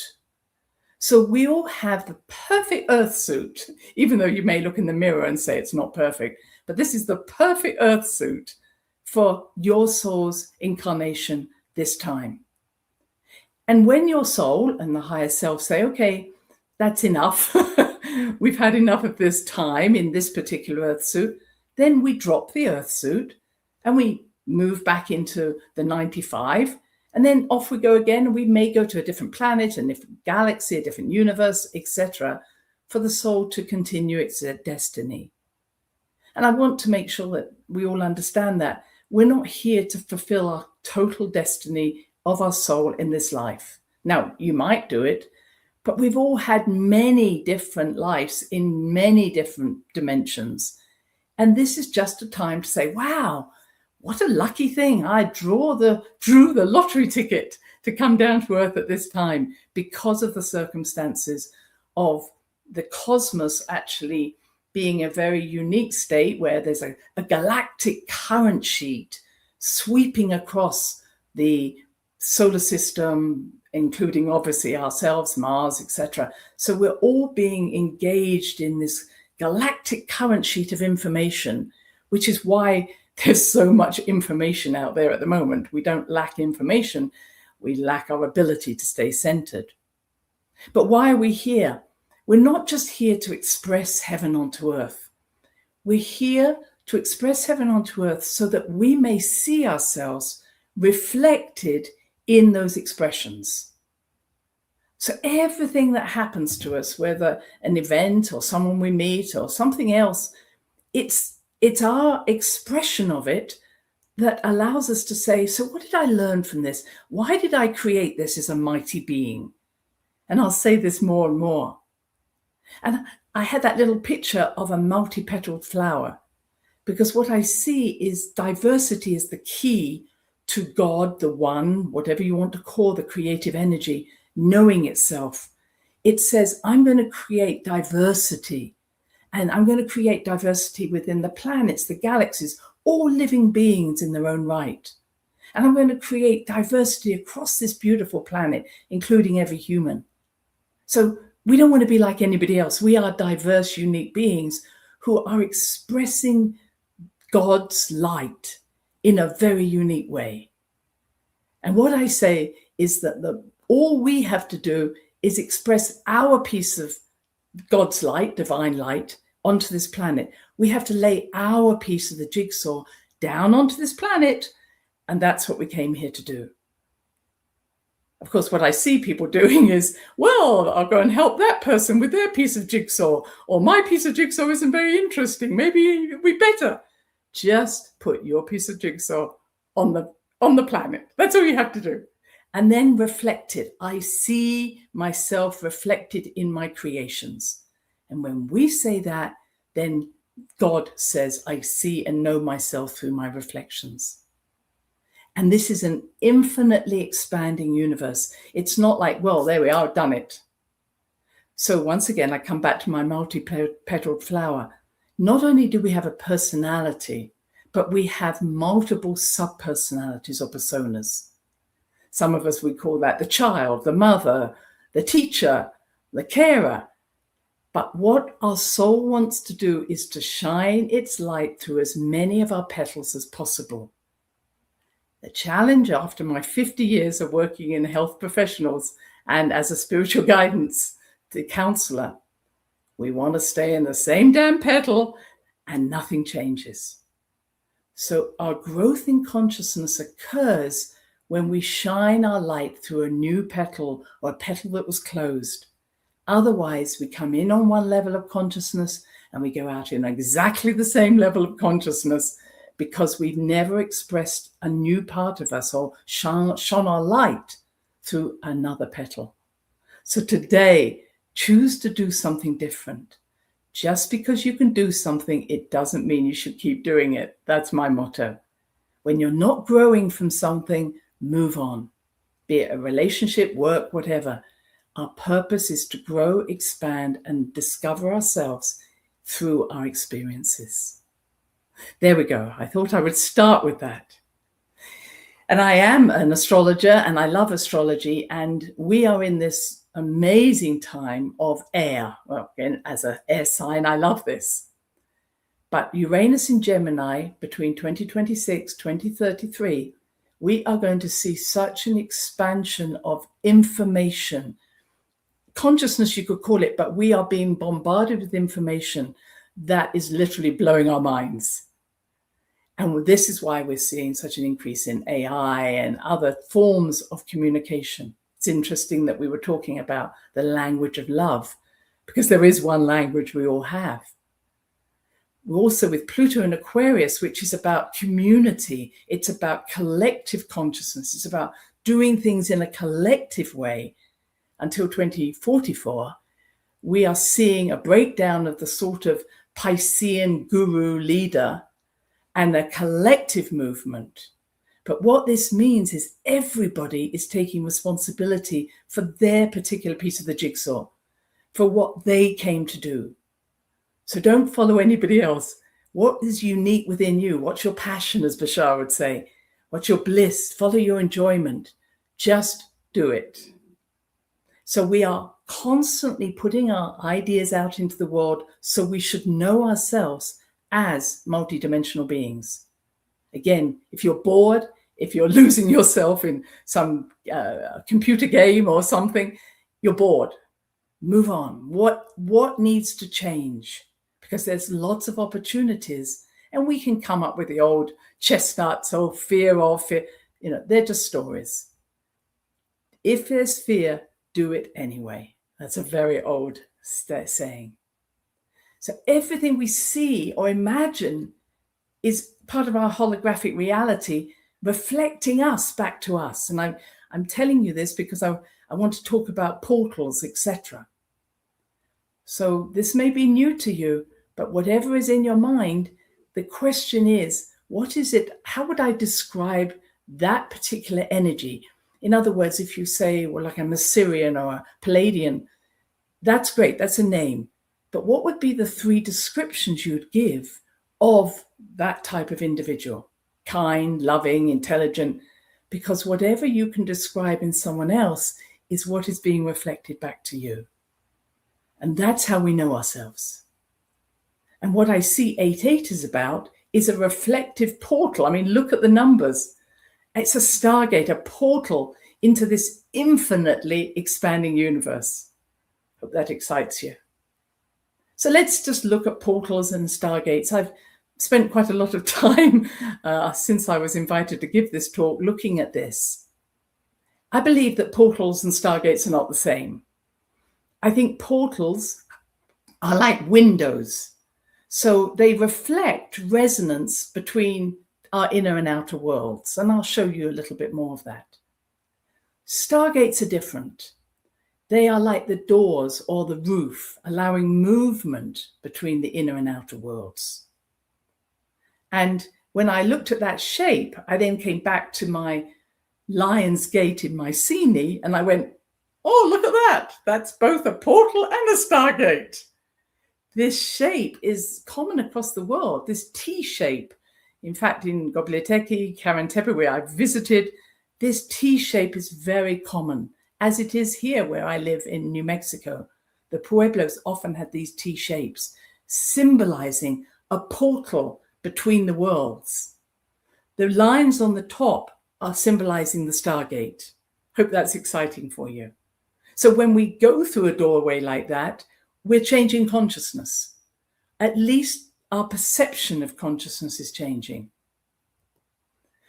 So here's what I see as a portal. Portal is a window into different realms of consciousness that resonates with something or someone that is already in our akashic memory. So our awareness travels, but our physical body stays in the same time and space. Now I've got a little list there. I'll put dreams. You know, when you dream, you're going through a portal into a different time and space, but your physical body is still probably in the bed, hopefully in the bed. You come back to it. Synchronicities are portals. Synchronicities mean something happening that is we say in the same time and space. That's the meaning of the word. But a synchronicity doesn't have to be at the same time. I like to tell a story about a synchronicity that occurred for me, that I was looking through some very old photos. And I came upon this photo of a man who I'd lent some money to, and he had never returned it. Now, this was something like 10 years previously. And honestly, I hadn't thought about it until I saw that photo. And then I thought, he never responded. He never sent that money back. But, you know, it was like 10 years. What the heck? I don't even know where he lives anymore. The following day, I received a check from him. He lived in another country. He had mailed that check 4 days before I found the photo. And the amount of money in that check was 3 times as much as he owed me. And it allowed me to have enough money to do something that I wasn't going to be able to do otherwise. That's a synchronicity. It doesn't have to happen, one could say, at the same time, but the coming together of an inner thought for you and an outer expression outside, something from the outside, is that portal that allows us to say, I'm on the right track, or something's happening. And I'm sure we've all had synchronicities where you think of someone and you call them and they were saying, I was just thinking of you. So synchronicities are really important portals to remind us to listen. And again, I've been intuitive all my life, but I've worked with people and they'll say, oh, this thing happened. It was miraculous. But they go, well, I'm not sure why it happened. And it's one of those things. When something happens like that, for instance, you might get your mother may be very interested in, let's say, feathers. And one day a feather moves. So she's in spirit. Feather comes down to you. Don't just say, oh, look, a feather. It takes an awful lot of effort from the spirit world to make that feather fly down to your feet. So when something unusual, magical happens, thank the universe and recognize, wow, that was a portal to remind me how much she loves me. Now, there are power places across the planet, which I'll be talking about. Places of harmony. You might just love going up that hill or to that tree or into your backyard or garden. These are all places, they're portals. And you'll say, when I sit under that tree, I feel at peace. I feel inspired. That's a portal. You're responding, reflecting a part of yourself. We have major acupuncture points, which are portals. Our chakras in the body are portals. And even a special birthday. You know, you think of someone maybe, again, on their birthday, someone in spirit. And what you're doing is asking them to come close, because that's reminding you how much you love them, what they meant to you, whatever it is. So portals are everywhere. I wanted to show that picture of the Torii Gate. And the Torii Gates in Japan, where I love traveling, it's a gate separating the mundane from the sacred space of the nature spirits, Akami.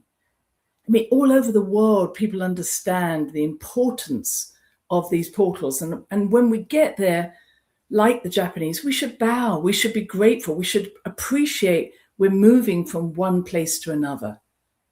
And ask permission. That's a big part of ask permission of the guardian. May I enter here?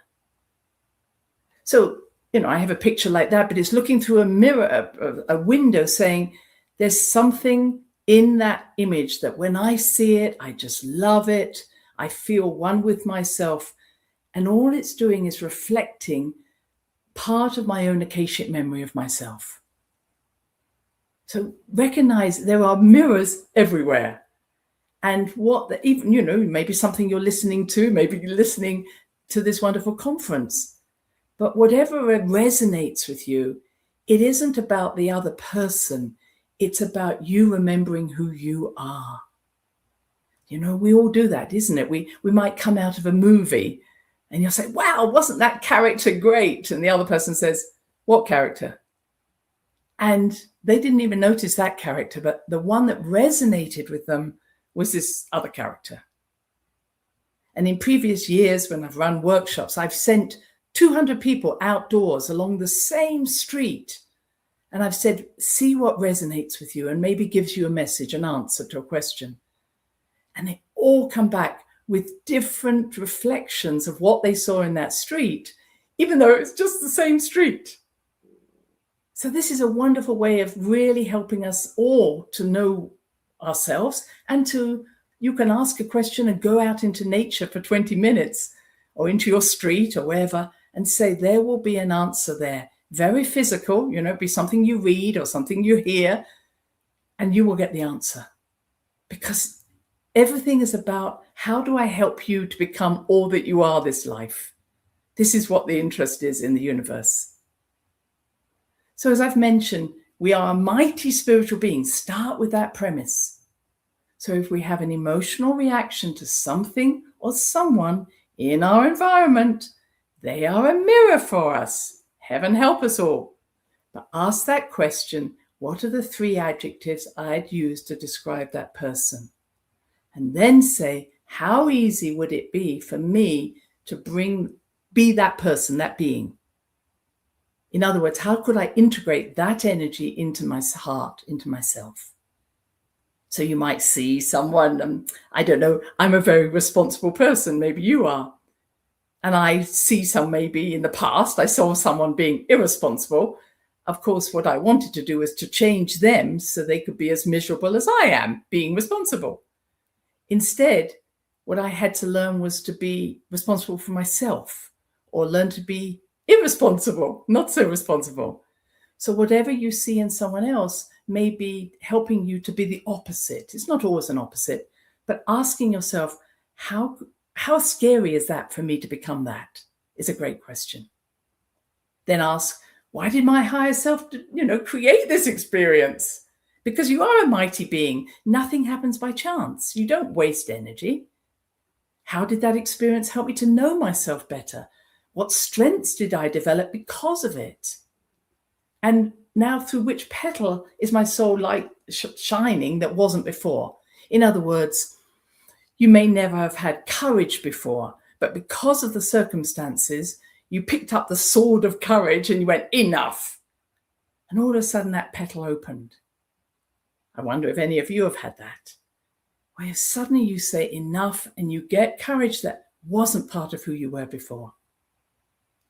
And all we're doing is every time we light up a petal, every time we accept a part of ourselves, we are saying, I accept this part into my heart as an aspect of myself, my true self, which is allowing my light to shine brighter. Simple. So you don't have to love it. I always say you don't have to transform it. And there's been a lot of discussion today about that. You don't have to change anything. I love my pauper. I love my rich part. I love my lustful part. You know, the Thich Nhat Hanh book, poem, Call Me by My True Names. I love everything. And it is about meeting as many parts of yourself, as many sub-personalities, and many petals as yourself. You don't have to then live that part. But what I say is you can then put the clothes of that part in the closet. And one day you can say, do I want to be a tyrant today? And you go, no, it's too sunny. I'll do it tomorrow. In other words, you're not scared of it anymore. And you're not judging other people for being that. So what we judge in others is what we're scared of inviting into ourselves. There we go. Simple. So what's a stargate? It's an interdimensional doorway, which allows travel not only for our mind, but also for the body. And it's very similar to the Star Trek transporter or teleportation room. And these are called jump rooms. And I've listened to different people who have experienced jump rooms. It's often been an elevator, or it's been something where they went in, it's almost like their body dissolved, their physical body dissolved, and then they were moved to another place. And I'll share that a little bit more. Now, the two ways people have described this is the Merkaba, two interlacing tetrahedral shaped vortices spinning in opposite directions, and two interconnected bubbles of energy with a lens-shaped compartment in the center. So here's my images. Here's the Merkaba. And the Merkaba is quite difficult if you're trying to imagine it. But if you can just see yourself sitting in that still place. And Neil talked about that zero still point. And that to me is the 8-8 now. It's how do we get into the still point? But it isn't a place to live. It's a place to come back to. So what I'm suggesting is you can breathe into the world around you, but when you breathe out, you bring all the wisdom and light back into your heart and back into the still point. And the same is true of the Vesica Pisces, which I love, two circles coming together, circumference going through the center of each other. And I think this is how Bashar describes it. You are in your first time and place, and then you dissolve that and you go into the still point, which has no time space. I think that's really hard for us to do because immediately we think about it, we're thinking about it. So it's in that moment of just peace or enjoyment, I like to say, that moment where there's no forward or back. And then you can imagine the second time place and move into that space.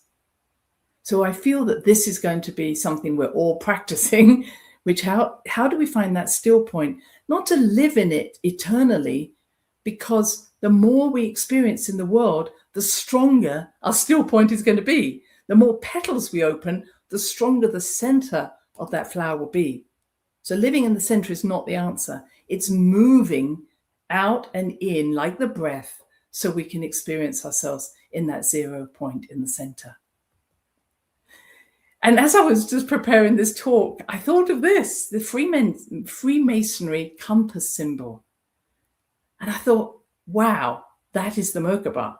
And I'd never seen it before, so I just had to share it with you. But I thought, wow, that's what that's about. And we also have stargates in our chakras. And I like to call the stargate or star child chakra above my head, which is about 9 inches, a little bit more above my head. 9 feet above my head, 3 meters. Or the root chakra, which is 9 feet below my feet. Or the true earth child chakra.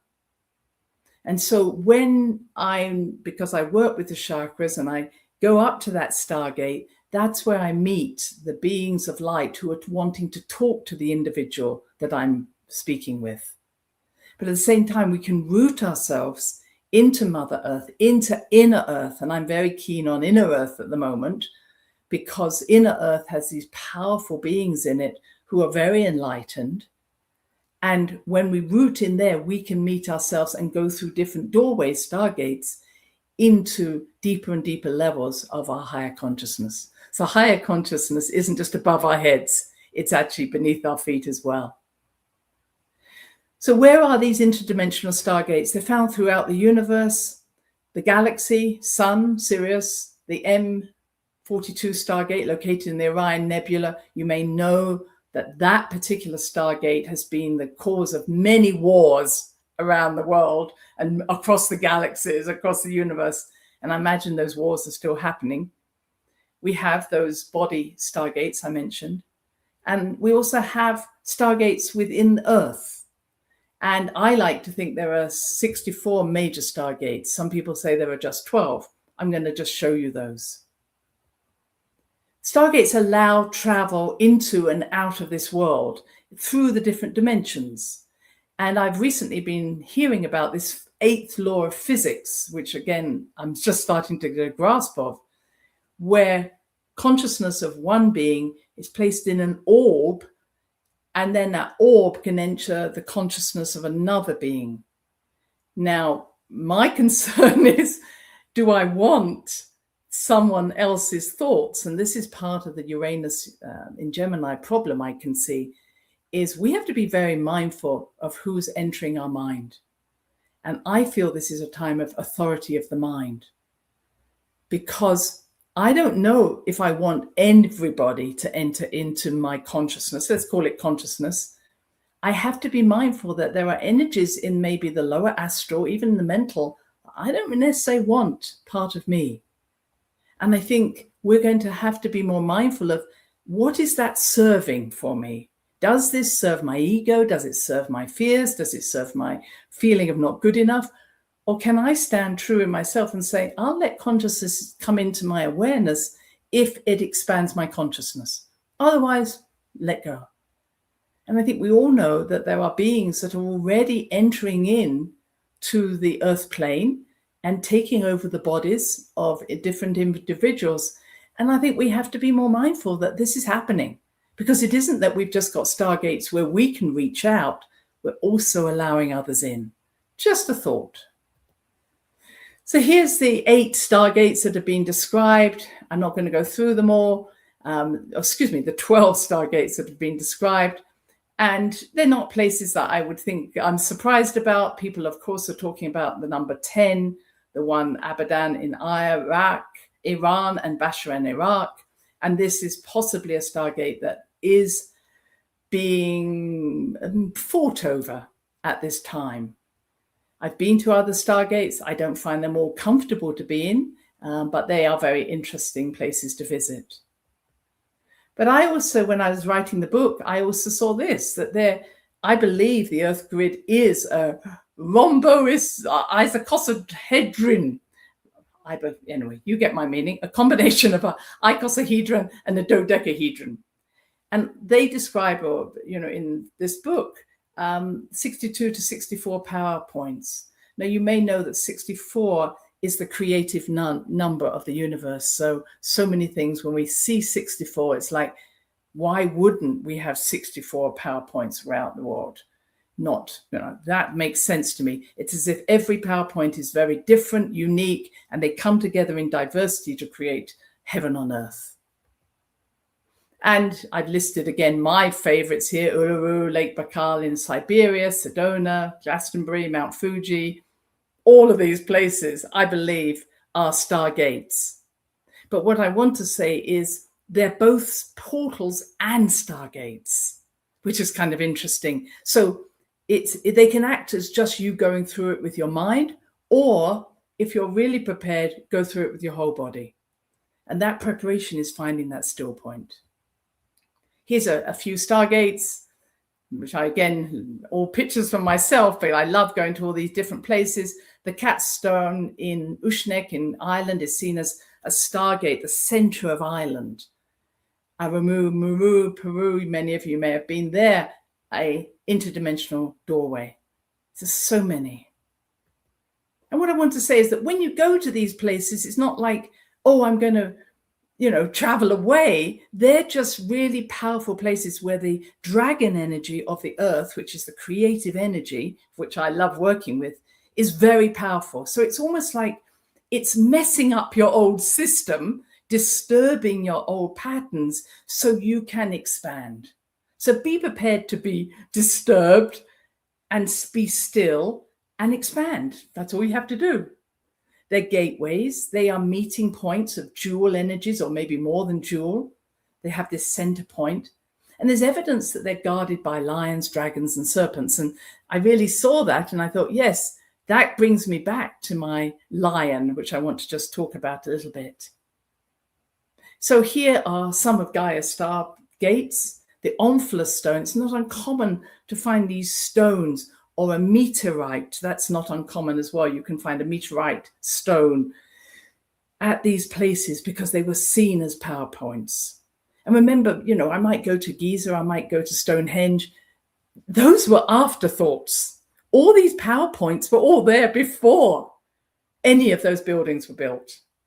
And I've been to places like in Egypt where they said, oh, we just moved that temple because we had a dam being built. And now we've still got the same energy. And it's like, you can't have the same energy. You moved it off the PowerPoint. What do you think is happening here? And poor old Easter Island, which I visited, it wasn't a hot spot. But those hot spots move, or the earth moves over the hot spot, I should say, the crust. And so it's no longer on a hot spot, so it no longer has that dragon energy in it. So in Hawaii, for instance, the big island, we have Kilauea erupting because it's over the hot spot, but it's no longer over Kauai, which is a much older island. So power places change, but the thing on the top, the temple, the sacred, is not as important as the point underneath. I think I put my point across.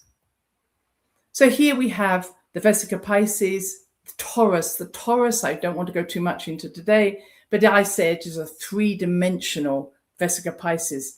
It is this self-perpetuating energy, eternal energy.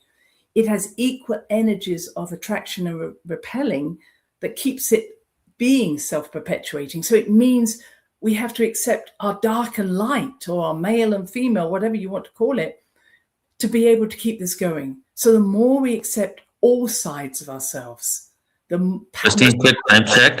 You have about 10 minutes to go. Thank you. Thank you.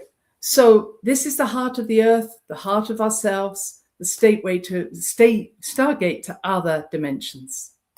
And here our heart is our central torus, connecting all hearts.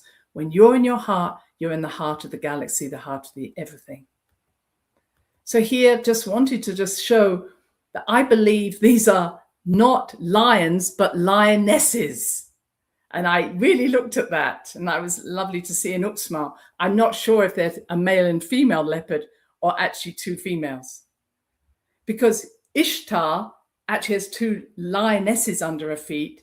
She was Sirius, the star rising in Leo before the sun. She was seen as the great light, the lioness of heaven. So I think the lioness is not about royalty and power, but I think the lioness is about interdimensional travel. This is an image from Turkey, Catalhook. Again, she's been demoted to being just a figure of fertility, but she's got two felines with her. And I think she represents her hands being on these. I have power over the above and below. Sekhmet, who of course we all know, she is the one who is powerful, the one who loves Mart. And I'm going to talk about Mart. And if she was born from the Eye of Ra, which they always tell us she is, why is she carrying the sun on her head? She's much older than Ra. Mart is the magical spirit of all creation. I love Mart. She is truth, justice, and balance. She is two wings surrounding a center. She is the magical trinity of multidimensional travel. So out of the one comes the two. The more the two are expressed, they feed the one, creating an infinitely expanding cosmic consciousness. And I had to put this in because I just saw this. Since they've just found the second Sphinx, I thought, here we go. Two sphinxes, two lionesses around a central pillar. The central pillar being that 0 point. So here I've spoken about all aspects bring us back to our center.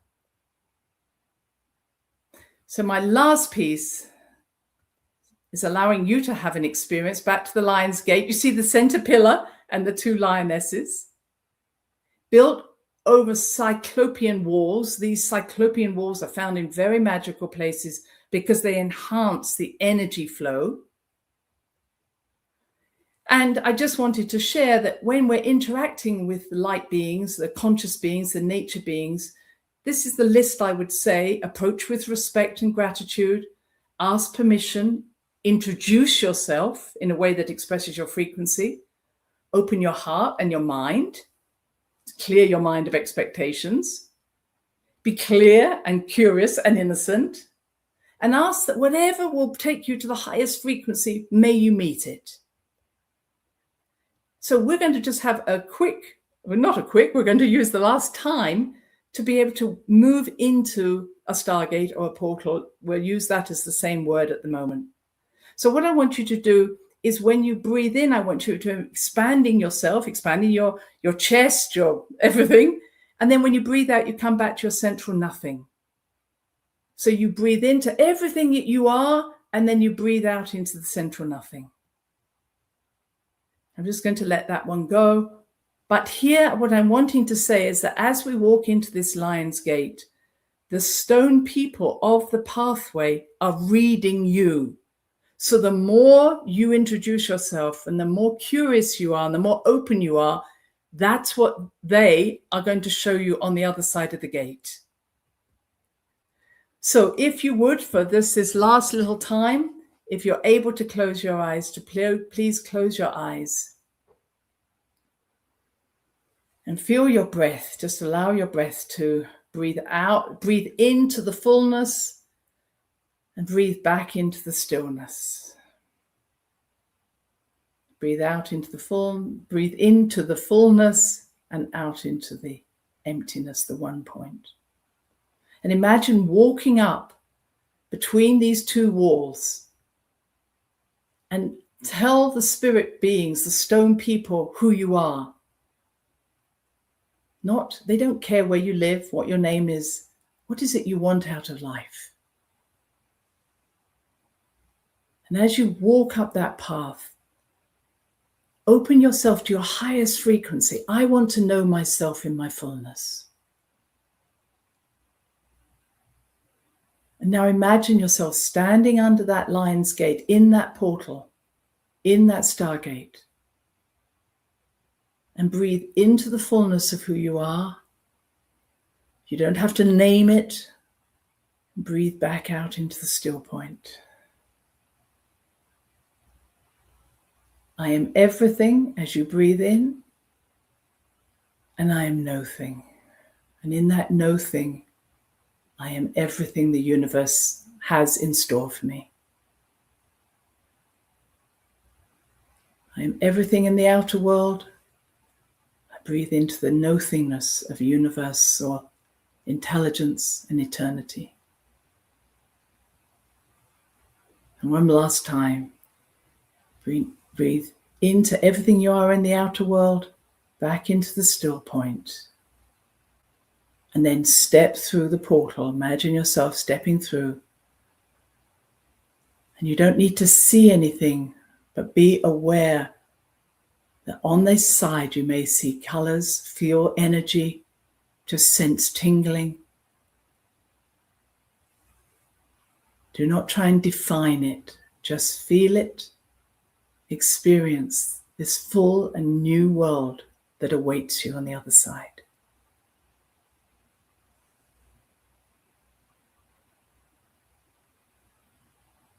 And so it is. Thank you. Wow, that was so beautiful. Thank you so much, Christine. That's all right. Now I need to get out of this again. There we go. Ooh, that's my stop share. Stop screen. Yeah. Wow. Thank you for that. And especially I love the synchronicity that you shared, because it's so funny, because you're like, no, that's a synchronicity. when it comes to your friend sending you the check, like, you can't deny something was aligned in that moment. Right. Yeah, and you're also sharing, be prepared to be disturbed, be still, and expand. And then you also ended with the nothingness and the everything, the infinite potential within the no thing. And that's what it is. It's that paradoxical nature, and even though the outside world may be kind of chaotic, it's about how you kind of navigate through that, right? So, and it's, I don't know, like, it seems, I would like to say maybe that's not the case, but it does seem that discomfort leads to expansion. Yes. Right? Would you say that's like the general theme of Earth? Yes. Or, what's your take on that? Oh, I think it's exactly. And, this is this other petal that's waiting for us. It's like, oh, I couldn't go there. Go there. You've done that all your life. I'm sure Nan has done all her life. Maybe many people have who are listening. It's like, feel the fear and do it anyway. It's not the sort of fear of don't go there, but it's like, oh, I'm so excited. I always say, 99% of me knows I have to do this, and 1% is screaming, no! The human, right? The fear. You absolutely know in your heart you have to do this, even if you have no clue what's on the other side of that gate or that portal. And I know you've all done that. Yeah, it's an adventure. It's exciting. It's why we're here. We're creators, right? We're not here to be these slaves to this routine life we've had. I love how you wove in the sacred geometry, which I teach, and the Mycenae gate, and acknowledging the sacred feminine, in these places, because it's very easy to tell if a lion is a masculine or not. Right. Yes. Yes.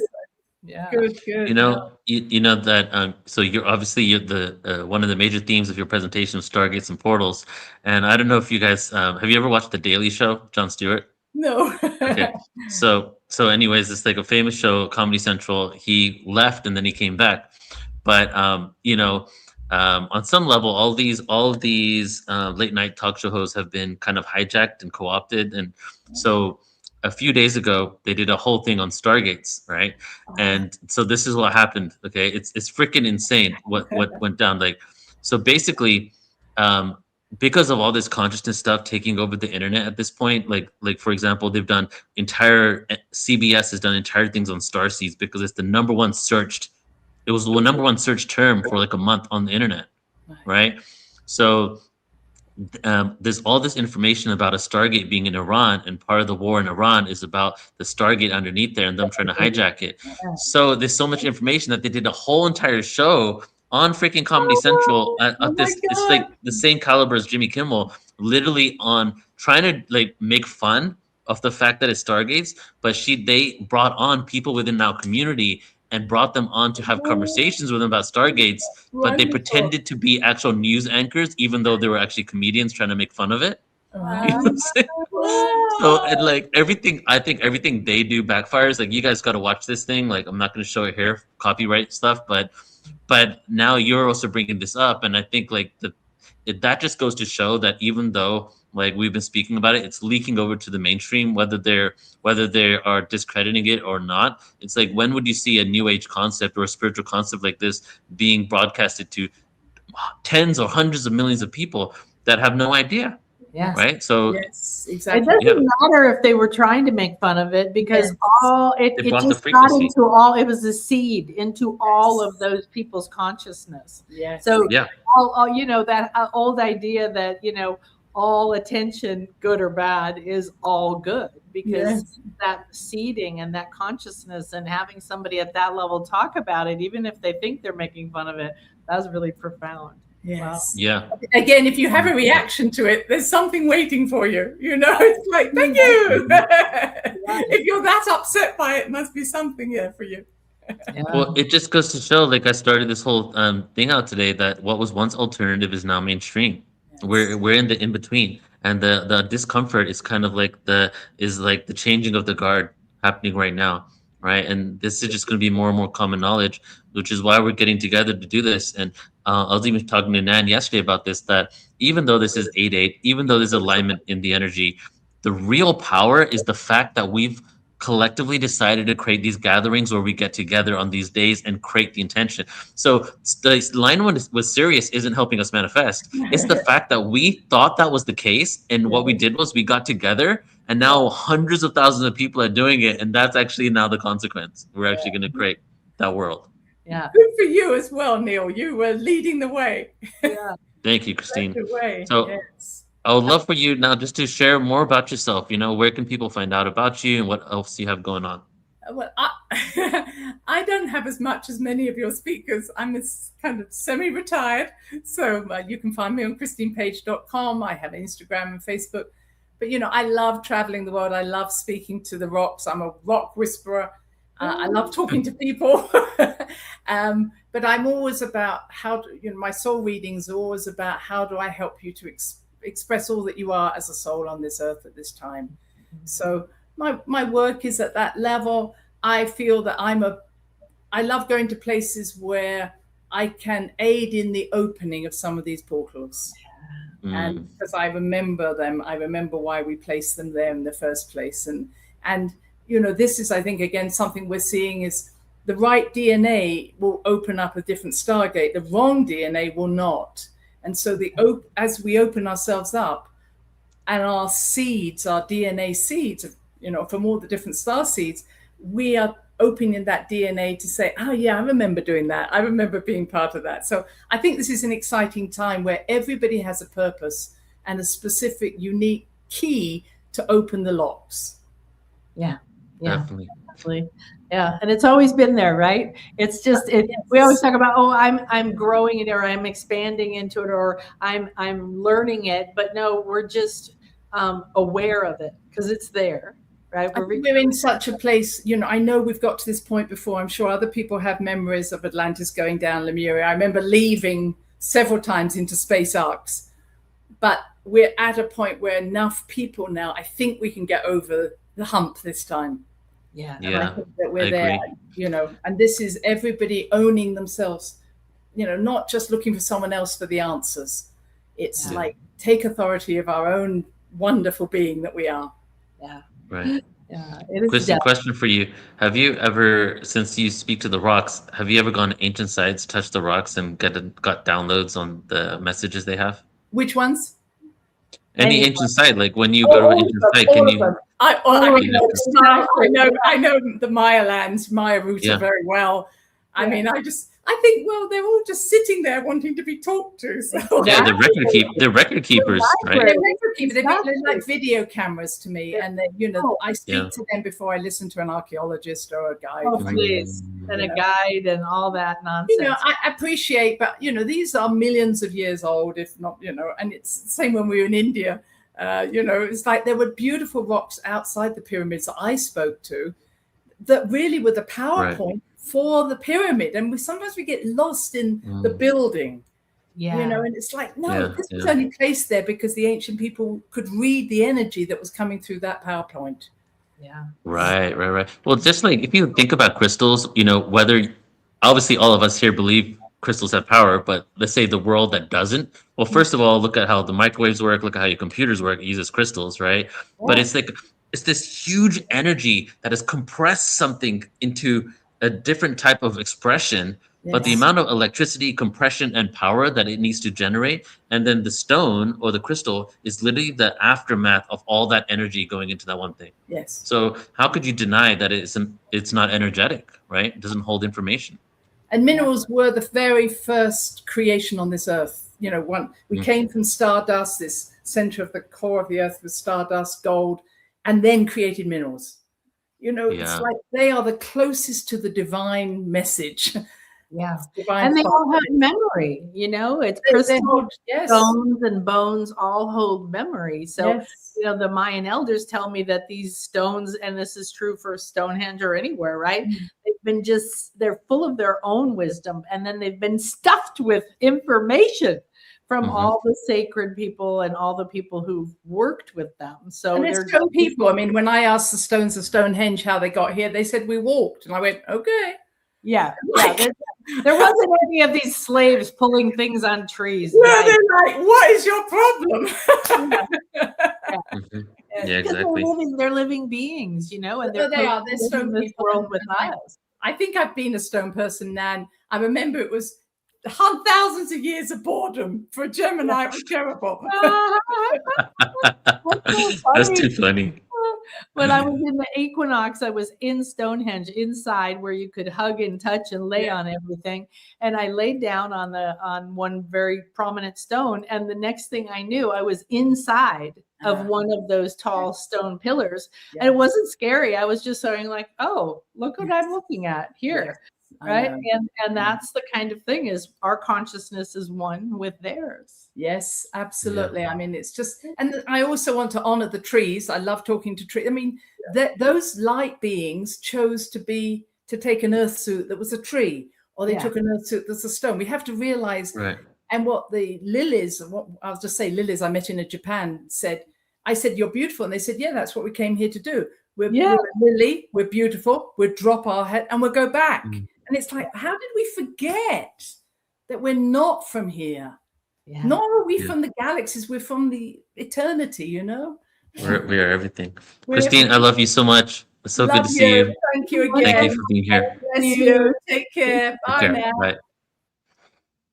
You know, as she said, we're from there and we're from here at the same time. Yeah. And I go back to the thing that, you know, when I first got with my ex-wife, she said to me, you know, you keep talking about space and ETs. I'm from Earth. I'm from Earth. And I said, don't you know that Earth is in space? Yeah, that's right. I mean, I'm a starseed. I'm a starseed. Like, they're not from Earth, but Earth is a star, and you're also in space experiencing Earth, right? As well exactly. Sirius or any of these other places. Yeah, it's such a beautiful universe.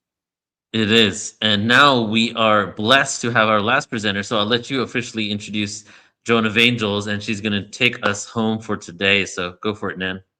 Oh, wonderful. Well, I'm really pleased to share Joan with you. You probably know her. If you don't, you're in for a treat. Known as Joan of Angels because she was guided to paint 30 angels in 30 days many years ago. But Joan has been a chiropractor. She is helped thousands of people in different ways. She's had sacred art, and all the times I met her during COVID because I was guided to do a summit during COVID. And my husband had just had a massive seizure and couldn't even function. I was very ill. And I was like, you want what? And so I said, well, then you have to show me the people. And so I just would browse the internet like this, you know, and Joan was one of the first people that appeared to me, like we talked about, who comes to you. And ever since then, we go back and forth. We've been honored to meet. She came on my Greece retreat, and she is now using all of this wisdom, all of her experiences in her own life and in helping others really is the core of her heart. And you'll know that through Soul Vision Method, which is helping people with their discernment and trusting their inner guidance, which is what we need when we're talking about all of this, right? And recognizing the deeper intelligence already guiding our lives. So as a collaborator here, you see her on Portal to Ascension a lot. She's a podcast host, MC, and a 4-time guest on Coast to Coast AM. And she is here because she's helping you remember your soul.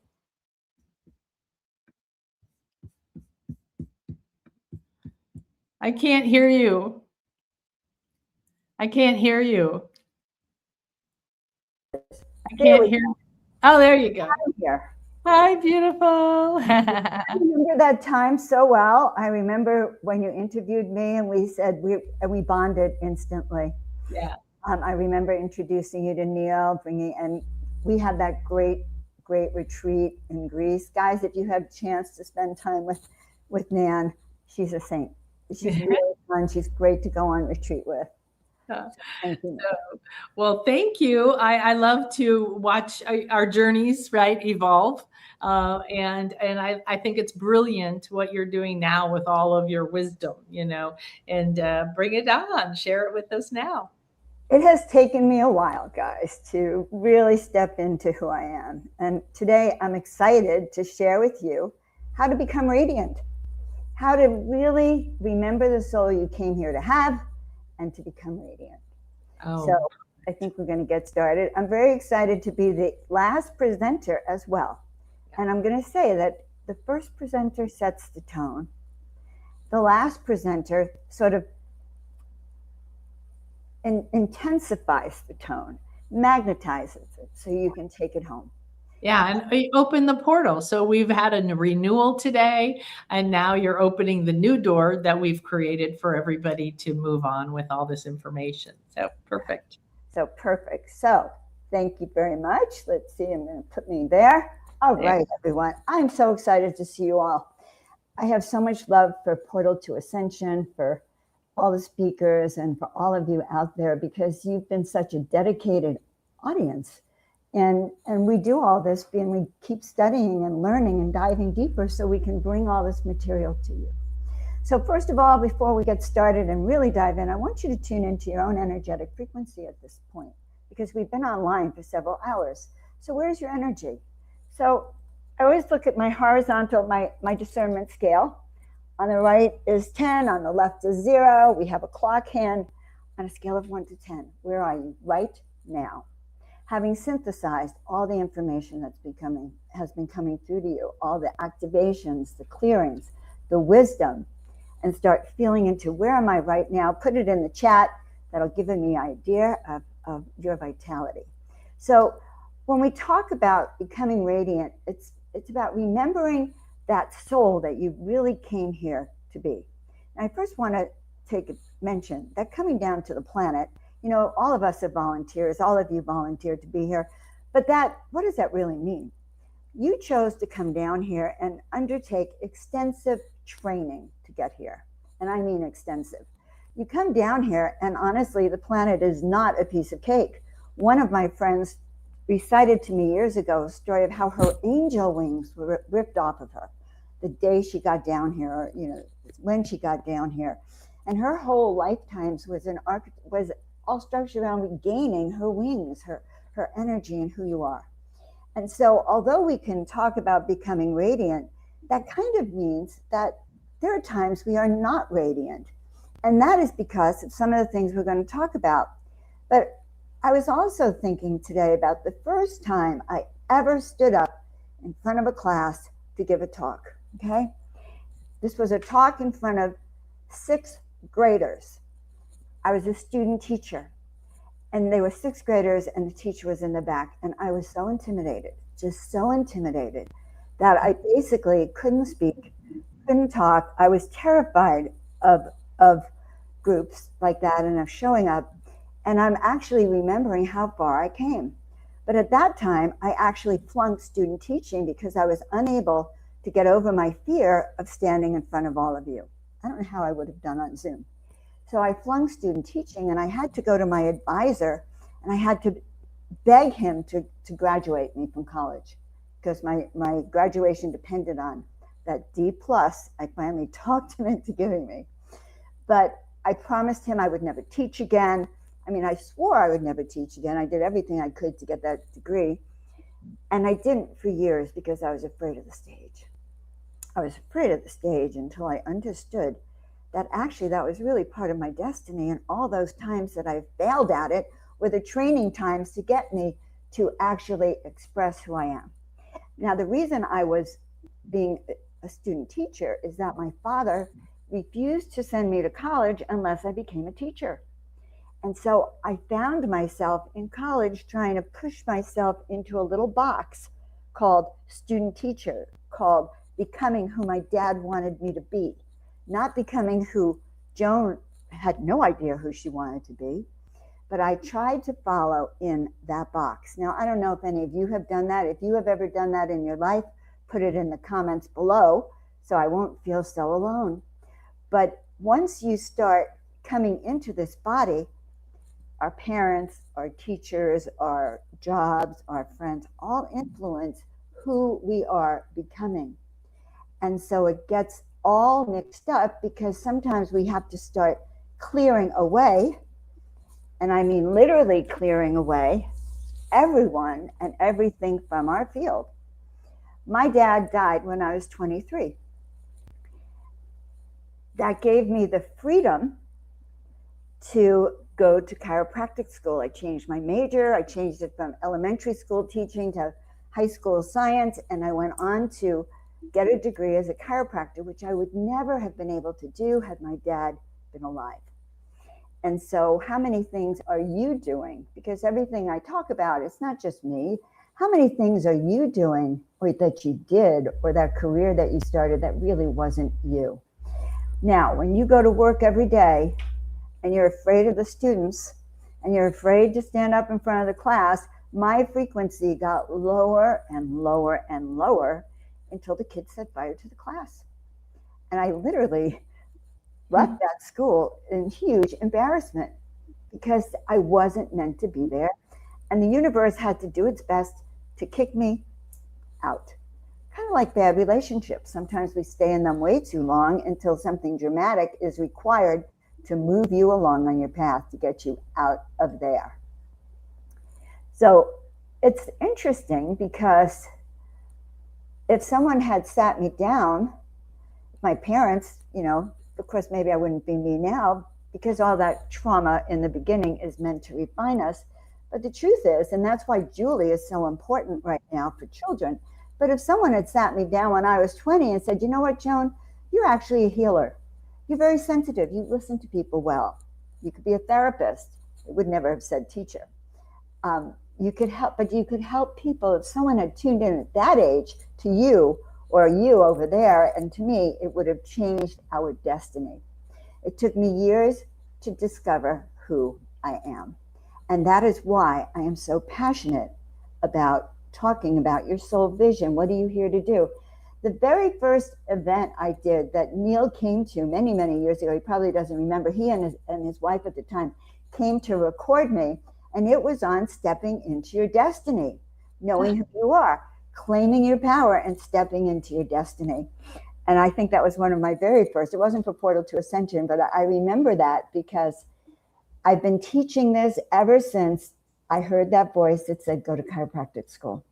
Because the moment I heard go to chiropractic school, number one, my dad couldn't stop me because he had passed. And number two, my soul started singing.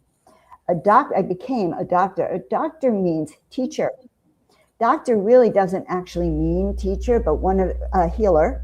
It actually means a teacher, one who teaches the art of wellness and healing and how you can step into your more radiant self.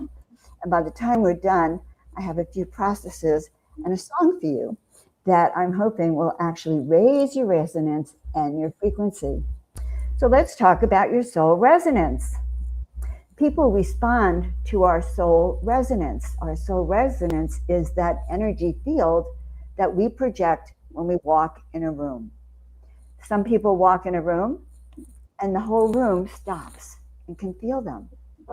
Other people walk in a room and they're invisible. It's the same room, but it's your soul resonance. You put out a frequency. You could call it even like a mating call in a certain way, because it's going out into the universe, and it will attract those people who are at that resonance, lower and higher, but those who want to engage with you. And some resonances that I have found are balanced for me, and I can get along with them really well. And there are other people I really can't. There's something that's a friction. And so that simple process that I do, that I showed you in the beginning, I do all the time. I go on a scale of 1 to 10, like, what is the resonance between us? What was the resonance between Nan and I on our very first podcast? We didn't stop talking. We just boom, boom, boom, boom, boom. That vibration was so high on that podcast because we matched each other's resonances. We intuitively raised it higher. Think of all the people that you have a really good soul resonance with, that you can speak your heart to, that the two of you together raise the energy even higher. That's the goal. How do we raise our energy and our frequency even higher? My concept of Gaia is that Gaia is like an orchestra. Is how I like to explain it. Think of it as a huge symphony. In fact, the sound of our planet humming is quite profound. Now, if all of us are the instruments, which we are, guitar, flute, whatever you're playing, whatever instrument you are, you have your own vibrational resonance. You have your own tone, your own tune. If you are out of tune, The entire orchestra is not out of 10. It's got some out of tune places. So these days, I'm seeing how important it is for us light workers and starseeds, those of us who understand we came down here to shift, to really raise this frequency on the planet. Our job is to get ourselves in tune, first of all, with ourselves, into our right resonance. And if you think you're at it, you might be, but let's go even higher. And so my job is to explain this to you so you get into your perfect tone. When you're at your tone and we are all playing together, and I'm waiting for that moment because I think that's when the solar flash is going to happen and we are going to be ascending collectively onto that new earth that they've been talking about. So resonance is not just your resonance, it's the resonance around us. It's the resonance of, I'm imagining Julie when she spoke today, she's at her in-laws' house or her brother, I couldn't remember who, but I can tell you that she was not in a place that was a sacred high frequency. You saw him in that darkened room. I didn't understand why she was in that darkened room until she explained that she was actually with other people who, let's say she's here, and they're radiating, and this isn't bad, this isn't a criticism, but they may be radiating over here. There's a gap. You see that? There's a gap. So one thing that is important to know is to be aware of people, places, and things. What's the resonance of my family? Now, for me, I hope my family doesn't see this, but I can say my daughter finally, she's now 36, finally took out the bowl of crystals I gave her from her hidden drawer so no one should ever see it. And she told me she'd put it out. And I told her to put it under the light. But, she's 36 years old. It's taken her 36 years to actually think about these crystals that I've given her all her life and to take them out of hiding, to show them. So I would say her resonance is getting a little better. She's waking up. But when we look at the people around us, it explains sometimes why there's a different energy. I'll go to my sisters and she'll say, Joan, can you calm down?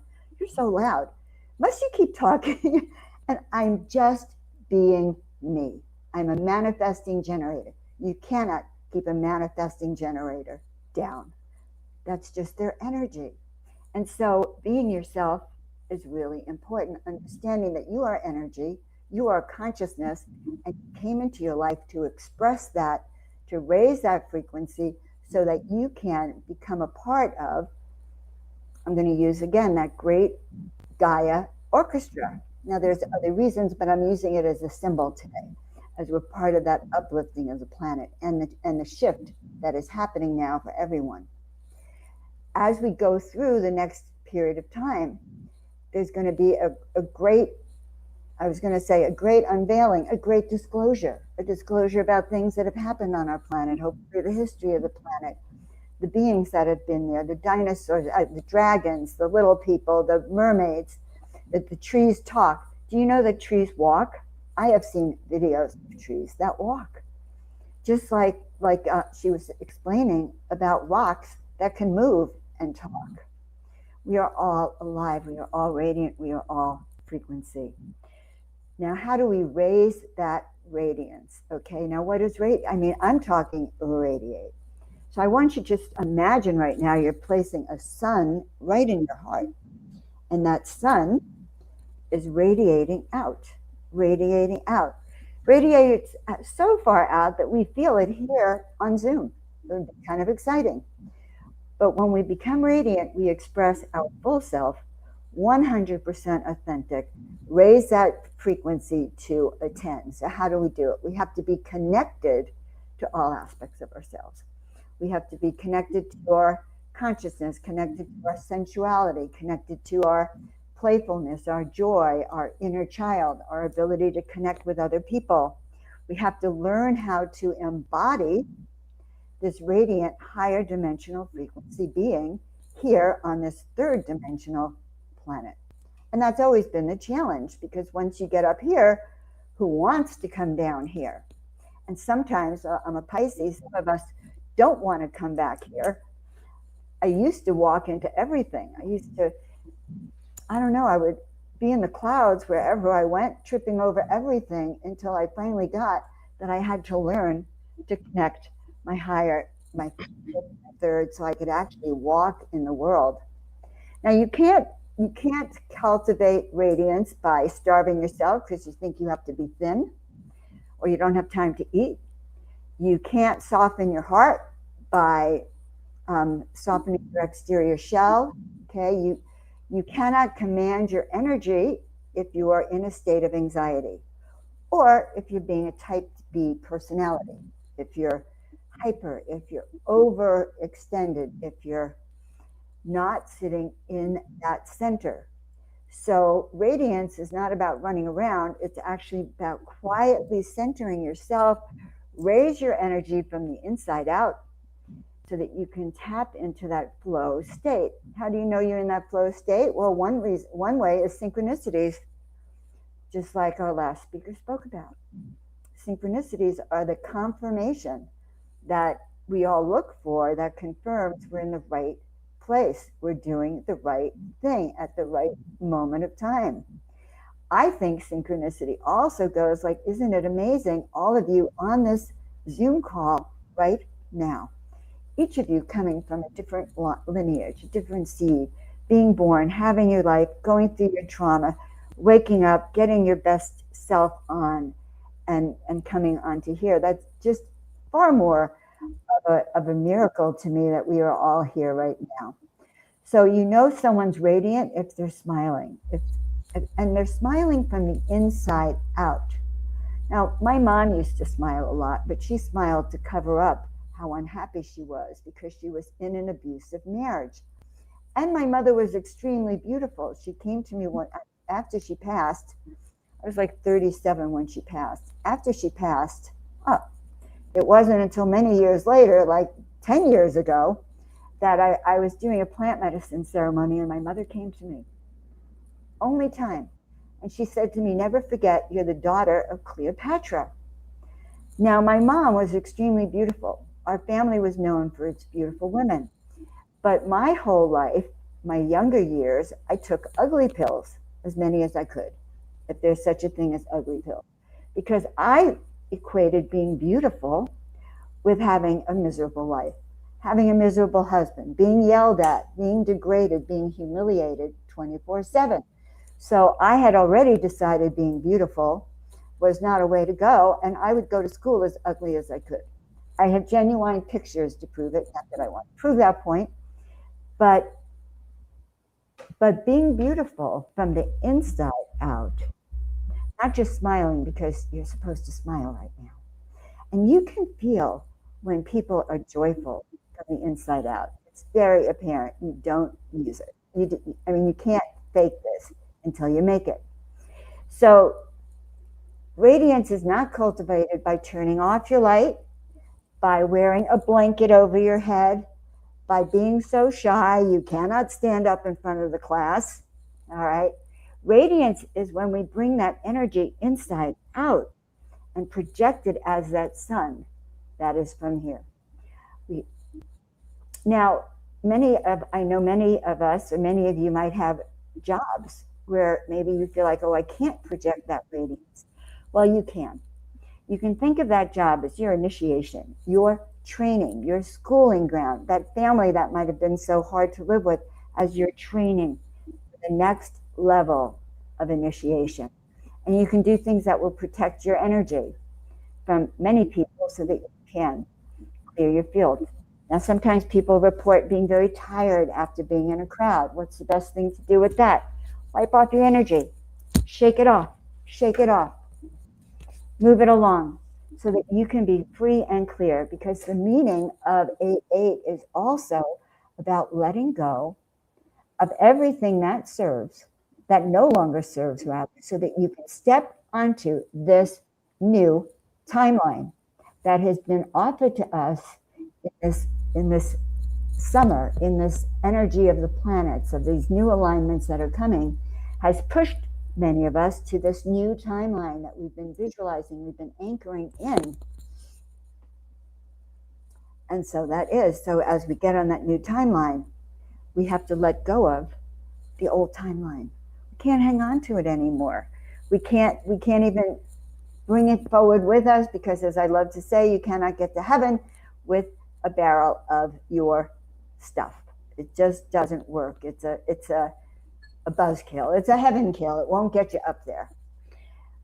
How else do we become more radiant to others? Well, practice. It's, we comb our hair, we brush our teeth, we can take care of our auric field. How do we get there? We can slow down. We can take time for ourselves. We could meditate. We could chant. We could start humming. Humming is beautiful because it actually, I understand, it breaks you free from that calcification. Or maybe just carve out time to do nothing, to just sit and stare out the window. I used to love to daydream. My daydreams were great. Sit and daydream. These are very important things for us to do, as opposed to watching TV or constantly being busy. 1, 2, 3. And how are you nourishing yourself? And how are you nourishing your body? So with the gift of love, because love is everything. And time, taking time for ourselves, walking slower, speaking slower. I always try to remember to speak slower. It's as if I try to put all of my brain out into every second that I speak. Also listen to sacred music and the different frequencies for healing, for upliftment, for relationships, for calm, for speaking, for studying. The other day I was writing an article for Awaken magazine and I couldn't concentrate. So I went online and I went, okay, give me grounding sounds that I can focus in on and tune in on. And sure enough, the music became centering, because that's what I needed to do. Or grounding myself before I even began to do this presentation. I don't need to remind you not to watch the news, read the papers, do all that stuff that's sort of 3D and designed to bring down your frequency. I suppose this thing is easy about becoming radiant if you understand that almost everything out there outside of us has been designed to keep your frequency as low as they can. From the school system, the food, the air, the water, the earth, what's on the news, what's on TV. It's all designed to separate you from your soul, from remembering that your soul has its own sound. It has its own tone. They don't want us to know that. They don't want us to be able to hear our higher self, because if you can hear your higher self, or your guides, if your extraterrestrial friends come to talk to you directly, you don't need the system to tell you what to do or how to think or how to breathe or what to eat, because you're getting your information straight from source. That's the ideal. So we want to clear our field so we can connect with our guides, so we can connect with the beings that are here to give us that information. So we have to learn to practice mindfulness. We have to learn to open up this consciousness to receive information. We have to also rise above our troubles. Now, I don't know about you, but when I have issues, I just want to put a blanket over my head, literally suck my thumb in the corner. No, I don't suck my thumb, but that's how I feel. When I was a kid, my life was so traumatic that I hid in closets. It was my thing. I would hide in closets and wouldn't come out. And I took that with me as an adult also, periodically, when I needed respite. So I know that I had to learn how to handle those things, and yet take that blanket off my head. Learn how to shine. Learn how to become a leader, learn how to rise above my troubles, and becoming grateful for that. So Hathor, thousands of years ago, Hathor in ancient Egypt taught people the art of gratitude. She had people, the farmers, people who were very in lower economic situations. She would have the priest speaking to the farmers and asking them that if they were to die today, what would they miss? What or who would they miss the most?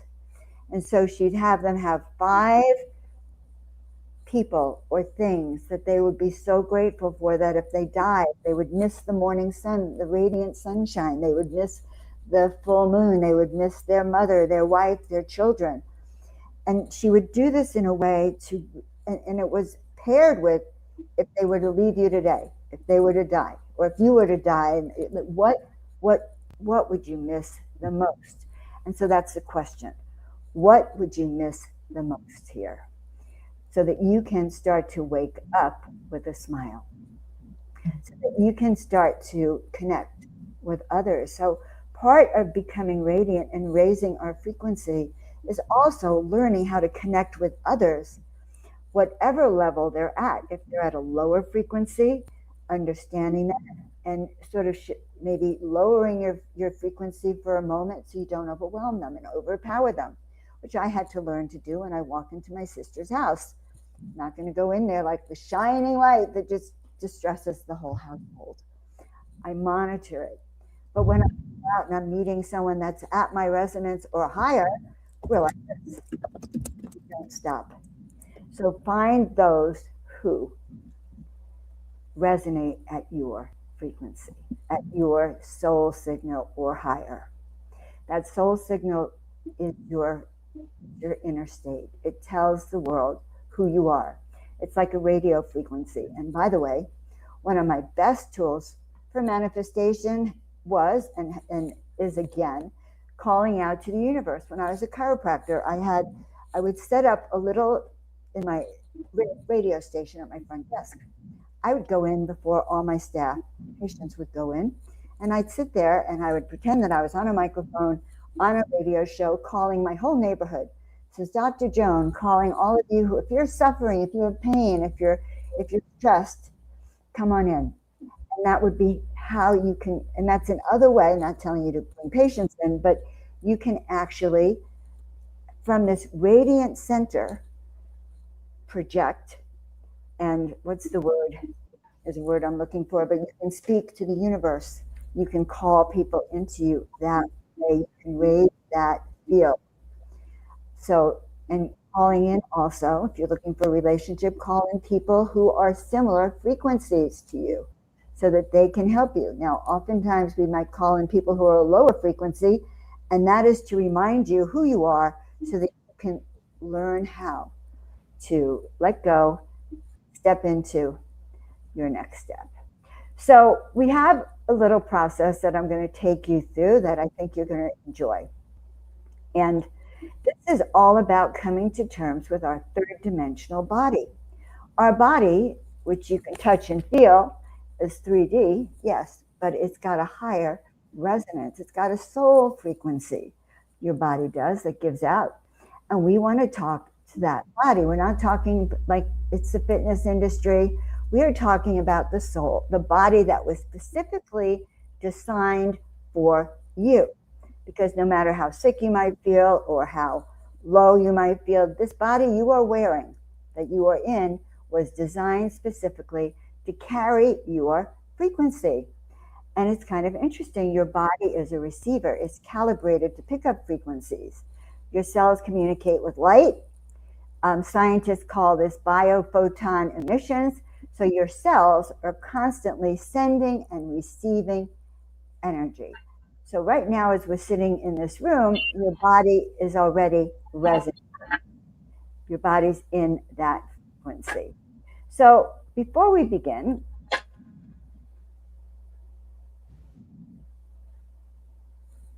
so I want you to think of your body as a crystal. Your body holds a memory.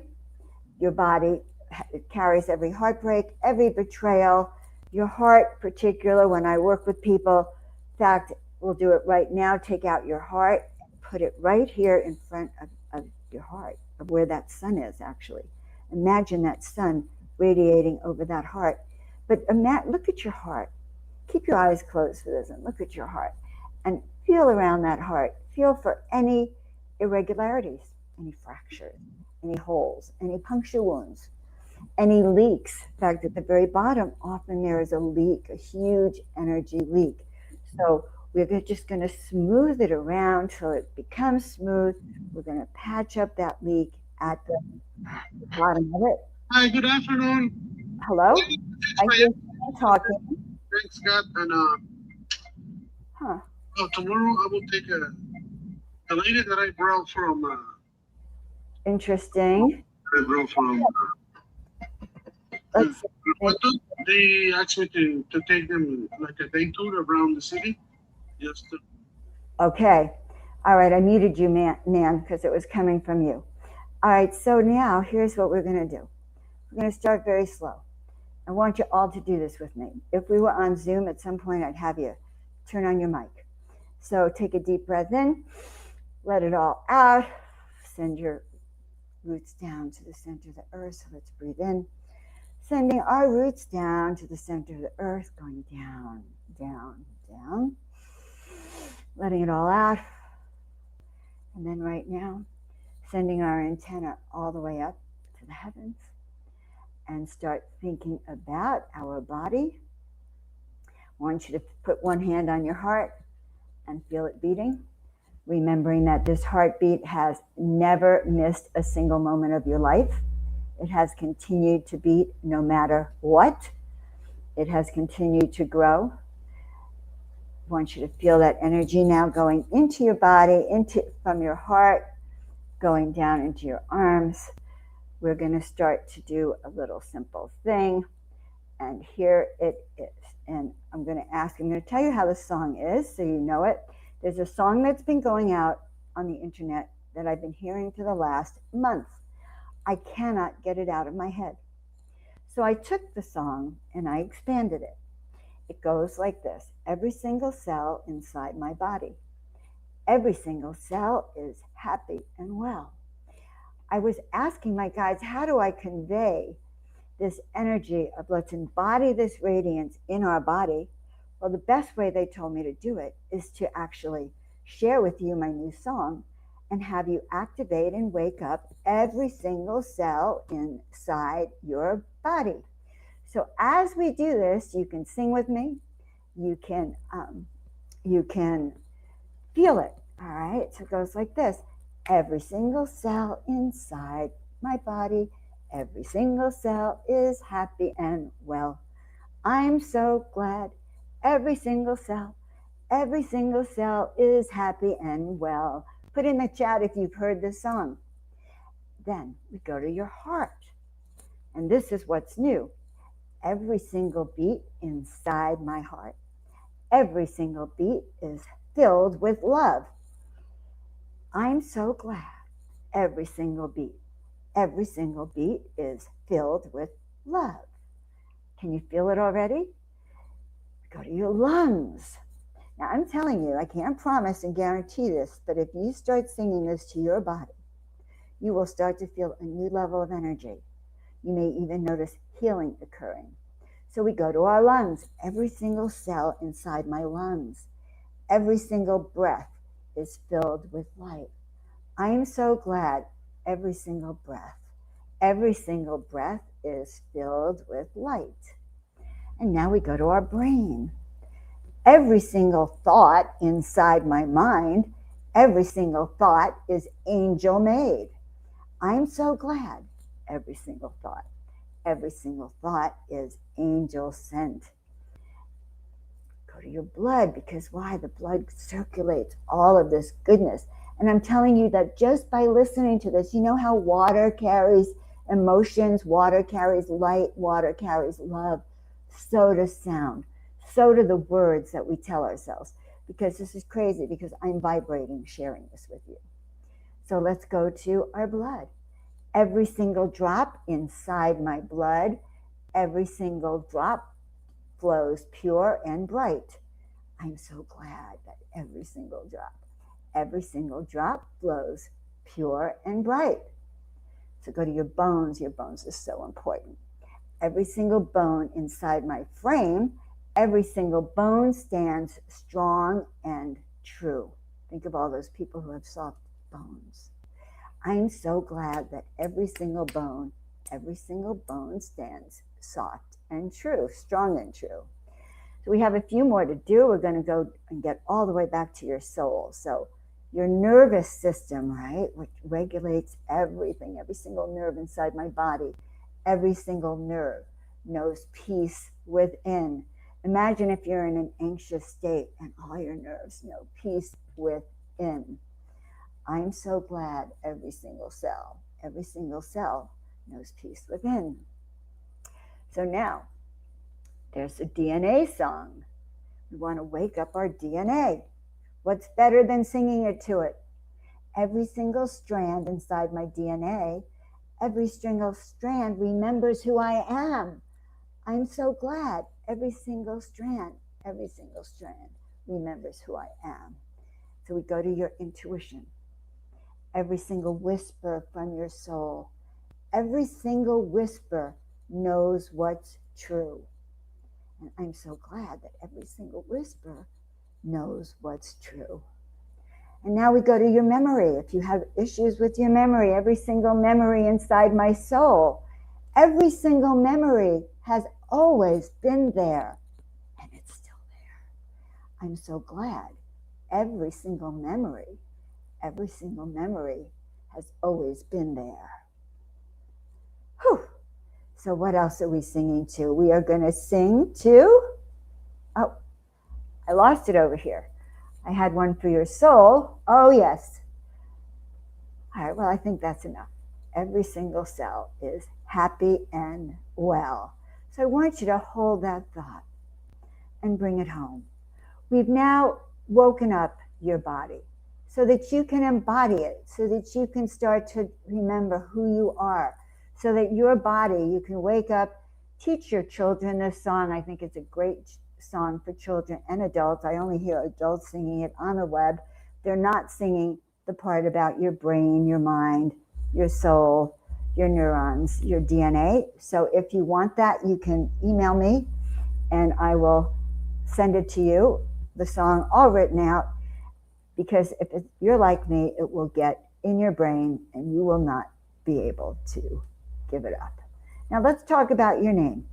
Your name. My name is Joan of Angels. Joan of Angels resonates at the frequency, at least of a 10th dimension or higher. Some names do not resonate at a higher frequency, and that's why some people change their names. But we can energize our name whether we like it or not. And the way to energize your name is to start literally toning your name. So if I said to you, John, and you're John, you would start going, John, into a rolling tone. Now my voice is not very good. I'm not going to necessarily do it, but that is something that we can all do. Start toning our own name, singing it out into the universe. Why? Because we are celebrating us. So today's chat was really not about, what is your soul vision? What is your soul purpose? What is your mission this life? Today's talk is how we raise our frequency to radiate, to become radiant, to learn how to walk this planet in a state of power and presence so that we can command our energy. We can actually consciously raise it. We can consciously send it. We can use it to infuse our life, our world, our relationships by stepping into that sense of what I call purpose, power, and presence. We are in the times, this new earth that is coming, where you are being mandated literally to step into your power and to be that soul person that you came here to be, to no longer hide in the shadows, to get out of the closet, to stop with your excuses and to start claiming the gift that we have of having come down to this planet, to have come down from the stars or the heavens to be here, to live this life here on this planet, to have found our soul tribes through Portal to Ascension and other groups that you are with, to be collectively raising our frequencies so that this 8-8, we not only get off the old timeline, but we have anchored in, we have embodied, we have infused our energy with this new timeline, which is all about radiance, remembering, stepping into your power, your presence, knowing that you are here to lead the way, that you are here because you already knew this before the rest of the planet because you were encoded to be here. So the time to live your truth is now. I'm Joan of Angels. I'm so happy to be here with you. I appreciate all of you. I'm sending you much love. And I'm going to see Neil hopping on any moment. And Neil, but just thank you all. I just love Portal to Ascension. I love all of you. And if you want to learn to sing your song, reach out to me. Beautiful, Joan. I love that. Thank you. Thank you. That was so fun and playful and uplifting. It was a perfect ending. I was having an anxiety attack during the conference today because I'm thinking, how in the world am I going to get up and sing? I can't sing. My voice cracks. Neil tried to teach me toning, and I need more practice. And so I was like, but that song is so powerful that if we were on Zoom, I'd have everyone singing it because it raises that energy. So thank you. Most definitely. Yeah, thank you so much, Joan. And this has been a beautiful day of transmissions. Joan texted me a little earlier saying like, wow, how amazing everybody is. Everybody really came with their distinct frequencies. And what an amazing acclamation of different types of vibrations today, right? Different perspectives. And I don't know about you guys, but I just feel like a lot of these events are just becoming more and more grounded and more real and more like, like this is what we're going through and how do we shift? And you know what I mean? And it's like, I think the lesson is to be more human, to really to know our humanness. You know, I was at the Monroe Institute for the last week, as you guys know. I just got out a couple days ago, and you know, in there, they were doing out of body experiences, meditation to create out of body experiences, and I only had one out of body experiences out of 5 meditations a day for 7 days, right? And my download was I don't really care to have the out of body experience because all I really like, if you look at really what we want and why people want these specific experiences, comes down to we want to feel joy, we want to feel connection, we want to feel community, we want to feel love. And having these experiences, whether it's out of body, whether it's in your body, whether it's interaction with somebody, ultimately you got to think about what is the root of really what you want. And what's really beautiful to me is all of humanity wants the same things. And when it comes to the disharmony in the world, the criminality in the world, the chaos in the world, the atrocities in the world, it comes from a lack of one of those things that we always needed and wanted, right? This is truly beautiful. Like, and so yeah, just here today, just sharing this with you and everybody. I hope you really enjoyed and really received today. I would love for us to just close out in a few moments here with Nan. Maybe you can do a little closing ceremony, but I'll just hand it back to you, Joan. You know, just wrapping it up for today. Any final thoughts? We are so fortunate to be in this time, this age, 2026. It's new, it's new beginnings for the planet. Is it 6, 7, 8, 9, 10 years? New beginnings for the planet. It's new beginnings for all of us. You have all your gifts. You came here with all of your gifts. This is the season of the great remembering. And it's the season of this new timeline. So I'm encouraging all of you, first of all, sing that song. I mean, that song will wake up every cell in your body because we want all of us to be congruent. I guess that's the right word, congruent, like the three of us here. There's this song between us, an interplay. And I can feel it with the audience too. So I love you. I appreciate all of you. Remember who you are. I'm Joan of Angels. Very hard to forget. So, Angels, if you need help with your radiance, all of us, it's time. Yeah, it is. I'm going to share a poem, and then Nan, after I'm done with the poem, I'd love for you to just take it away. Give us a 2-minute outvocation, if that's a word. And then we'll close it out with that. Let's do this. But first, I'll let you guys know I have another show that's just started on our YouTube channel, on our new YouTube channel, Portal Ascension Podcast, with Brian Scott. They're doing their own thing right now. Just started 5 minutes ago. So if you want to continue with us right now, boom. If you don't want it to stop, there you go. Continue there. And then when that's done, you have enough time for dinner, because then afterwards at 6 o'clock at night, I'm doing Scott Thomas's show. And where did I put that link? I'm going to go ahead and drop the link in here when Nan's doing her vacation. Yeah, we did that too. I'll be there and Julie will be there too. Yeah. Oh, it's gonna be on Scott. Good. Yeah, and that one is basically saying welcome, introducing thousands of people tonight to the new website Portal to Ascension. So we're featuring a few people.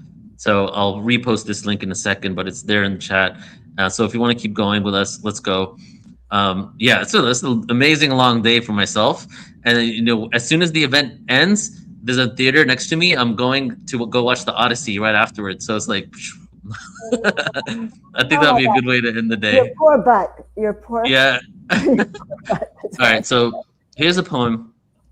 This is from a new album. It's on Spotify, MC Resonance. It's a the rap song version with my friend Chris Noble singing the choruses is on Spotify right now under MC Resonance. You can check it out.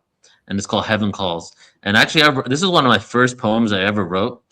And it was, I don't even know, like 2002. And you could kind of see like where I was at that point, but it's also kind of very relevant to now. And it's almost like that cry out to the universe, like, what are we, you know? And on some level, I feel like a lot of us on the planet, especially our parents, mine at least, try to act like they had everything figured out. And maybe because they're also my superiors and the authority figures and my gods in my life, you kind of consider them to really know, you know, but instead of being so honest about the fact that we're all on this earth and we're all trying to figure it out. And a lot of us are just making it up as we go along. And so this poem is called Heaven Calls because it kind of speaks to that whole component. Like, does heaven call? Like, what are we? Where is heaven? What is going on this planet? So here we go. Heaven calls from beyond the waterfall. From a twinkle in the eye to a man standing 6 foot high, heaven calls from beyond the waterfall. And I immediately let everyone know I'm lost. Words, action, thoughts ingrained in my brain. All I wish to be is superficially sane again. Like these ants in this world. Living, loving, talking. Engaging, eating, walking. A bowl of grain that was picked by someone less fortunate, maybe in sunshine or rain. Heaven calls. While I drown in the waterfall. And I beg for forgiveness from all. For when I was small, I believed there was more to this planet, to this universe. But they're only black holes. I realize I know nothing at all. Heaven calls! Or is it just writings on the walls? Scriptures, prophecies, laws that make us think that we're not alone in this planet, in this universe. God is in your homes. Does heaven call? Or is it just an echo in Earth's vast halls? Deep breath in, everybody. I love it. I love it.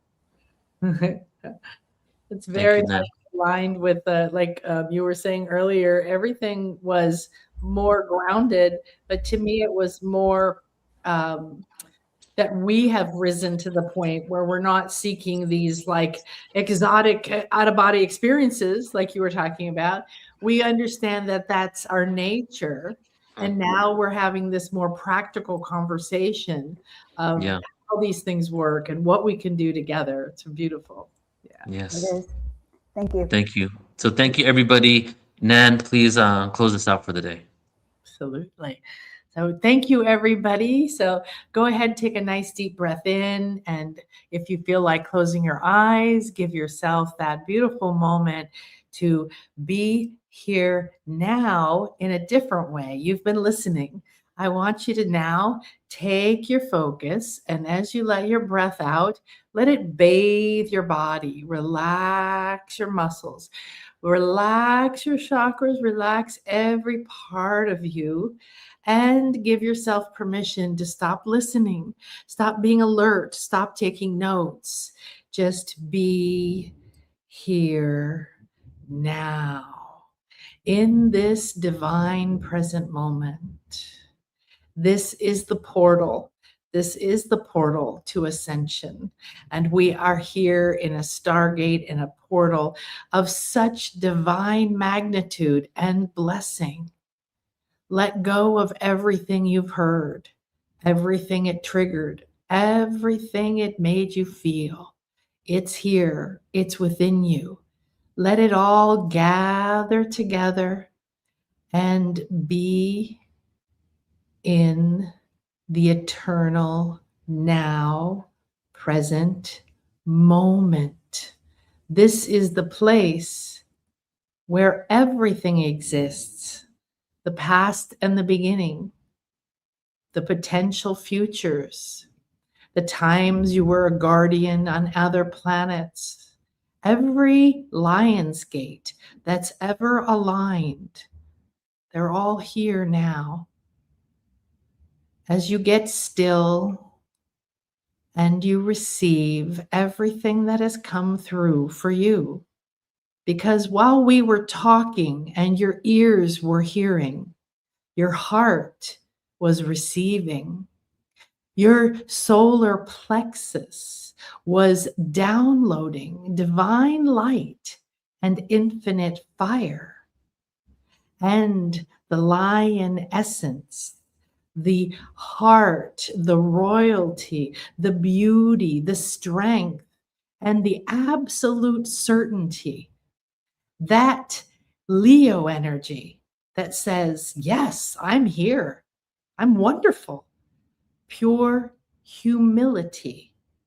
No need to be anything or anywhere. You are here in this now moment, and you've come here through an incredible portal. And together we've walked, we've released, and we've remembered. So as you listen to the divine stillness and feel the radiant light coming from you, because you are pure divine love and light, and the light in the sun within you is more powerful and loses no strength in time or space. Everything here is here for you. This is a gift. Make sure you receive it and feel the joy. Gifts are wonderful. Allow it to unwrap itself in your life as you move into your day. Let the wisdom that has tickled your cells and awakened your glands and opened your mind radiate from you and shower this light out from you effortlessly, because you remember, I now am here, and here is all that is. I am ready. I am willing. I am infinite. I am the creator of this moment, and there is nothing outside of me that has the power over me. Embody the guardian, the guide, whether it's the 888 pillars of light and infinite flow, whether it is the lion or Sirius or all the divine beings through time and space who have come through today to help us, to remind us, to celebrate with us. Remember and declare, I am divine in a human body, and I am here with a radiant mission, and I am aligned. I cannot fail. There is nothing that I cannot do. And now is the moment that you allow it to fill you up. Feel the sun and the light. Feel the divine energies pouring in from the stargates and the portals around the planet and through time, and the ones that have shifted. And as they fill you up, receive it completely down to your earth star, up to your soul star, and begin to overflow. As that light overflows from you, your abundance and your generosity are creating a world of light and love. And you walk in it, and it invites in all the synchronicities, all the beauty, all the friends, and all the wonder, and all the triggers, and all the grief, and all the pain. It's all a part of the divine journey, and we are truly blessed to be on it. In Lak'ech Alakin, the Maya say, I am another you, and you are another me. We are one, and we're creating an incredible world of light as the era of peace is dawning. Thank you, everyone. Have a beautiful and blessed evening. Share this, come back and watch it again and again, and join Neil and Julie and I a little later tonight. And remember, everything you've ever desired and everything you could possibly require is waiting for you in every moment and point in time and space. Namaste. Nana Kasha, so honored to be here. Many blessings.